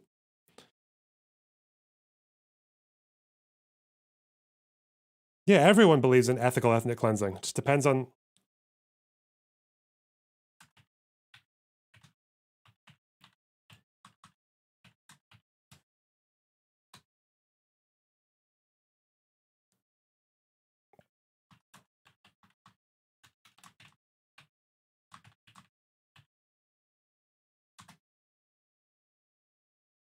Where do you draw the line? I don't know, do some reading. Just read about a bunch of ethnic cleansings, find out which ones you like, find out which ones you don't like. I guess if you're a far leftist, you'd probably think it was okay to get rid of all the fucking Germans from the Sudetenland and the rest of Central and Eastern Europe, because their presence there was basically the prerequisite for the Nazis annexing and invading those parts of the continent. And if they stayed there, it might risk a future German invasion when no one knew what the fuck was going to happen after World War II. There's a good argument you can make there. The way they did it, probably not defensible because a lot of people died and it was pretty brutal. That's the way the Soviets did it. But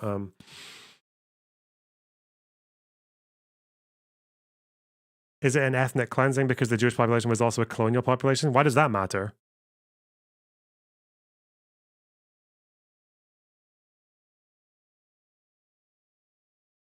Why does it matter if they're a colonial population?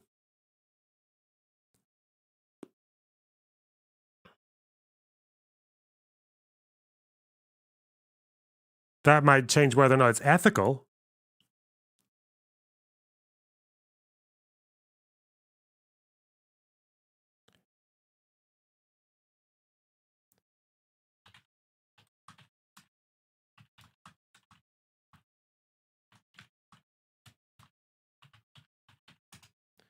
Okay, well, we've come to a verdict, chat.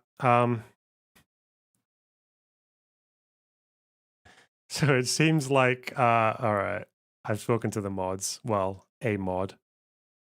And it seems to be that no sympathy for dead 9-year-olds gets unbanned. Fucking, it seems to be that, what's the other one? Being a cunt gets unbanned in a vague, unspecified way. But ethical ethnic cleansing of Palestinians, that stays banned. Okay, there we go. Let's see.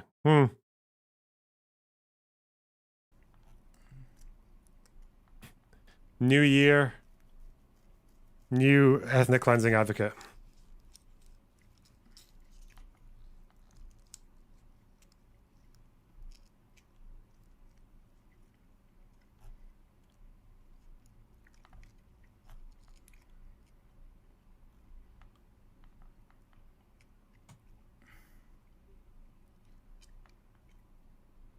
You are right, but the response just continues it. Sometimes I have to fucking go on these rants, man. Is Cher still in chat? Is Scarlett still in the chat? Both of you guys? Just so you know. Let me know so I don't have to fucking find you and DM you to tell you're unbanned.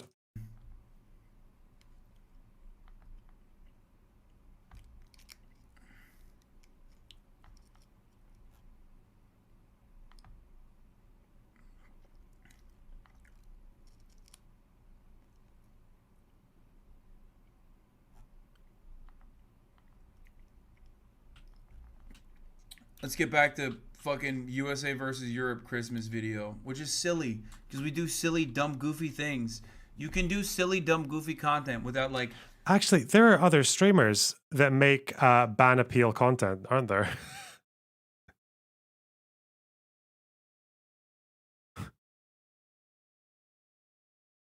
Huh.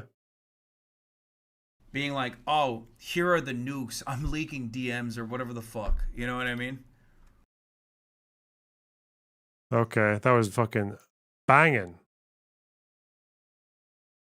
Banmisty International. True.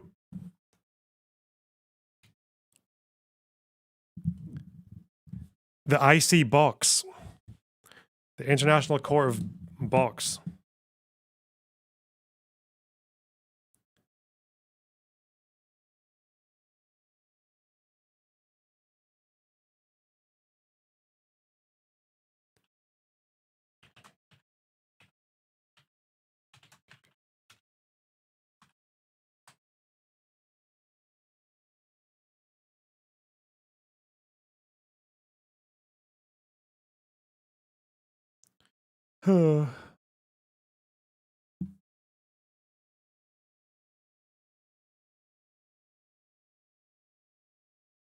Don't juice the ban appeals enough. You should force them to debate to get unbanned. Yeah, maybe. Fuck knows.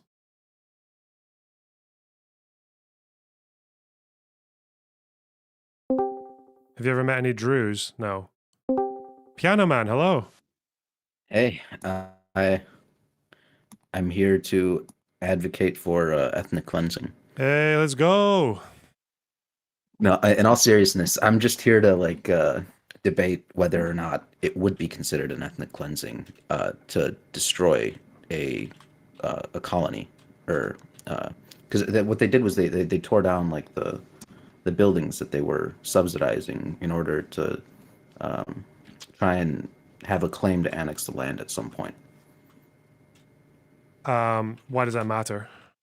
If we're calling it an ethnic cleansing? Because if we're calling it an ethnic cleansing, it would be the mass extermination of a people belonging to an ethnic or religious group by those of another. But it wasn't. It was by the same ethnic group. Were the Jews ethnically cleansing themselves? Yeah. Was that the Israelis ethnically cleansed themselves out of Gaza. Yeah. Shit, I don't even know if that's like an accurate description of what happened. They ethnically cleansed Gaza. Yeah, what of it? But it wasn't based on like ethnic lines. It was based off they decided to remove the buildings that were being subsidized for their claim over the land. It was like I don't know. I mean, I guess you did bite the bullet there. You kind of shut everything down with that.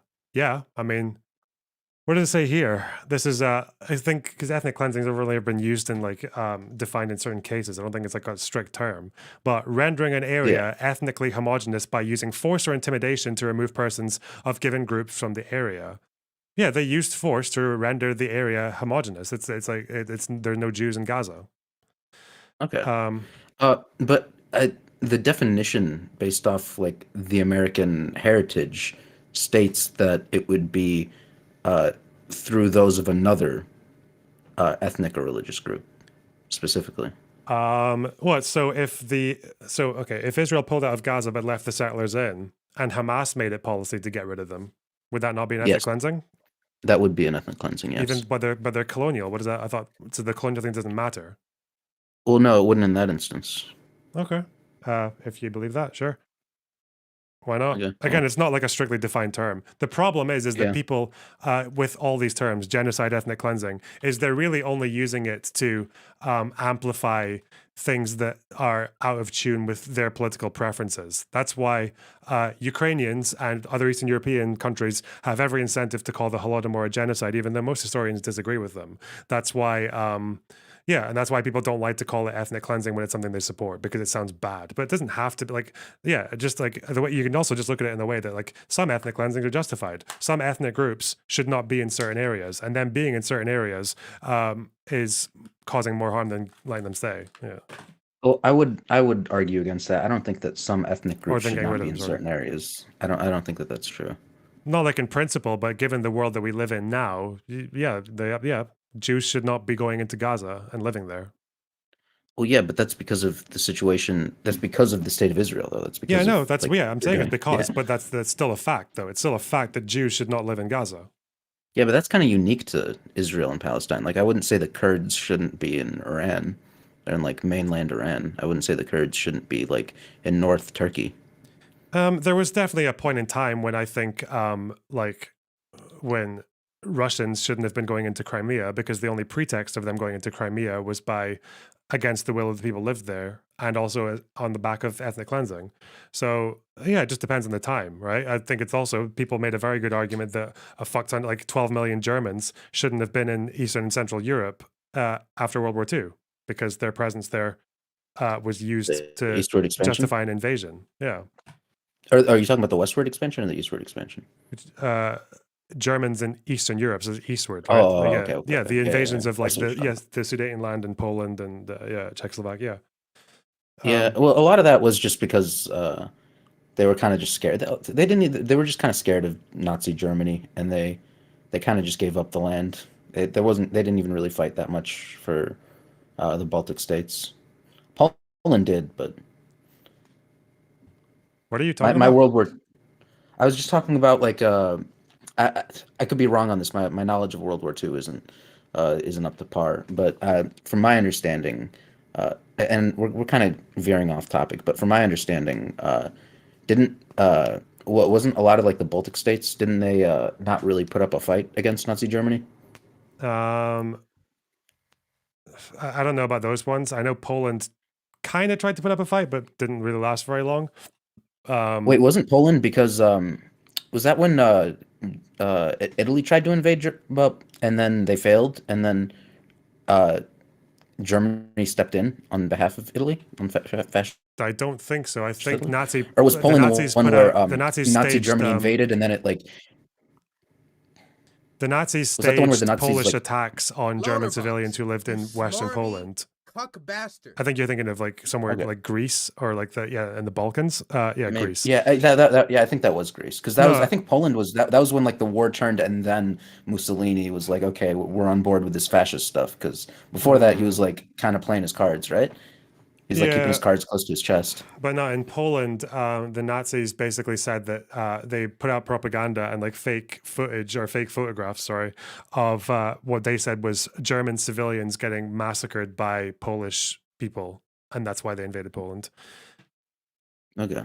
Yeah, they said that like that's the same thing that they did in Sudetenland as well. They kept on pushing this line that ethnic Germans were being persecuted in the Sudetenland and in Poland, and that's why they had to go in and take it over to save the Germans. That's why that was their reasoning for doing it. This is quite similar to how Putin justifies his attacks on Ukraine, right? His attack, yeah.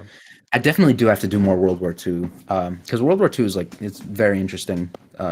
There's a lot of I watched like a couple documentaries on it, but it was forever ago. I need to like actually, because I'm like I feel like I'm pretty well versed in Israel Palestine at this point.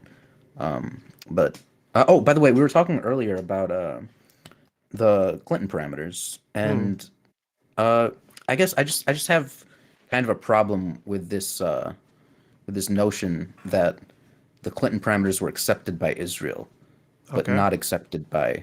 But the Palestinians were the ones stalling the peace process on that, because the Clinton parameters they were supposed to be a means to an end. It was like with the Taba summit. So the Clinton parameters they were original because it was like a verbal thing. It was just like a starting point for negotiations, and then there was the Taba thing, but then that fell apart because Sharon got elected.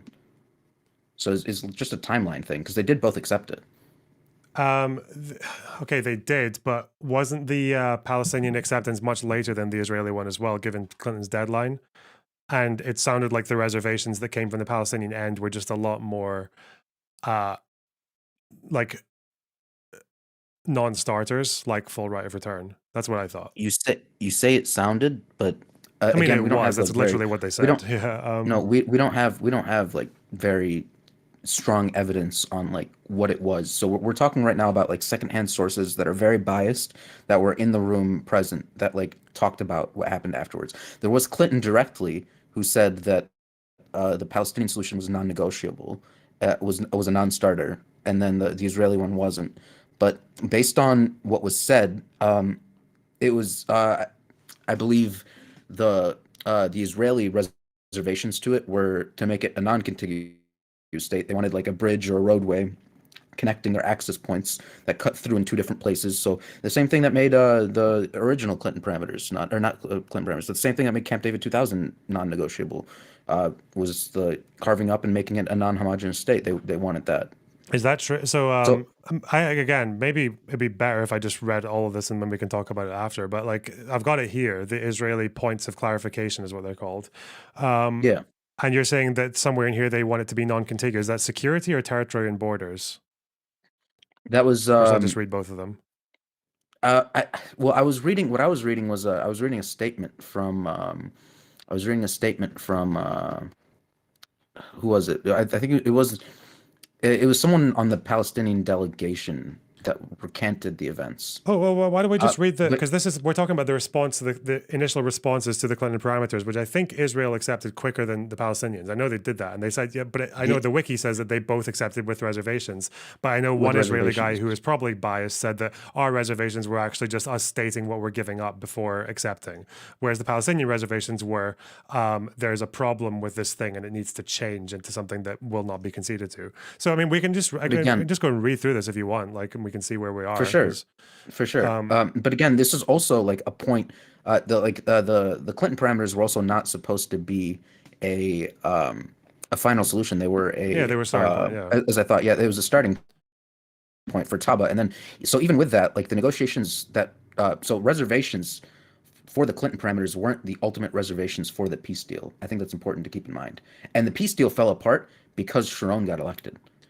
So it's still on the timeline. Yeah, but so the problem there is like, yeah, Sharon got elected, but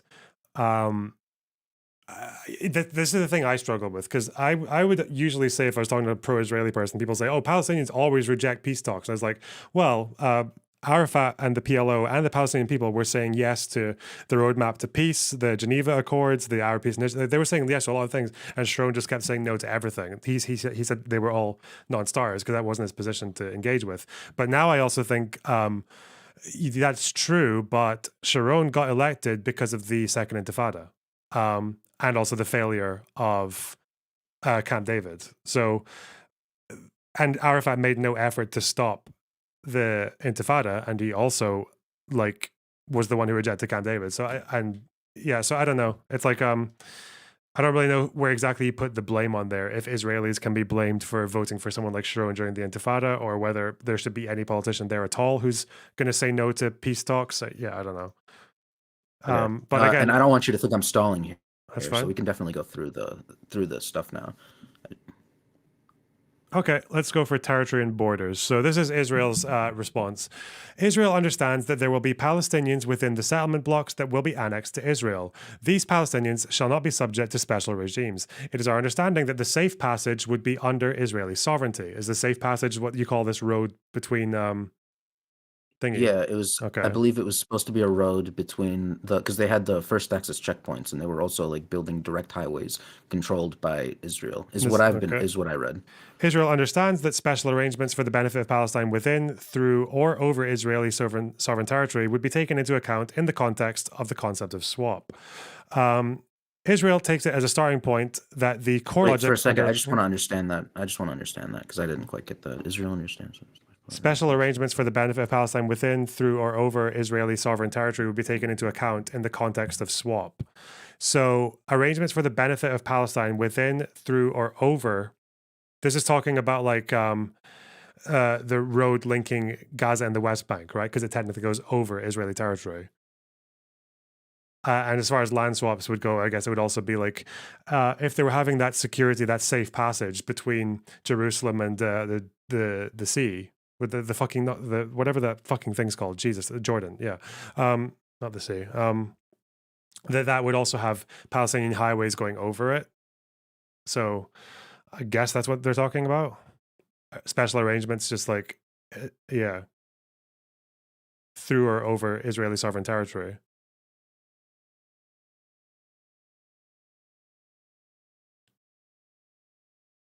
You still there?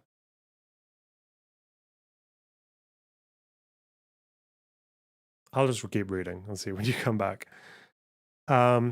Israel takes it as a starting point that the core logic underlying the president's ideas consists of respect for the beliefs of members of all faiths and establishment of effective arrangements which guarantee freedom of access and worship. This core logic will apply to the tomb of the patriarchs, Rachel's tomb, Joseph's tomb, and other agreed holy sites. So Jews will be able to go to Hebron and shit under this, okay.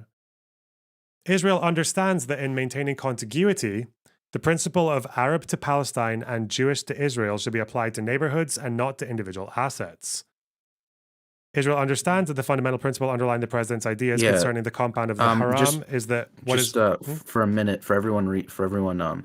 This specific section is, and a lot of people kind of get on me for thinking that I'm giving up territory when I'm agreeing with what you're saying. But this specific section, and I cut out for a minute, so I don't know if you already explained this, but this is for how Jerusalem is supposed to be partitioned, because within the context of Israel and Palestine, the Arab sections of Jerusalem are going to go to the Arabs, and the Palestinian or the Israeli sections were going to go to Israel. So that's what this is talking about right here. Okay.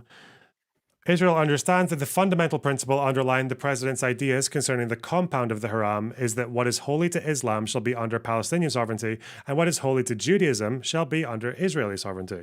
According to the Western Wall and the space sacred to Jews of which it is a part, or B, holy of holiest, of which is a part, should be understood to incorporate the Kotel tunnel, the Makam building, the Kotel itself, and the remaining part of the wall towards the south, as well as the Ophel Garden, the City of David, Mount Olives, and the tomb of the kings and prophets. Is the tombs of the kings and prophets? Is that? Cutting out. Oh shit. Where's this? Is this fucking? It's okay. It's nothing to do with the Temple Mount. Okay. Security. Yeah, so that's weird. I definitely thought that they had more contentions on the Holy Land, but it says here that this is from Israel. That you're saying that they accepted Palestinian sovereignty over the Temple Mount. The way I think it worked was that they wanted. So wait, I think. Let's see if I can get a graphic of the whole place. Didn't they want what was underneath the dome? Because that's like the ruins of the Second Temple. What was left of the Second Temple. Didn't they want underneath the dome? For like excavation. I have no idea. They wanted to excavate under it, so that doesn't make any sense for me. They want to make a tunnel or some shit? I mean, they've built tunnels around that area anyway, but let me see. What does Wiki say? Because this was a big sticking point in Taba. So it's probably important. Jerusalem. Palestinians would gain sovereignty, and Israel would gain symbolic ownership over the rest of the Temple Mount. Both parties sharing sovereignty. Original. Yeah, excavations under the Temple Mount. Both parties share sovereignty. It's symbolic though, so I don't think that would be because the original one I don't think would allow for that because it was just symbolic sovereignty over the Temple Mount. Okay. So I do think that was kind of a walk back then for the excavation rights if that's true. All right. Let's see. Israel understands that the powers and functions of the Palestinian police and Israeli security force shall remain solely as was agreed in the past, maintaining law and order, fighting against terrorism, and preserving internal security. Israel assumes that the concept of a non-militarized state mandates inter alia that the Palestinian state would not be allowed to maintain any other armed force except its official PPSF. No other armed forces, with the exception of the agreed-upon Israeli and multinational force, could be stationed or deployed in or passed through over Palestinian territories. Israel understands that the specific military locations for the deployment of its forces shall be under exclusive military Israeli jurisdiction with no subordinate. So this is all just them saying, like, reiterating what's stated. I don't know where they're saying. The security part is that because they were supposed to be demilitarized except for a police force. So that's a reiteration of what was stated. Israel understands that any entry of refugees to Israel shall be a matter of sole sovereign Israeli discretion. That's obvious. Okay. Jewish refugee. Okay. Well, so where is? What's this letter? Okay, is this maybe the thing I'm looking for instead? Remarks and questions. What is this? Is this Palestinian or is this Israeli? This is the Palestinian negotiating team. So that we've read. So that's Israel's list of. Oh, what's this?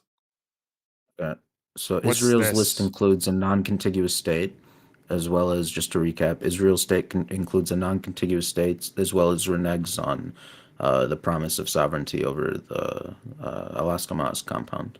Where do they say? Hang on, So wait, if there's a highway connecting Gaza and the West Bank, is that non-contiguous or contiguous?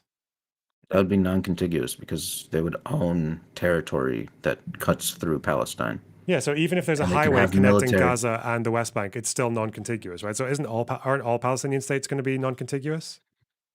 What do you mean? You're talking about it being non-contiguous. Non-contiguous in the West Bank. Of course, it's going to be non-contiguous from. Which, by the way, if we were living in a perfect world, it wouldn't be non-contiguous. But of course, it's going to be non-contiguous from Gaza to the West Bank. That's the thing, because I know that because the problem I remember with this, what do you call it? What did they call it? This fucking safe passage. Was just like a road, like a thin road system. The problem and there were highways and other roads that cut through it from the Palestinian state. So there was going to be like a way from going from the West Bank over, the same way you would just have like a highway connecting any other piece of land. So the problem with it was that there were concerns over whether or not Israel would have the right to expand more intrusively around that road to build more security measures like checkpoints or towers and things like that would mean them pushing it further and widening it. I think that was the concern, but not the thing itself making it like a completely split up West Bank. And also I think the same with that's not what I'm saying. Of course you can drive under a bridge, but the non-contiguous means that they don't have sovereignty over the whole of their contiguous territory. Okay. So was that ever was that the what did the Palestinians say about that then? So this seems to be like the list of what we call Israeli reservations so far. Yeah, points of clarification. Yeah. The Palestinian one up here. Wait, what's this? There's more here. I think this might be what they're calling the reservations. Okay, let's read all this. Fuck, it's not that long. Response to the government of Israel to the ideas raised by Clinton regarding the outline. Okay. Further to your conversation with the Prime Minister, during which he informed you of the decision of the government's Ministerial Committee on National Security of December 28, 2000, I wish to convey to you the text of the decision in full as follows. President Clinton's ideas contribute to the renewal of intensive negotiations toward a permanent settlement between Israel and the Palestinians. We consider these ideas to be a basis for discussion, provided that they remain as they are, as a basis for discussion acceptable to the Palestinians. Israel will request a number of clarifications concerning matters of vital interest to Israel. Israel expresses its gratitude to President Clinton for his crucial contribution now and throughout his entire tenure to advancing the peace process in the Middle East toward a better future for the peoples of the region. Clinton's ideas are a courageous attempt to offer the parties principles and guidelines for a framework agreement on permanent status. Their acceptance would entail historic concessions by Israel as well as by the Palestinians. Under any agreement which may be concluded on the basis of the president's ideas, Israel would encounter grave risks to its security and be forced to confront a tremendously difficult rupture or ruptures amongst its citizens. The Palestinian side would have to face its own challenging social and political cleavages. So far, are we getting any reading so far, or should I just keep going? It's got like another page left. Well, no, I think that this is respectful. I mean, that's pretty much it. The decision of the government of Israel clearly states that Israel considers these ideas to be a basis for discussion, provided that they will remain as they are, a basis for discussion acceptable to Palestinians. However, on behalf of the Prime Minister, I wish to note that many of the elements outlined by the President differ from Israeli positions as presented in the final stages of negotiations, and on other issues, the President's ideas run contrary to ours. I refer among others, to the following. Israel's objective, recognized by the President, is to incorporate 80% of the settlers within settlement blocks under Israeli sovereignty. To accomplish this end, the permanent territorial arrangements would have to include annexation that exceeds the numerical territorial scope indicated by the President, or to combine the suggested scope of annexation with long-term lease arrangements of additional territories. However, the numerical territorial values indicated by the President are insufficient in themselves to achieve this goal. So I guess what they're saying here is that they wanted to incorporate 80% of the settlers, but the land swap percentage given by Clinton is not allowing them to do that many. We agree on that? Yeah. Okay. Well, again, I don't know. Someone right here, CPL Punishment, is saying the second. So I was reading secondhand sources. I didn't know about the existence of either of these two documents. I did look for them, but I didn't find them. Just to answer that. But yeah, it looks like one of the things that they're bringing up is that the land swap agreement, and it was like 5 to 10%. They were being a little weird about it, but it was like 5 to 10% wouldn't be enough to house apparently 80% of the settler population, according to the Palestinians. I'm not sure how true that is. I'm not sure what that's based off of, but okay. Yeah, and they're saying that could be used as a scope to widen the like territorial leases and stuff like that from the Palestinians. So yeah. Okay. Let's see. The President's ideas regarding the Old City and Har Habayet are different from Israel's position, which stresses the concept of the special regime for the entire Holy Basin. In addition, the suggested sovereign and functional... What is the Holy Basin? I couldn't tell you. Let's see. There's too many holy sites. The Holy Basin map. It is somewhere, it seems to be in the Old City.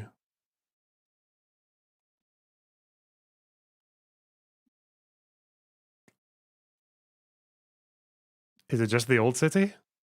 Oh, it's the Old City and the Holy Basin area. Okay. Okay, yeah, so I guess he's saying what I just said about it, like widening the scope. Is it part of the Old City or is it in the Old City? I have no idea, but if it is what you just said, like the whole entire Old City, I'm guessing that's what he's talking about. I've never heard the Old Basin being used as a term to indicate. I mean, Israelis and Palestinians use different terms for fucking everything, so it's not surprising. Yeah, because Al-Aqsa Mosque is, the Temple Mount. Yeah. Anytime someone... Oh, what's this? Is there a holy basin here, I wonder? Christian quarter, Muslim quarter, Jewish quarter, Armenian quarter? No. Oh, well. All right. It refers to the president's ideas regarding the old city are different from Israel's position, which stresses the concept. Oh, okay. In addition, the suggested sovereign and functional arrangements in around Har Habayat require certain further modifications to take adequate account of the respective ties of Judaism and Islam to the site. Okay. In the field of security, the presidential ideas differ from the Israeli ones with regard to Palestinian police and security force, the mandate of the international force, and the monitoring of the non-militarization of Palestine, the aerial arrangements, the suggested timeline and arrangements in other areas of security and significance. I think this is because, I know one of these specifically, was that Israeli security installations in the Jordan Valley, I think, Israel wanted like between 6 and 21 years, like leasing it. Was that in the last document? Because that's something that I heard, but I didn't see it in the last document like being reiterated. Because in the Clinton parameters there wasn't that. No, it was that was Camp David was the 6 to 21 years. I read that from Jeremy Pressman, I think. I do know that was a part of Camp David, and that was something that made it untenable for Palestine to not control its own borders for 20 fucking years. But like. So I don't think that was included in. I don't think that was included in the Clinton parameters. Yeah, I think the Clinton parameters just capped it at 6 years. They just said 6. They didn't say 20. Yeah, there was no 6 to something else. I think that's what I remember. Okay. Finally, on the issue of refugees, the formulas concerning the right of return of the refugees embody certain ambiguity, which Israel wishes to avoid. This response will confine itself solely to presenting the points that, in our best judgment, require further clarification in the course of future negotiations. As you will note, the attached points do not call into question the internal logic of the president's ideas, nor do they include the additional topics which will need to be addressed. Looking forward to the resumption of negotiations. So far, there's more to this, but so far it's just been like clarifications and like just saying that like things won't work the way that it's outlined. And he just said, and like it said that like this is like this is a document for clarification on the peace process and like how this is going to work. So I think that this is a good attempt at peace. So far, at least. It could completely turn into like, genocide all Jews or something in the next paragraph. So I don't want to shoot myself in the foot here. No, I mean this is this is just Israel's letter. That's the end of it. That was that was Israel's letter to Clinton. That's it. To me, because they're saying we consider these ideas to be a basis for discussion, provided that they remain as they are, a basis for discussion acceptable to the Palestinians. So it seems to be just things that they would have, some things they want to clarify, but other things are just like, this is going to be different from what they initially wanted, but they're conceding it CPL punishment said Israel accepted the parameters, Arafat did not. No, they both accepted the parameters. Yeah, but this is the problem is that if we can go for the Palestinian negotiating team as well, but it seems to be that, first of all, it's a lot longer. Holy shit. Yeah. It's 1, 2, this is late as well. This is a late response. 1, 2, 3, 4, 5, 6 pages. So we can read through all that like separately if you want, but the thing I noticed about this one was that it's like people say it was a yes that sounded like a no. It was a yes that was really a no. And it's here where he's saying about refugees and how the essence of right of return is choice. They should be given the option to choose to which way they settle, including return to the homes from which they were driven, and saying there's no historical precedent for people abandoning their fundamental right to return to their homes, whether they were forced to leave or fled in war. We will not be the first people to do so. To me, that sounds like they want full right of return, which is never going to be accepted by Israel at this point. Yeah, but again, the entire scope of this thing is, oh my god, fuck off for a minute. Anyway, the entire point of this thing is to not allow the entire scope of this thing is to, god damn it, that guy made me lose my train of thought. The entire scope of this thing is to serve as a basis for a starting point for further negotiations. So I don't really take the reservations I take them with a grain of salt because I do think that Arafat has shown willingness to compromise on the uncompromisable in the past.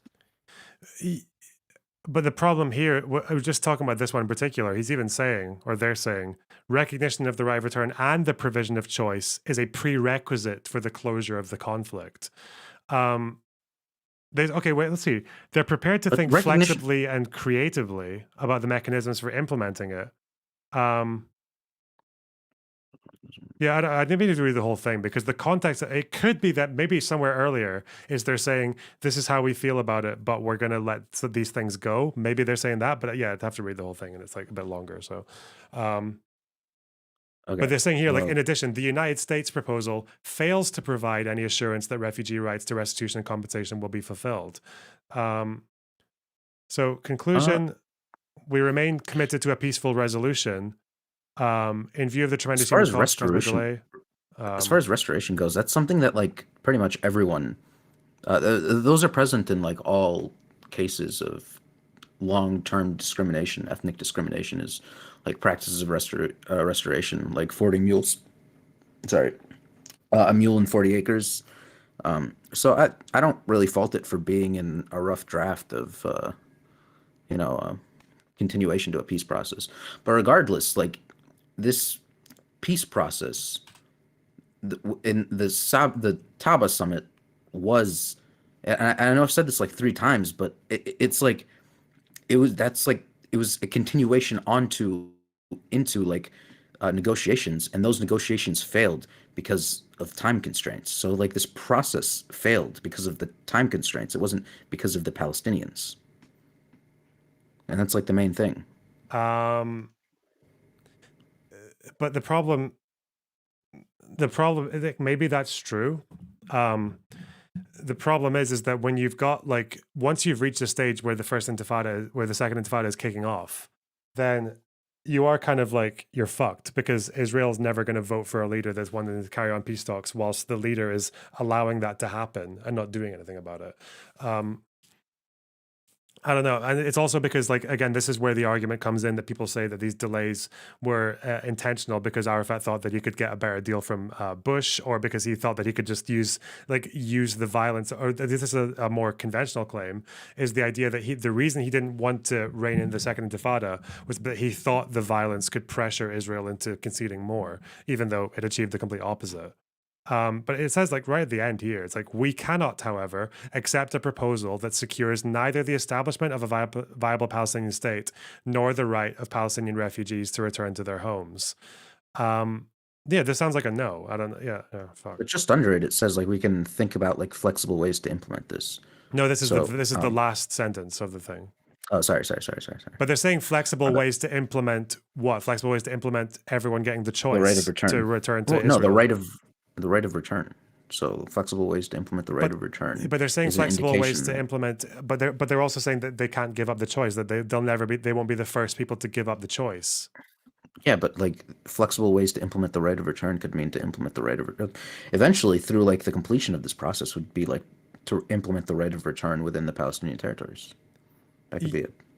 I mean, no, the flexible way to do it seems to be what was offered, though, that they would get to, there would be like that $30 billion fund for resettlement, and then there would also be people moving to Gaza and the West Bank, and then Israel having sovereignty over how many can go back there. So that did seem, that was flexible, because obviously that wasn't Resolution 194 or whatever. That was Resolution 194? That's the refugee right of return, no? 48, right? Resolution 194 and 48? I think that's when we're talking about. Maybe just a bit after. Yeah, I did read that resolution, but it was a while ago. Yeah, it was just people return and live at peace with their neighbors. That one. Yeah, return no, to where there's they more were. to it than that. Okay. It wasn't just about the right of return. There's more to it than that. But all right. All right. I've been on for a while. There's a few people piling up in the waiting room. Thank you. It's been great, like always. All right. I'll see you around. Take care. Bye-bye.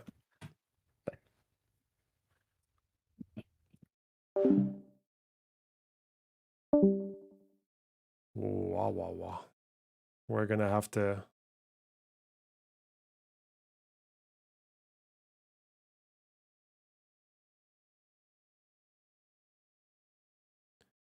Well, Who do I want to come into the dog? This guy. What do you want? Crazy fuck. Oh, what's up, man? Hey. Hold up, let me turn off the YouTube video. All right, cool. So here we go. So yeah, man, I want to talk to you about what do you think about the assassination of Hamas in Lebanon? Seems pretty wacky. I don't even know how many people died. I don't know if civilians died. Fuck, seems pretty escalatory potentially. I don't know. Don't know if it's gonna be Hezbollah are gonna fire back hard. Who knows? Only read the headline and the first short articles about it, so I don't know. But you know, I mean, you read a lot about the history, so you know Israel has a history of going around assassinating people, right? His political opponents abroad. What do you think about that in general? There's even a book called Rise and Kill First. I think it depends on who they're targeting. I don't know. It sounds like this guy might have been a legit target based on with the fact that they're at war with Hamas now. But I know that also there's that whole thing with like Iranian nuclear scientists who get killed, and then Israel doesn't really. Israel denies it, but everyone's kind of like, well, come on, that's probably pretty unethical. I don't think they should be doing that. So. You know, they killed a Moroccan waiter, right, in 1970s in Norway. They thought he was Ali Hassan Salameh, and they killed him, and the Norwegian arrested them. I think it was either Norway or Sweden, which are one of those two. It was Lillehammer. I think that's Lillehammer's in Norway. And they got arrested, but they got released again. So, you know, they keep getting away with these brazen assassination. They even assassinate, you know, Canadian scientist that was working for Saddam Hussein. And yeah, you know, other Westerners as well. So it's pretty wacky that, you know, Saudi Arabia kills one guy, a journalist, which is pretty fucked up, I would say so as well. But, you know, they get all that, you know, yeah, of course they should get all that, you know, criticism and etc. But Israel is just rampant, man. Just, yeah, some of them are military targets, but some of them are, you know, scientists, like you said, people that support Hamas, but are not the actual part of Hamas or the military wing. So it's pretty fucked up, I would say so. So, yeah. I don't think you need to be part of the military wing to be a target, but again, yeah, it's like those kind of circumstances. I don't support everything Israel does, so I don't know why you're bringing it to me, but okay, yeah, they do assassinate some people who don't deserve to be assassinated, probably. Yeah, sure. Yeah, and again, Israel, like, you know, gets flown away with the international rules. You know, it's that's the only country that keeps habitually like crossing the international norms lines. The only country. One of the biggest countries. Which countries in the Middle East? Which countries surrounding Israel are signed on to the International Criminal Court or to the Geneva? It's a Western country. It's a Western country. Okay, like, but you just said like no other country does it. That's like no country in that fights with Israel follows the rules. Okay, I don't know why you're saying that. Why would you even suggest that? No one follows the rules in that region. No, you know what I'm talking about. Like, I'm talking about Westerner country that's what they support. They're part of the EU concerts. What is it called? Eurovision. They're part of the EU Cup. Yeah, and all that kind of stuff. So yeah, well, what do you think? Do you think if any Western country was surrounded on all ends by people who were attacking them and lobbing rockets at them for 16 years, do you think they would become a little bit more right wing, a little bit more wacky? You saw how America was after 9/11. Yeah, when people get attacked, they lose their shit. This is why Palestinians get fucking crazy, because they've been attacked for 75 years. Fuck. Yeah, it's just so humans do that, you know? What are you trying to tell me? I'm saying that Israel is one of the biggest offenders of human rights. Biggest offenders of human rights, and one of the biggest criminal organizations on this earth. What's happening in Pakistan right now? What is happening in Pakistan? You tell me. No, you should know. You care about Muslims. Tell me what's happening in Pakistan. What is this? The Douglas Murray points now? No, okay. They kicked out the Afghanis. What about it? What about it? How many? How many have they pledged to get rid of? I don't know. Quite a few. 100,000, maybe 200,000. Who knows? 200,000. More than 300,000 are already gone. They pledged to get rid of 1 million back and send them right back into the hands of the Taliban.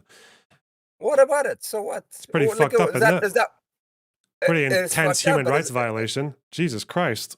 No one gives a fuck about that, though. You don't care. No. Look, man. Look. Yeah, I'm not saying it's the good. It's Where are the it's a UN good resolutions thing, but against fucking Pakistan for doing that?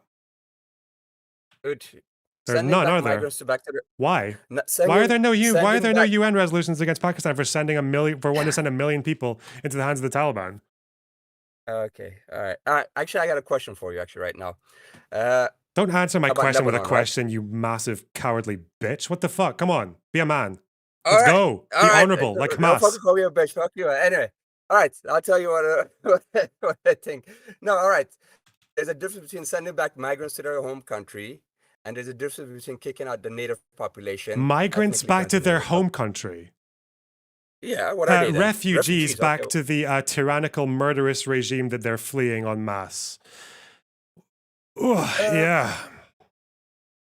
I'm pretty sure the Taliban is cool, man. You know, I've seen plenty of videos of even English people went into Taliban. Even white women went to Taliban country after they took it over, and they seem pretty cool. Yeah. They don't seem to work that bad. Yeah. Yeah, you should check them out, man. Are The they? Taliban are Yeah. no good, man. Yeah. I don't know, Okay, so, massacring all their right. political opponents, fucking torturing people, like cutting people's fucking limbs off for opposing the government. I don't know, really? These are your guys? These are another list on the list of honorable organizations?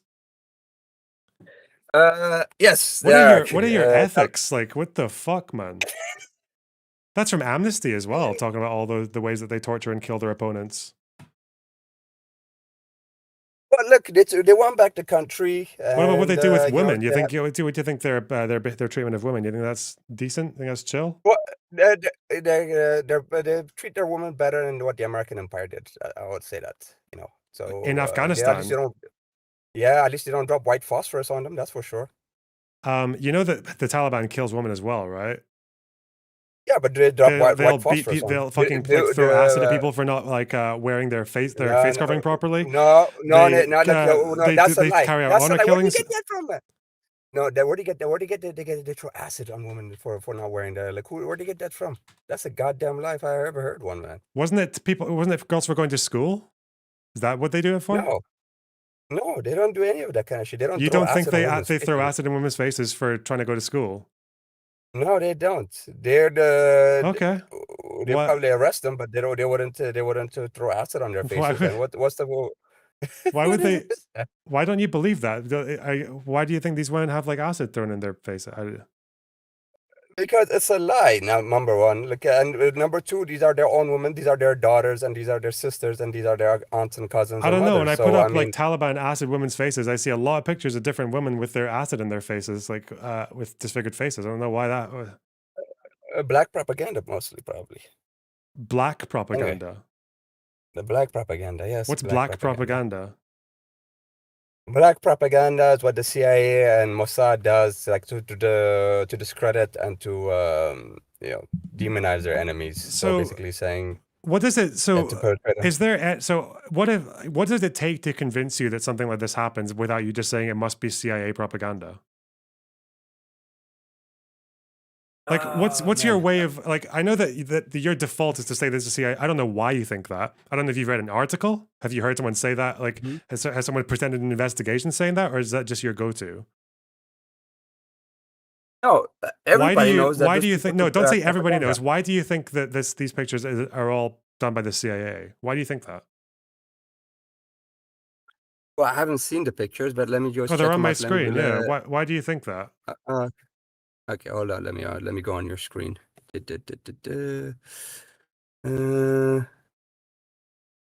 Okay. Well, look, this is not the Taliban. Okay, so this kind of stuff happens. Why do you think it's not the Taliban? Oh boy, man, this is not the Taliban. This is like this is what some people do. That's the government. Like the Taliban is the government. So basically, this is stuff that happens in those countries when when there's crazy jealous boyfriend, jealous this, jealous that, or they think the woman has done something bad into the family and stuff like these kind of things happen. I don't condone it, but I'm pretty sure our allies in Afghanistan also have done it as well. This is basically, this is tribal culture. I'm not condoning it, but Afghanistan is way backwards than than the West is very. Yeah, it is what it is. But that being said, the remedy for this thing is not to see, going to Freedom Moon by, by in U.S. Special Forces. No. I've never. Excuse me. I don't support the U.S. invasion or like nation building project in Afghanistan. I think it was a horrible idea. So I don't know where you're getting that from. Yeah. I'm still saying I don't know why. What do you think the Taliban does? The Taliban enforces Sharia law and enforces the country, the country's law. Yeah. Anyway. Why do you think? I don't know if you remember, but that Taliban spokesman was being asked whether or not women would be like attacked for going to school, and he wouldn't answer. He just said, "Oh well, the Sharia law will decide. We'll just look into it with the Sharia law." Why do you think? Why do you think he couldn't answer such a simple question about whether or not women should be allowed to go to school or have the fucking shit beaten out of them or get arrested or get like acid thrown in their faces? Nobody's going to throw acid in their faces. That's just lies. But anyway, they don't need to do that. They will just put them under house arrest, and that's what is going to happen. I'm pretty the sure Taliban puts women under house arrest for trying to go to school. Yeah. Do you support that or no? It's not for my place to judge. This is from UN High It's your place to judge when Jews do shit like, not even that, but like when Jews do anything bad. But okay. This is UN. Right. You love the UN. Yeah, Taliban UN, responsible for 218 extrajudicial killings, 14 enforced disappearances, 444 instances of torture and ill treatment. This was like, yeah.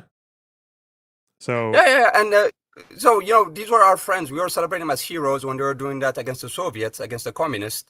So well, the Mujahideen were against the communists. Not the Mujahideen are the Taliban. The Taliban came from the Mujahideen. They came from some people in the Mujahideen. Didn't most Mujahideen people go to join the Northern Alliance to fight against the Taliban? No. Like the Mujahideen was what's his name again? God, I forgot all their names. But yeah, most of the Mujahideen that made up Mullah Omar was part of the Mujahideen. That's the number one guy that made the Taliban. And if you even look a picture of the Washington D.C. when they came to visit Ronald Reagan, not to fucking Sirajuddin. This guy's name. Hold on, Sirajuddin. Taliban.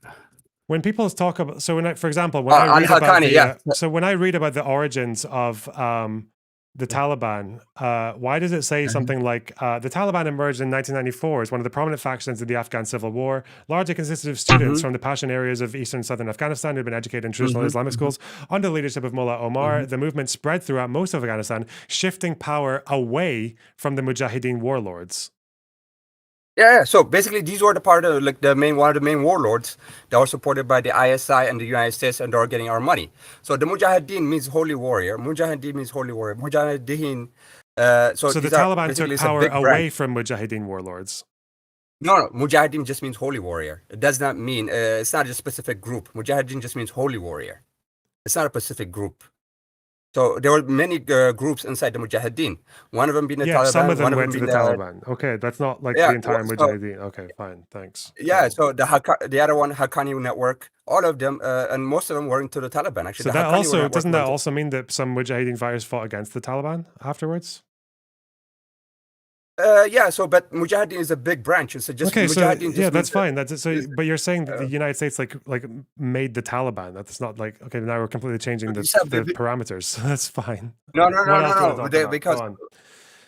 They made the Taliban because they were part of. But yeah, okay. I wanted this was a big question for you because you're from Lebanon, right? So I wanted to ask you this question.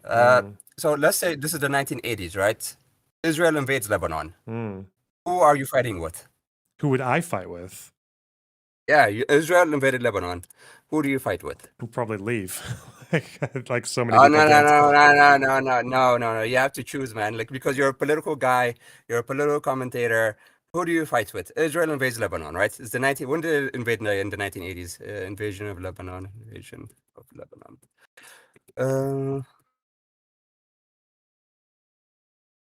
So 1984. So. So who do you fight with? Do you fight with the Phalangists? Do you fight with the Christians that are allied with Bashar al-Assad? I mean, Hafez al-Assad?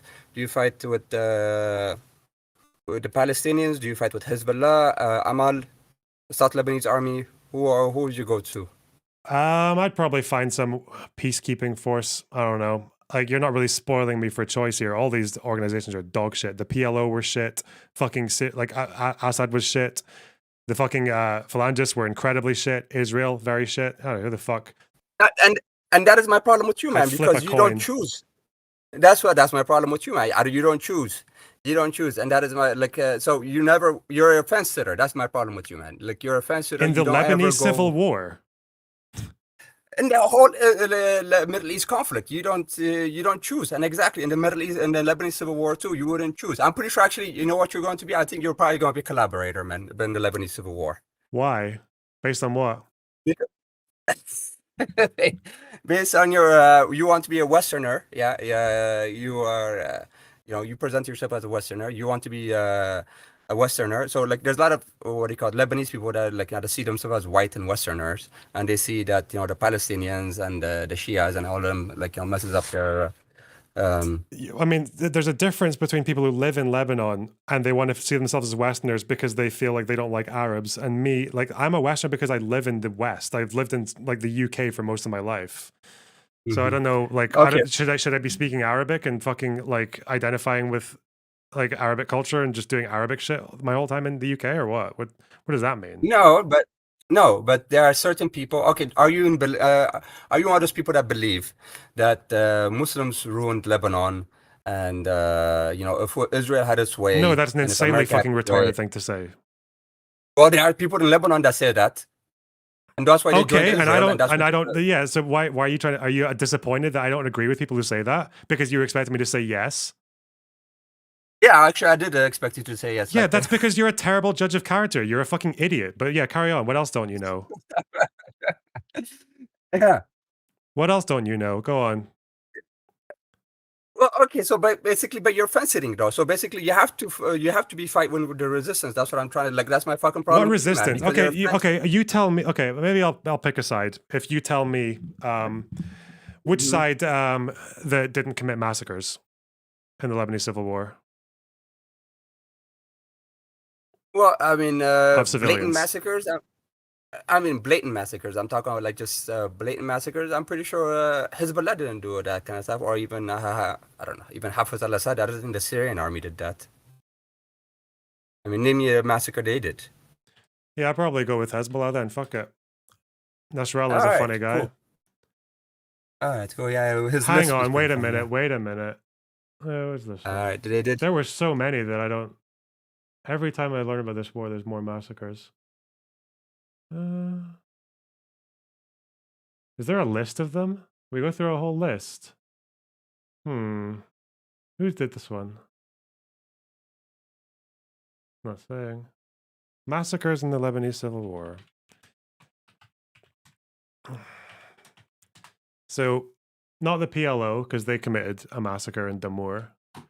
Sabra Shatila, that was the Phalangists, fuck them. Israel helped with that, so fuck them.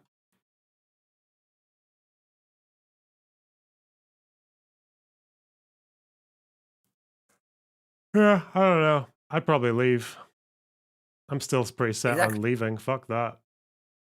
That's my problem with you, man. Yes, well, like you talk tough but you never stick for something. You have to stick for something. You have to stand up for what is right. That's my problem with your liberal kind and What your. was right and, then? What's the right thing that I should stand up for then? No, the problem with liberals like yourself or it's- Destiny. By the way, hang on. Syrians committed 2 massacres in 85 and 1990. I didn't know about the Actually, war of the camps. Shiite. One of them was Shiite militias. So Mm-hmm. Oh yeah, like And- Amal, yeah. Were betrayed so- by the Shia militia. yeah, fuck it. So there's not, and the Shiites like would that have overlap with Hezbollah? Were they involved in that directly? No, Hezbollah probably hasn't been born yet. Who knows? No, Because they were came born in late '82.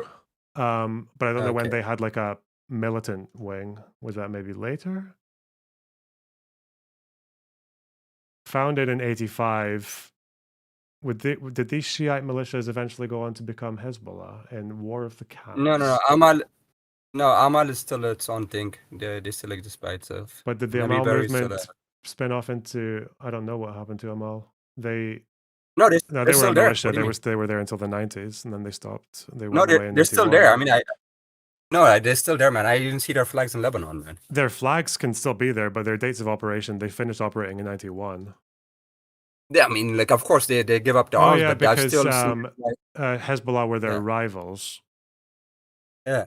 But anyway, I still see their guys with guns and stuff walking around too. So I mean, it's not. Okay, so Hezbollah didn't commit any massacres in the Lebanese civil war. Fuck it, I'll be a Nasrallah guy. He was useful for getting the Israelis out, so ditch him after that. Yeah, and he was also anyway, useful for fucking giving aid to what do you call them? Well, Shias, like, because the welfare state in Lebanon was really inadequate for them. They were really disadvantaged by the fucking stupid Christian preferential political system. So there's a reason they came there. That's not just Iran. Yeah. Anyway, does it surprise you that I have those opinions, by the way? Yeah, it does surprise me because I hope because you're a fucking idiot. That's why. That's why. No, fuck you, man. Fuck you. No. Am I wrong though? No. I'm sorry. Like, you swing and miss like a fucking Hamas rocket. You're as inaccurate as a Hamas rocket. I'm sorry. Like, the amount of friendly fire that's going on here from one jihadi Santa Claus to another. You're not a jihadi, though. No, I'm not.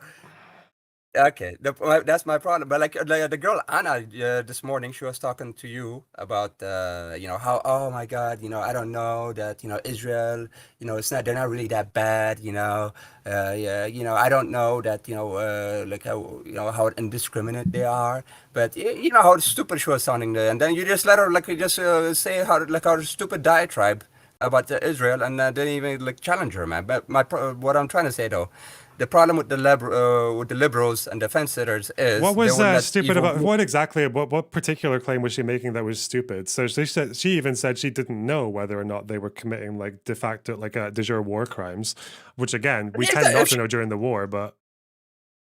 Yeah, but she was comparing her situation to Israel. And she was saying, "Oh, that." She said it's not a good comparison. Comparing Israel to Russia and Gaza to Ukraine is a bad comparison. Would you not agree with that? They are bad. Yeah, one is so much worse, and Israel is such a blatant violator of human rights that all compared to Russia. Who do you think commits more war crimes, Russia or Israel? Israel, of course, man. There's no fucking chance. No, like what? Oh my God! Again. You guys had to basically fabricate a hospital getting direct hit and 500 people dying. Russia actually has done that multiple times in the war. There was a fucking theater where civilians were sheltering, where they wrote kids on the floor outside so that it could be seen from a fucking drone, and they fired directly on it and destroyed it. You guys had to invent a fucking hospital getting direct hit and flying and 500 people dying. You guys had to lie about it, and it turned out that it was one of your own fucking guys who did it. It was a PIJ rocket, most likely. I don't know. Maybe more investigations will come out, but it seems to be that it was a PIJ rocket. Dude, didn't you hear on Wolf Blitzer, the Israeli military guy? He came on and he was like, "Oh, we just hit a refugee camp. It was full of refugees, but we were looking for one Hamas guy. I didn't even know they hit him." And the Wolf Blitzer, so did you at least get? The Wolf Blitzer asked him, so you knew that there was refugees there, but you went away and hit it, right? It's like, yes, but unfortunately, sometimes in war you have to and it's so. You're talking about the Jabalia camp. Yeah. So I know. Yeah, you completely mischaracterized it. It wasn't just one Hamas guy. That was the one Hamas person that was confirmed, because the Gaza Health Ministry does not tell you when Hamas fighters died. They also said that there were Hamas fighters hit and that they caved in tunnels. So yeah, it seemed that they were targeting military targets, and they were willing to accept civilian collateral damage. Now, the debate that you could have, if you were being sensible, would be, was the number of civilians who died an acceptable level of collateral damage for those military targets? I would argue probably not. It seems to be that they are quite willing to accept a high level of collateral damage for each military target, unlike what they used to when they seem to be more in line with NATO standards. That's the argument you could have. Not, they destroyed a fucking refugee camp full of refugees and the one Hamas guy. Like, again, you're just talking like a fucking moron. I don't know. I have to do your job better than you can, but hold up. All right, one last thing as well. The difference as well. Russians see Ukrainians as human beings. So, but Israelis don't. No, they don't. They think they're denazifying a Nazi country, and their fucking propaganda ministers say that they went into Ukraine and that they fucking felt evil in the air and shit. I don't know what the fuck you're talking about with that. How many civilians are estimated to have died in Mariupol alone? I don't remember, but I mean, Can you guess? 9,000 kids. 9,000 kids died in 2 months, man. 9,000 kids. So did Russia kill 9,000 kids in 2 months? It seems to be that in the siege of Mariupol, right now they're estimating like 75,000, and that's just from watching the expansion of mass graves in the city. Bullshit. 75,000. Bullshit. That's some 75,000 like civilians, huh? Mostly civilians, yeah, because it's a city. This is where Russia was blocking humanitarian exits. So, yeah. They're like, no, they're not blocking humanitarian. They're blocking Azov escaping. That's what they're blocking. They said that was anyway. You think they were blocking Azov? Wait, sorry. So you would never allow Israel to say that. We're blocking like the exits from Gaza because we're afraid that like Hamas will escape. What are you talking about? You would never accept that cope. All right. Anyway, I was in Moldova. Anyway, right? quick, get away. Try another bullshit fucking talking point. Go on. No. I was trying to say, I've been around with Ukrainians since this war happened. I've been around with Russians since this war happened. I met couples that had like Ukrainians and Russians. They've married, and they've been married and intermingling before. So what is going on between those two countries and those two people is way different than the ethnic and religious hatred that is going on between the Palestinians and the Israelis. These people have lived together for centuries. These people, even till to this day, I've seen them like sit together and drink and have talk. You know, that's a really cute anecdote, but that doesn't take away anything from the fact that Russia, under its government, is invading a sovereign country, Ukraine, even after recognizing their borders in the 90s. They've been invading for now, 10 years? Basically because they want to reclaim parts of Ukraine and make it part of Russia. Because of NATO, man. Because of NATO. Why because of NATO? No, not because of NATO. Yes, it is. You think Russia... Okay, so Zelensky promised to rule out NATO as part of a ceasefire talk in the first month. Why didn't Putin agree if it was because of NATO? You don't know. He didn't. Exactly, you don't. Like, no, Zelensky... he didn't. Okay. No, he you don't think Zelensky offered to say, look, here we go. When did the invasion start? Like February 2022? Here is Zelensky in March. Less than 3 weeks after the invasion. Ukraine will not join NATO, says Zelensky, as shelling of Kyiv continues. He offered to rule out NATO membership in exchange for disengagement. And Putin said no, because he doesn't care about Ukraine joining NATO or not. He wants to make parts of Ukraine into parts of Russia.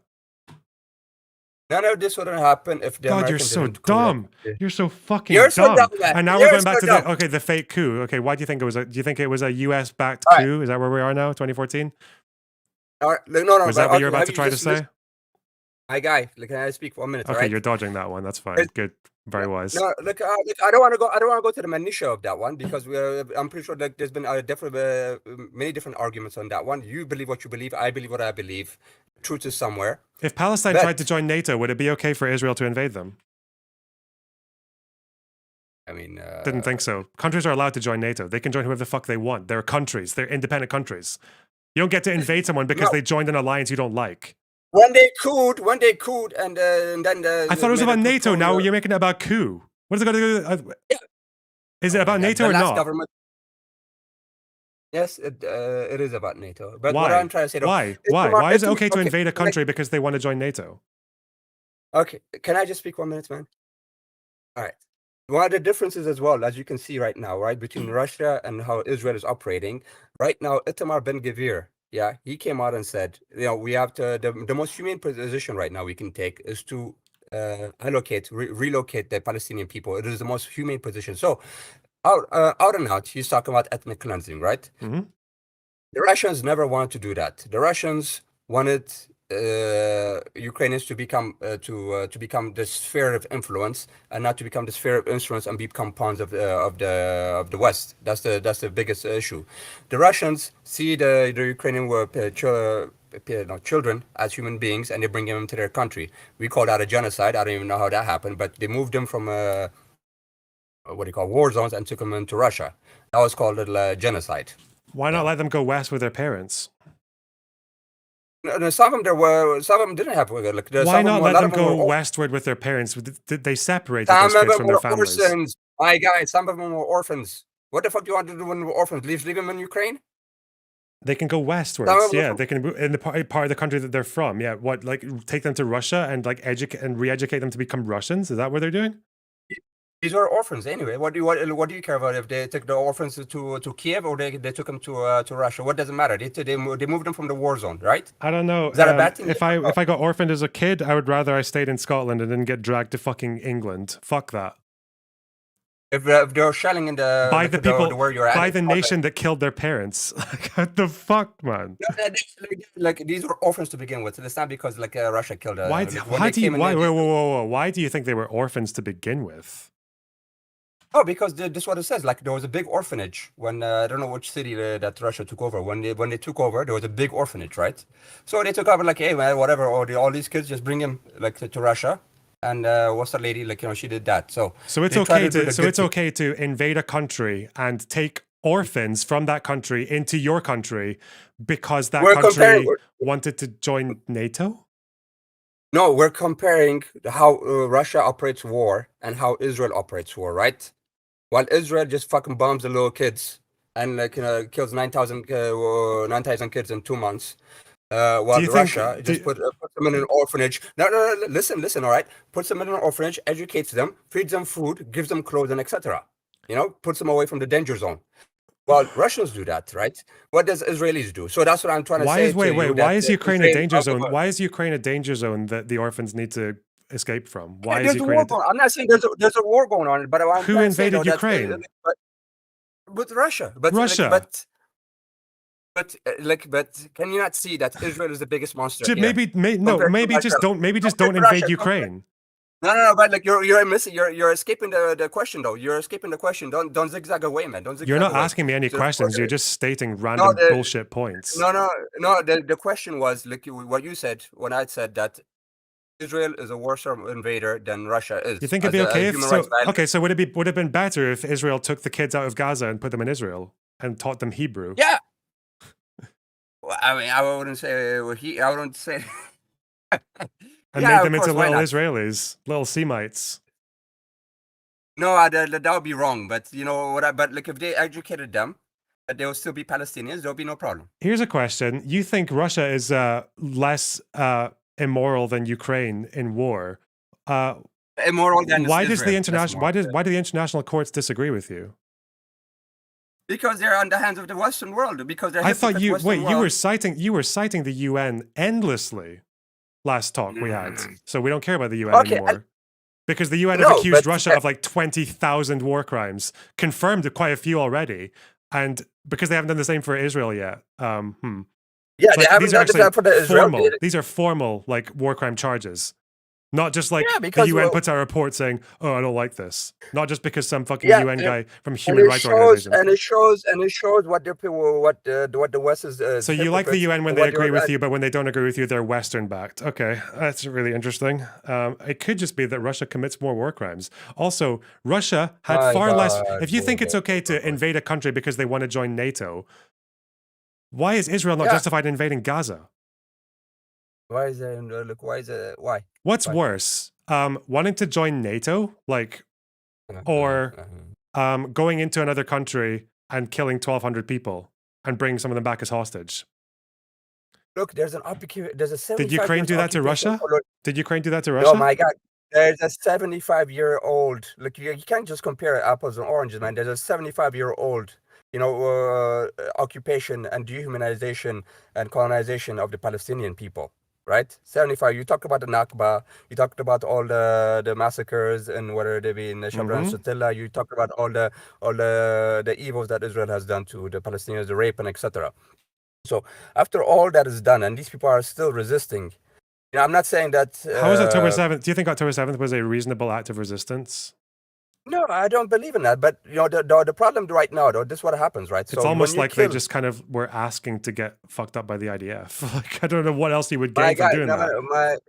No. Like this, what did this is their thing, though. So they would rather die with fighting, with standing in their feet, than get slowly erased. They would rather get their own civilians killed for their retarded fucking 24-hour bullshit failed operation. What do you mean fucking standing? Most of the people in Gaza who are dead did not choose to fight. Hamas sent 3,000 people in. They were slowly getting starved. They were slowly getting erased. People in Gaza were getting starved? The life expectancy in Gaza is like 70 plus. They weren't getting starved. Oh boy, man! Like I don't know who wrote that, but that's some bullshit. Anyway, but no, they were being slowly erased. They were being slowly suffocated. You know that. There's no there's no survival. Yeah, the there's situation in survival Gaza now. sucks. I don't know how the fuck October 7th was supposed to help with that. You don't think it helped? No, but that's what I said. No, but like that's the kind of nihilistic. Okay, so what I'm trying to say is that when Israel, kills every, secular, every secular rebel, every secular, somebody they can have peace with, every secular person and every reasonable Palestinian, they either kick him out, bribe them, or kill them, with their assassination, like rise and kill first stuff, and all their wars, and through America and etc. All that is left to the rebel forces is the worst of the worst. That is what happened in the Middle East. I thought you said Hamas were honorable last time we spoke. Now they're the worst of the worst. I mean, the most fanatical of the fanatical. The worst of the worst. That's what I mean. The fanatical of the fanatical. So the same thing happened. So they're not honorable. They're the worst of the worst. They're they're honorable, but they're because they're Muslim and they're the Mujahideen. The Mujahideen as well. So, but they're not. They're not reasonable people. They're not people you can talk to. These people are basically have lost everything. These are the most fanatical. These are the most dangerous of the rebel force. Well, Hamas get their leadership and their direction from a multi-millionaire who lives in a 5-star hotel in Doha. And there's nothing wrong if you having money and become a rebel leader. I think if you are probably letting the civilians of Gaza suffer for your decisions while you are in a different country, there probably is something wrong with that. Especially if you're enriching, and not to mention if you are an authoritarian regime who people can't vote out, torturing and imprisoning your political opponents, and stealing fucking aid money to enrich yourself or to just funnel it into weapon production. Yeah, that is probably quite dishonorable. That's quite a bad thing to do. Yeah, fuck those guys. That's why you said they're the worst of the worst. Yeah. No, basically what I'm trying to say, this is the resistance. So this is the only people that are left. So basically that's my problem with you. So basically, what are they resisting? They're resisting the occupation. The fuck do you mean, man? They're not resisting the occupation, though. Oh, that's what I'm saying. It's liberals like you. They killed a bunch of civilians and they took a bunch of hostages and took them back into Gaza. That doesn't resist the occupation. The occupation is doing just fine thanks to what Hamas did. Fucking hell. It's liberals like you that would let in fascists in like Francisco Franco. Like the liberal government was being coy and being playing footsie with the fascist government until they took over. It's that if you're going to play footsie and you say, oh, I don't know, these guys, the resistance are bad, and etc. The ethnic cleansing is just going to happen. At least these people are fighting against the ethnic cleansing. So I don't know I don't know what anything I said has to do with helping Franco come to power. No, because what I'm trying to say is liberal forces in the Republic of Spain were playing footsie with the right wing military government and the Falangist. The Falangist, the Lebanese took the Falangist word from the Spanish. Yeah. So they were playing footsie with them. They were they were putting them in Africa. They went to executing them or putting them in jail when they rebelled. They were just say, oh, we just move them back to Africa. Just exile them to Africa and etc. Well, so when they were playing footsie with these motherfuckers, what happened. They didn't put a clamp down on them. So basically, if you're going to become an apologist for what is that? Sorry, what does that have to do with? What does that have to do with what side I would have chosen in the Spanish Civil War? What's what I said about Hamas? What side is Hamas on in the Spanish Civil War? Do you think they're more fascist or more socialist? Did the people in the Spanish Civil War kill, execute prisoners? Did they do terrible things as well? Yes. Yeah, I'm asking. Yeah, I'm asking you. Sorry, I'm asking you. I'm asking you. Do you think Hamas are more aligned with fascism or socialism? I think since they are rebels, I'm pretty sure they will be probably. I'll put them in the socialist camp. What does being a rebel have to do with being a socialist? You don't have to. You can be a rebel and be a fascist.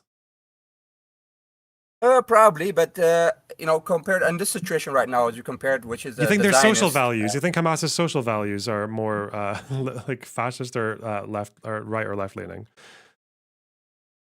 They're more conservative, I would say. So yeah, they're more conservative. Okay. But compared to the what about their views on the Jews? Do you think their views on the Jews are more left or right leaning, more Nazi or socialist leaning? Their views on the Jews. socialistly, because what's his name? Finkelstein went to Gaza, and they knew he was a Jew. They didn't kill him. And then plenty of Jews also went to Gaza. They didn't kill him either. Finkelstein. Is that your? Do you think that the Hamas charter is more in line with socialism on the Jews than Nazism? Don't they recommend don't they cite the protocols of the Elders of Zion in the Hamas charter? They do. No, they didn't. Yes, they do. Fuck, where'd they get this shit from? No, they don't, man. The protocols of Elders of Zion. Let's have a look, shall we? Okay, let's have a look. And then my batter's about to die. All right, anyways, but the covenant. Okay, here's the Hamas charter. Zionism scheming has no end, and after Palestine, they will covet expansion from the Nile to the Euphrates River.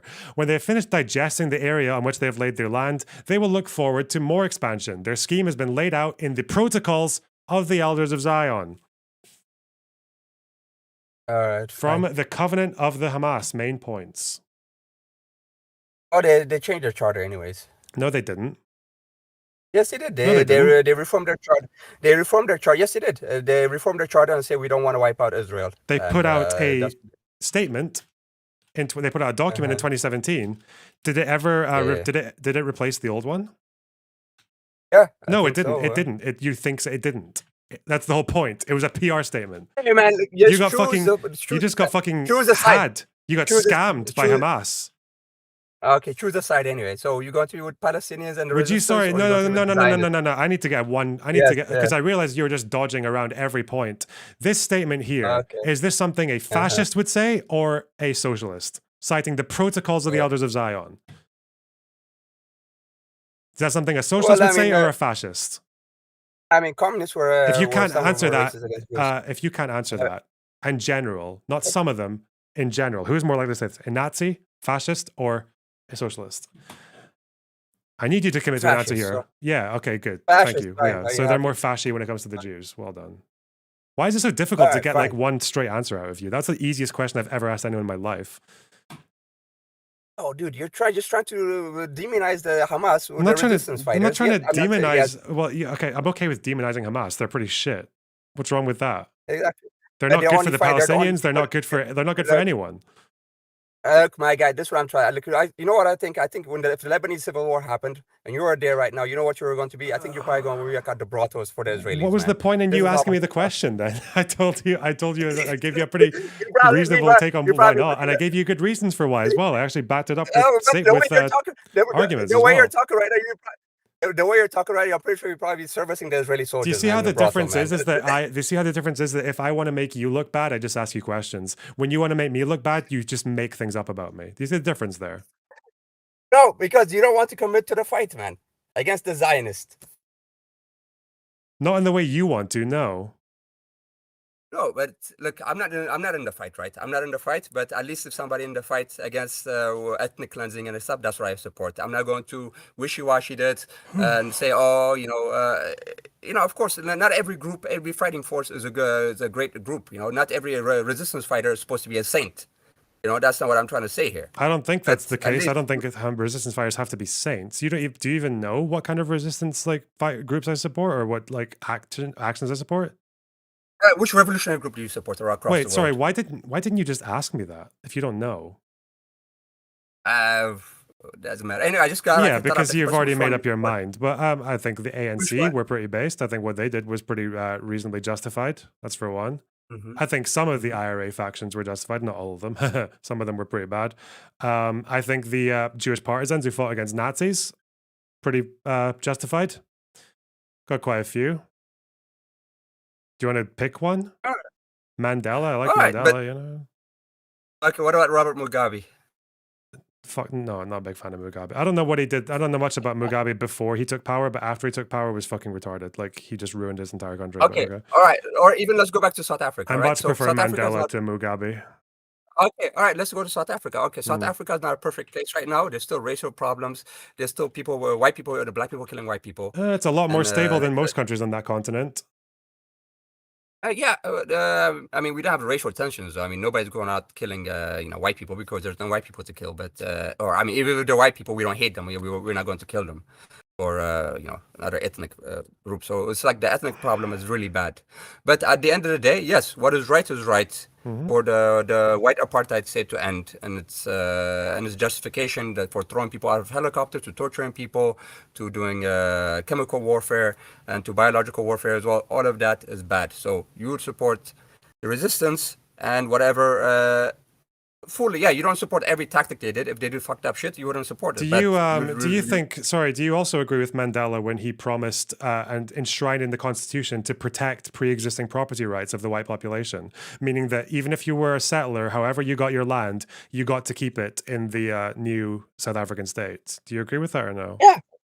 Yeah, I agree with it. But look, so you disagree with Mugabe when he expropriated all the farmers and gave the farmland to his friends, right?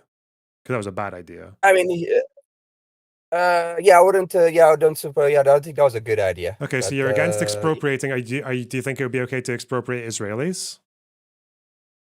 I mean, look, the number one thing though is the Palestinians have to win first.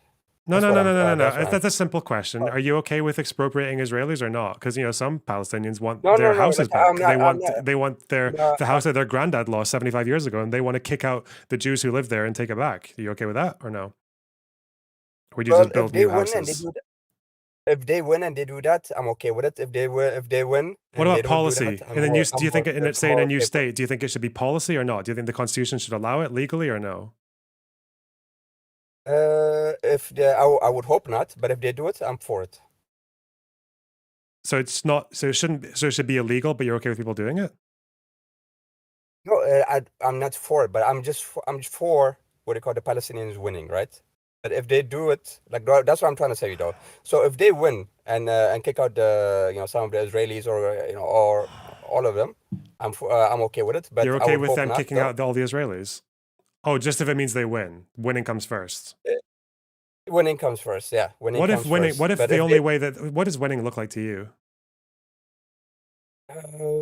Freedom, of course. The freedom for the Palestinians. No, don't say freedom. Come on. When people say freedom, they mean like how many states or like or how binational, one state, two states, like what happens to refugees? Do you have any opinions on that? It could be two states, it could be one state, whatever it is, but it has to be a state, though. It has to be a state and self-determination. So 2 states would be freedom to you? 2 states would be freedom to me, too. Whatever they can get. But at the end of the day, that's what I'm saying. I'm not going to criticize it. Damn. Whatever they can get. Like, that's what I'm... They're no, look, whatever. No, that's not the Trump plan. But what I'm just saying, whatever they can get, whatever they can fight for, and whatever they can win. Like the Clinton parameters, or Camp David, 2000. I don't even know what those are.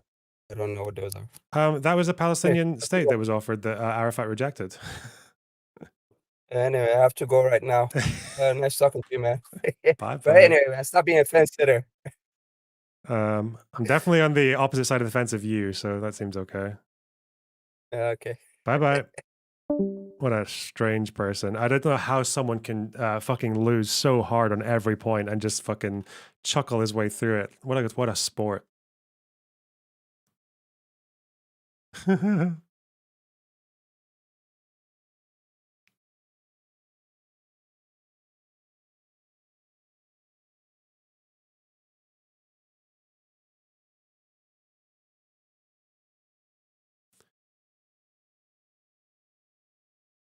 Damn, we really committed to Hezbollah in the Lebanese civil war, didn't we? I guess we need to do another deep dive on the Lebanese civil war.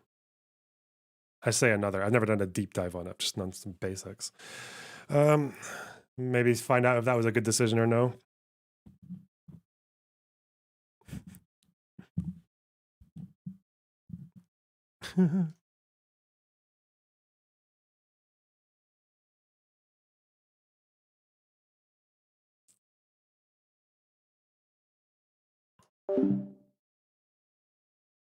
What a funny guy.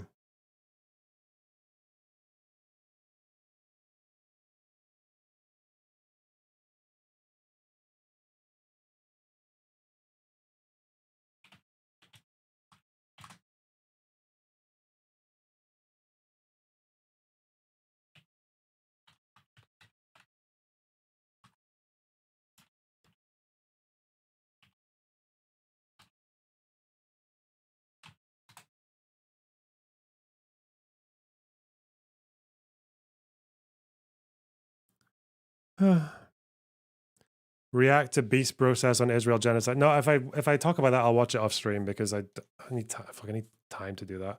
No, I'm not going to react to it because every time I thought, yeah, I'd rather he just got the views. I also want to talk about something different. God damn it.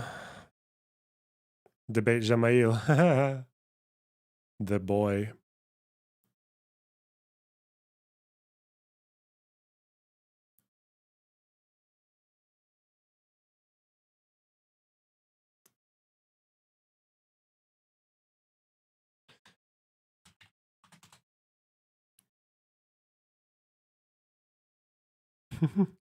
Oh, God. Damn, were Hezbollah really the only ones who didn't commit massacres in the Civil War? I think they might have been. Civil War. PLO. This was by Phalanges. This might have been the event that started the war, wasn't it? Yeah. When the Christians killed 27 Palestinians on a bus.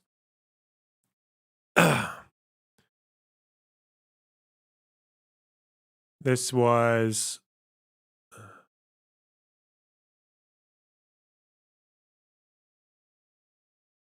Palestinians, not the PLO, I guess, it's the Palestinians who killed 30 to 50 Christians. They were abandoned in a Muslim cemetery with all their genitals mutilated off. Palestinians and Syrians killing Christians. Then Christians killing Muslims and Druze on Black Saturday. 300 to 350 dead. Karantina, this one was huge. This was a big one. And then Damour, the PLO did do this one against Christians.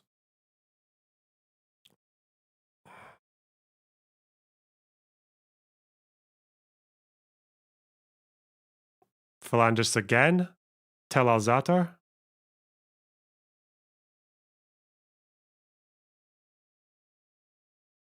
Aishia, this was Fatah who did this to Christians.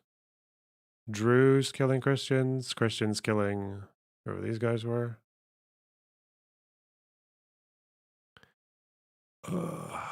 Syrian armed forces. And then Sabra Shatila.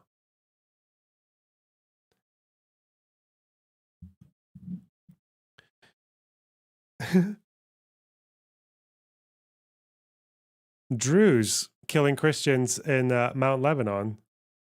About the same number of deaths.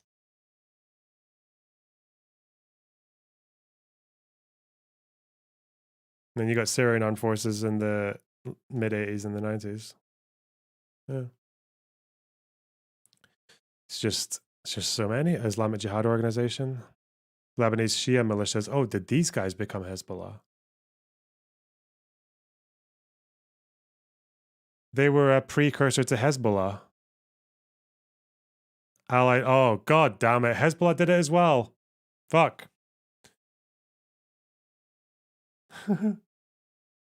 I guess we have to walk it back. Yeah, I would have left. Fuck it.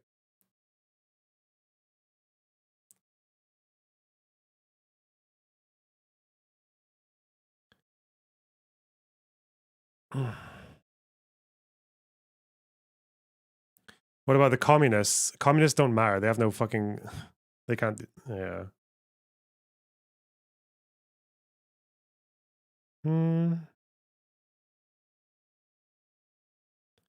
Yeah, the Lebanese communists. Those incredibly relevant wankers. Maybe they were more relevant around this time. I don't know. But god damn it. Yeah, this was precursors to Hezbollah that did this.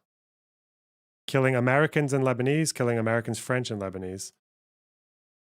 Oh, they targeted Americans. They targeted the embassy and they targeted American Marines. Military targets. I don't know. Fuck.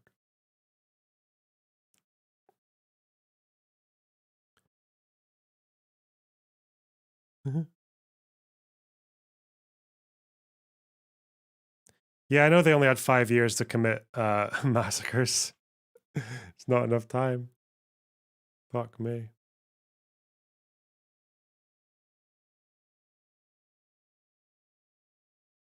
Oh god, why are people complaining about the mods?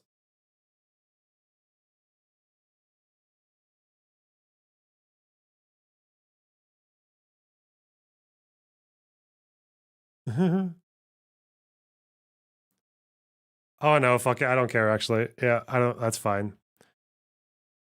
Someone just got timed out, I don't care.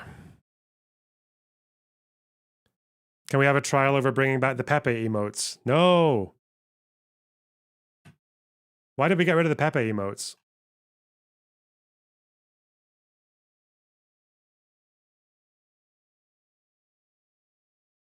Oh.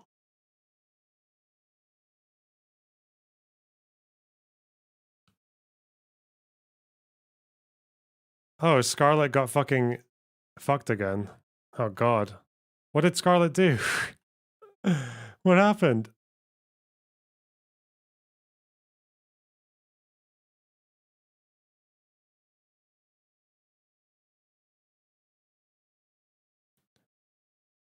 Innocents were caught in the chud fire. Unjust dog pile.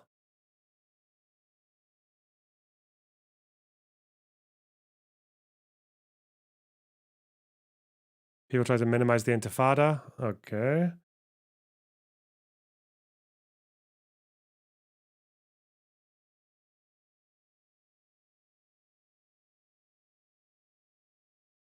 Okay. Just a bit of heightened emotions. Listen. Oh, God. Should we hold trials?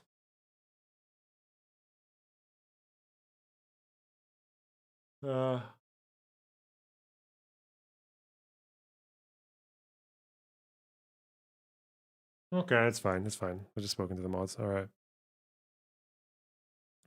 That guy David was telling people kill yourself yesterday. He went mental.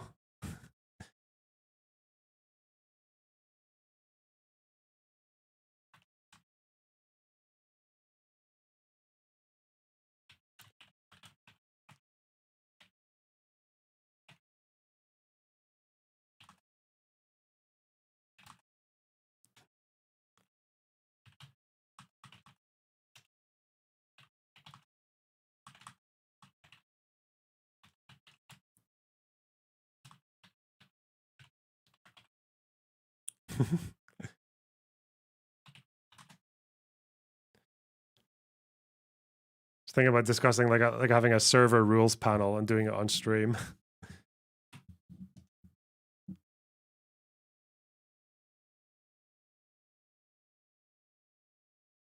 Oh god.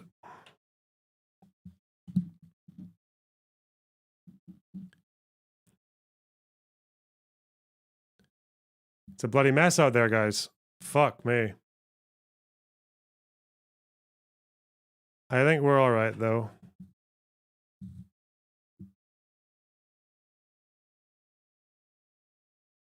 Was she banned for saying Hamas are human animals? She might have been. I don't know. I don't know. It's wild, guys. It's crazy, chat. Would you be interested in a research stream about Islamism? No, not yet. Maybe later, but I don't know. I want to. Maybe Lebanese civil war would be fun. I mean, it's not fun at all, but. If you moved to Lebanon and ran for president, I would move there to vote for you and even form a militia, the Box Langists. Ayy.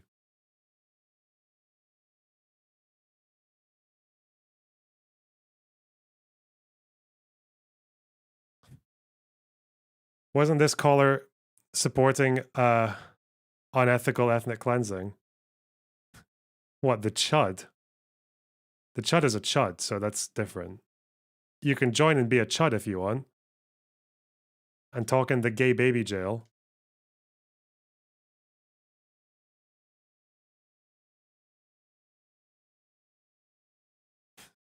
Wait, is Smugbug watching the stream?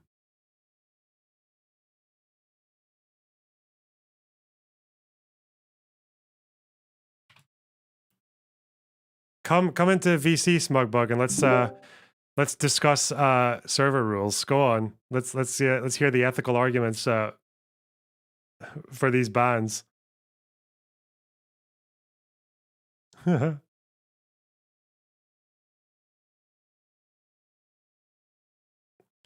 What a mess, man.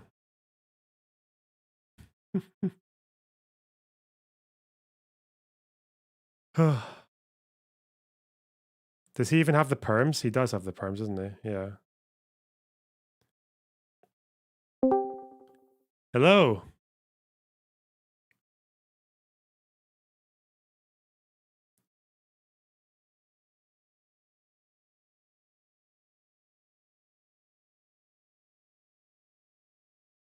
Hello? Oh god. What? Why are you stressing? Huh. You okay? Huh. Why is that broken?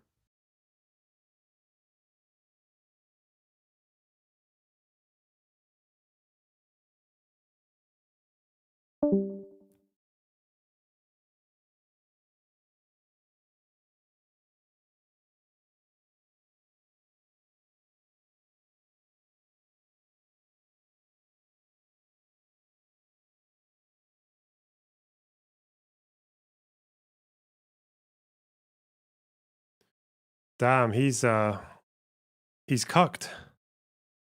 What a dipshit. He's playing with his teddy handbag. Oh no. Are we gonna have to pedo jacket Smugbug? Why would Smug have a say? He doesn't have a say. We're just discussing ethics, Wiz. Wait, why the fuck? I keep forgetting to mod you in YouTube chat. Hang on. Let's fix things up. You should go in too, Wiz. You're of course you can come. These are just very impromptu though. We're just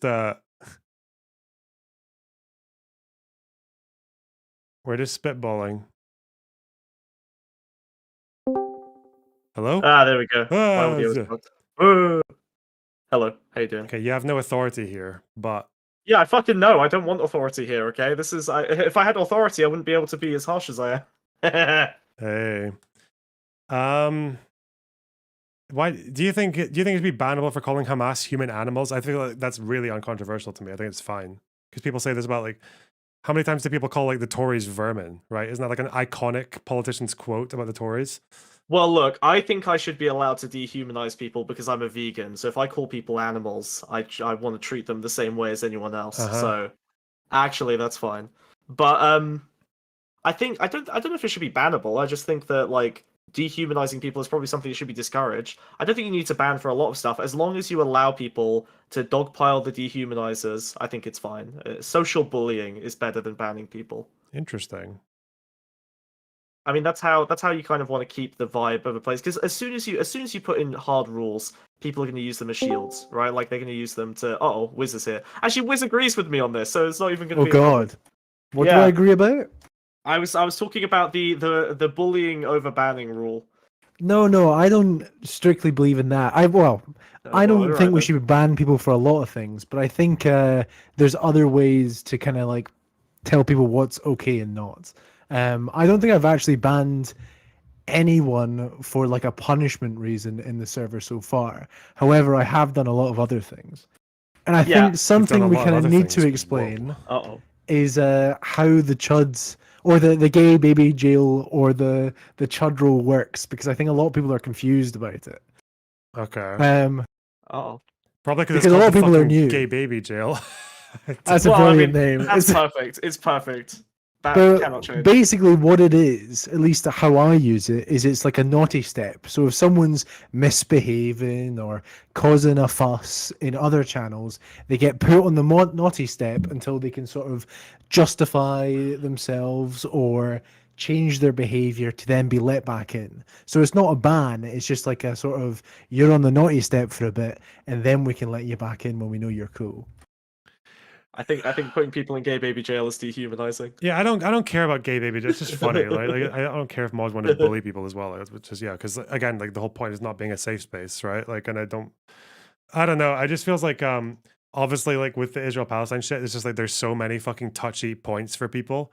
And I guess the problem with that is that like I don't feel like there's any way to properly accommodate both groups, because even when someone in chat was saying that there are people who can go into that Lego Fortnite channel and say that all Israelis are genocidal, it's like, bro, what the fuck? But that's okay.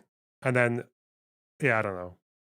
My ideal use case is if someone's like derailing, right? So if they're coming in and just saying that, then it'd be justifiable to be like, all right, okay, you're clogging up the channel, get out of here for a bit, you know? Yeah, but it seems like the people who got banned, like when I looked at fucking Sheer getting banned, she did say that pretty fucking like gross thing about not feeling sympathy for the kid getting shot, but with the guy who's the kid who was supposedly holding a pipe bomb.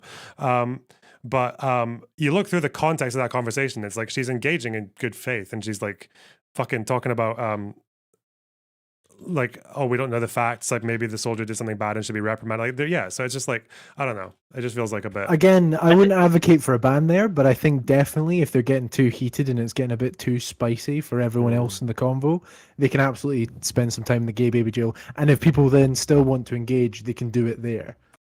It's also like the more good faith you are, I think the more, and again I have no say in this, but like the more good faith you are, or the easier you are to talk to, or the more chill you are, the more like space you'll have to have spicier takes, right? Like people who can actually engage properly while saying dumb shit like all Israelis are genocidal are going to be better than people who are really frustrating to talk to or are getting super emotional and pissed off at everyone. Yeah. And also someone in chat saying you can say whatever you want about Israelis, but I'm saying like no, that's the point. It's like we've tolerated like deranged anti-Israel stuff in the Discord for like years, and then I just started banning people like willy-nilly for it. David is really mad and wants to come in. Yeah, David wants to come in and call out the hypocrisy that's going on here. I think we also have to make it clear that it is sort of mostly vibes based, like how mods take action. We don't look at like a list and be like, they have violated section 35 of rule 8, you know? It doesn't work that way. Yeah, you don't want rules. Yeah, that's in fine, terms of like how we enforce, we are on the side of caution, and then we're very happy with appeals. So if someone does have an issue, we encourage you to reach out so we can look into it. Yeah, I don't know. I think for the moment, I just want to make sure that it feels like we're not biasing quite hard against one group, and it seems to be that like I'm definitely more trigger happy with like leftists who are bad faith to me, just because it's like touches a nerve. But it maybe feels like people are getting too fucking trigger happy. Do we have enough Israelis. Zionist moderators? Is it time for David to become a mod? Nope. David can get like what happened to David? Did anything happen to him today? He got timed out, but not because he said that Hamas are human animals, but because he was antagonizing someone who was going through something and using their upset to make his point. Yeah, I don't care about that. I don't care about like, because also like him coming into every VC and wanting to shoehorn in a fucking Israel-Palestine debate out of fucking nowhere every time he's in there. I hate when people do that. It's that's fucking. When they just have one thing they want to argue about all day. Yeah. Insufferable. Okay. For an hour, David's crying about it being an hour. Dude, touch grass. Whoa. Go touch. Oh god. Oh fuck. But yeah, wait. So like the guess what, David? It wasn't even me. As far as we're talking about like Israeli leftists, even though by everyone else's standard they're not really like that far left, but yeah, like Israeli leftists are like they don't have any like. The reason I get kind of concerned about that in particular is because they have fuck all other places to go in this internet sphere right now. Like, so I don't know. Maybe that's why I'm like, this is the safe haven. But it seems to be the unbanned requests are usually coming from Israeli leftists. But I know Israeli leftists. Again, most people are getting banned for being like rude to the mods and stuff like that. Sometimes, most of the time, it's just based on like their attitude. Get banned for mod disrespect. What is this? I know we're trying to stop doing that. Okay. I definitely am advocating just for like chudding if someone's getting wide with you. Again, I've never banned someone for just being rude to me. They would always go in the chud chamber, and then I'd be like, "Okay, you let out once you're sound again." Okay. Yeah, being rude to mods is kind of dumb, I will say. What? Yeah, I'll crush you like a bug if you. It's a leftist tradition. Are you serious? As soon as you let them like seal their authoritarian power, and there's no one fighting back against them.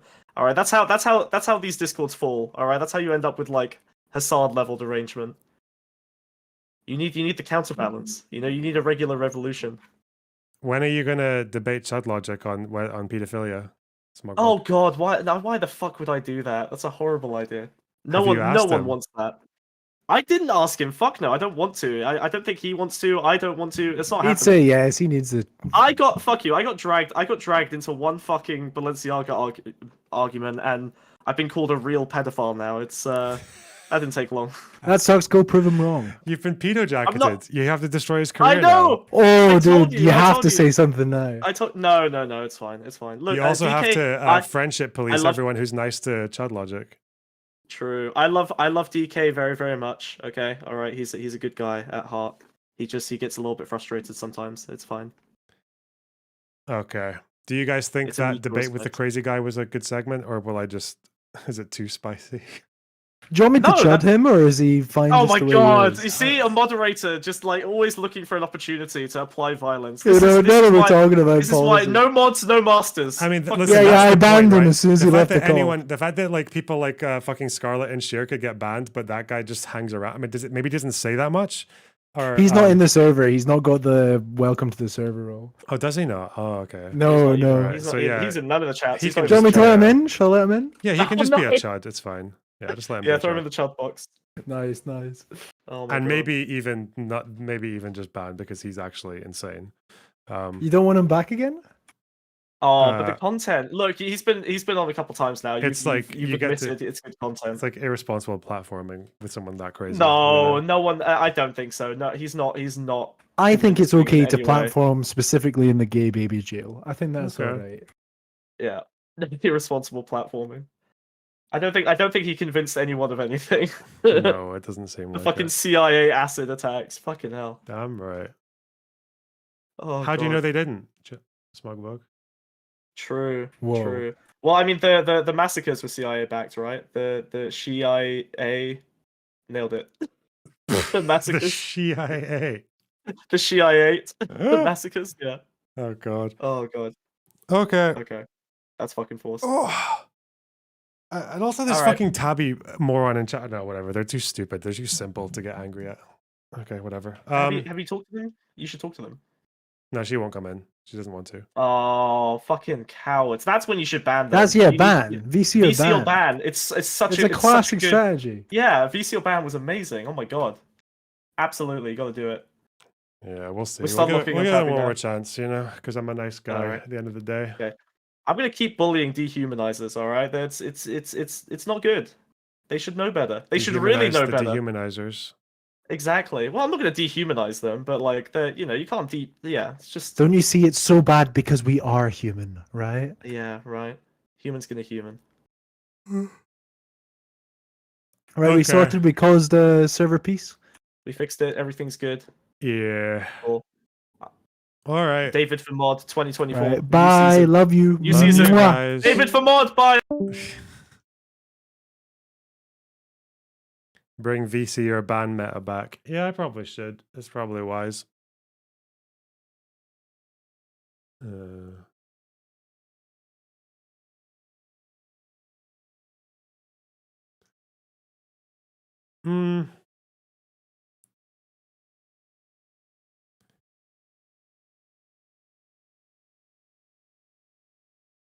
I think we've had a good stream.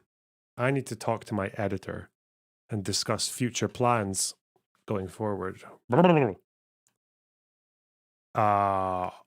I need to eat. God damn.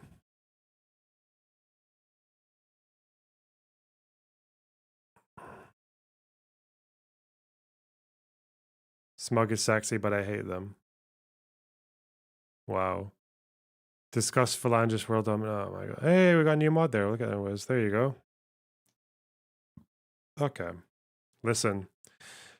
Behave yourselves in the debate channels as hard as you find it. Okay. I'm just gonna fuck off, okay?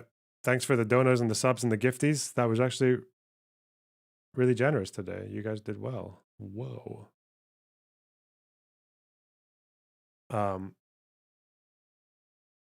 Okay. Good night, chat. I will see you tomorrow. Okay. Okay. Bye bye.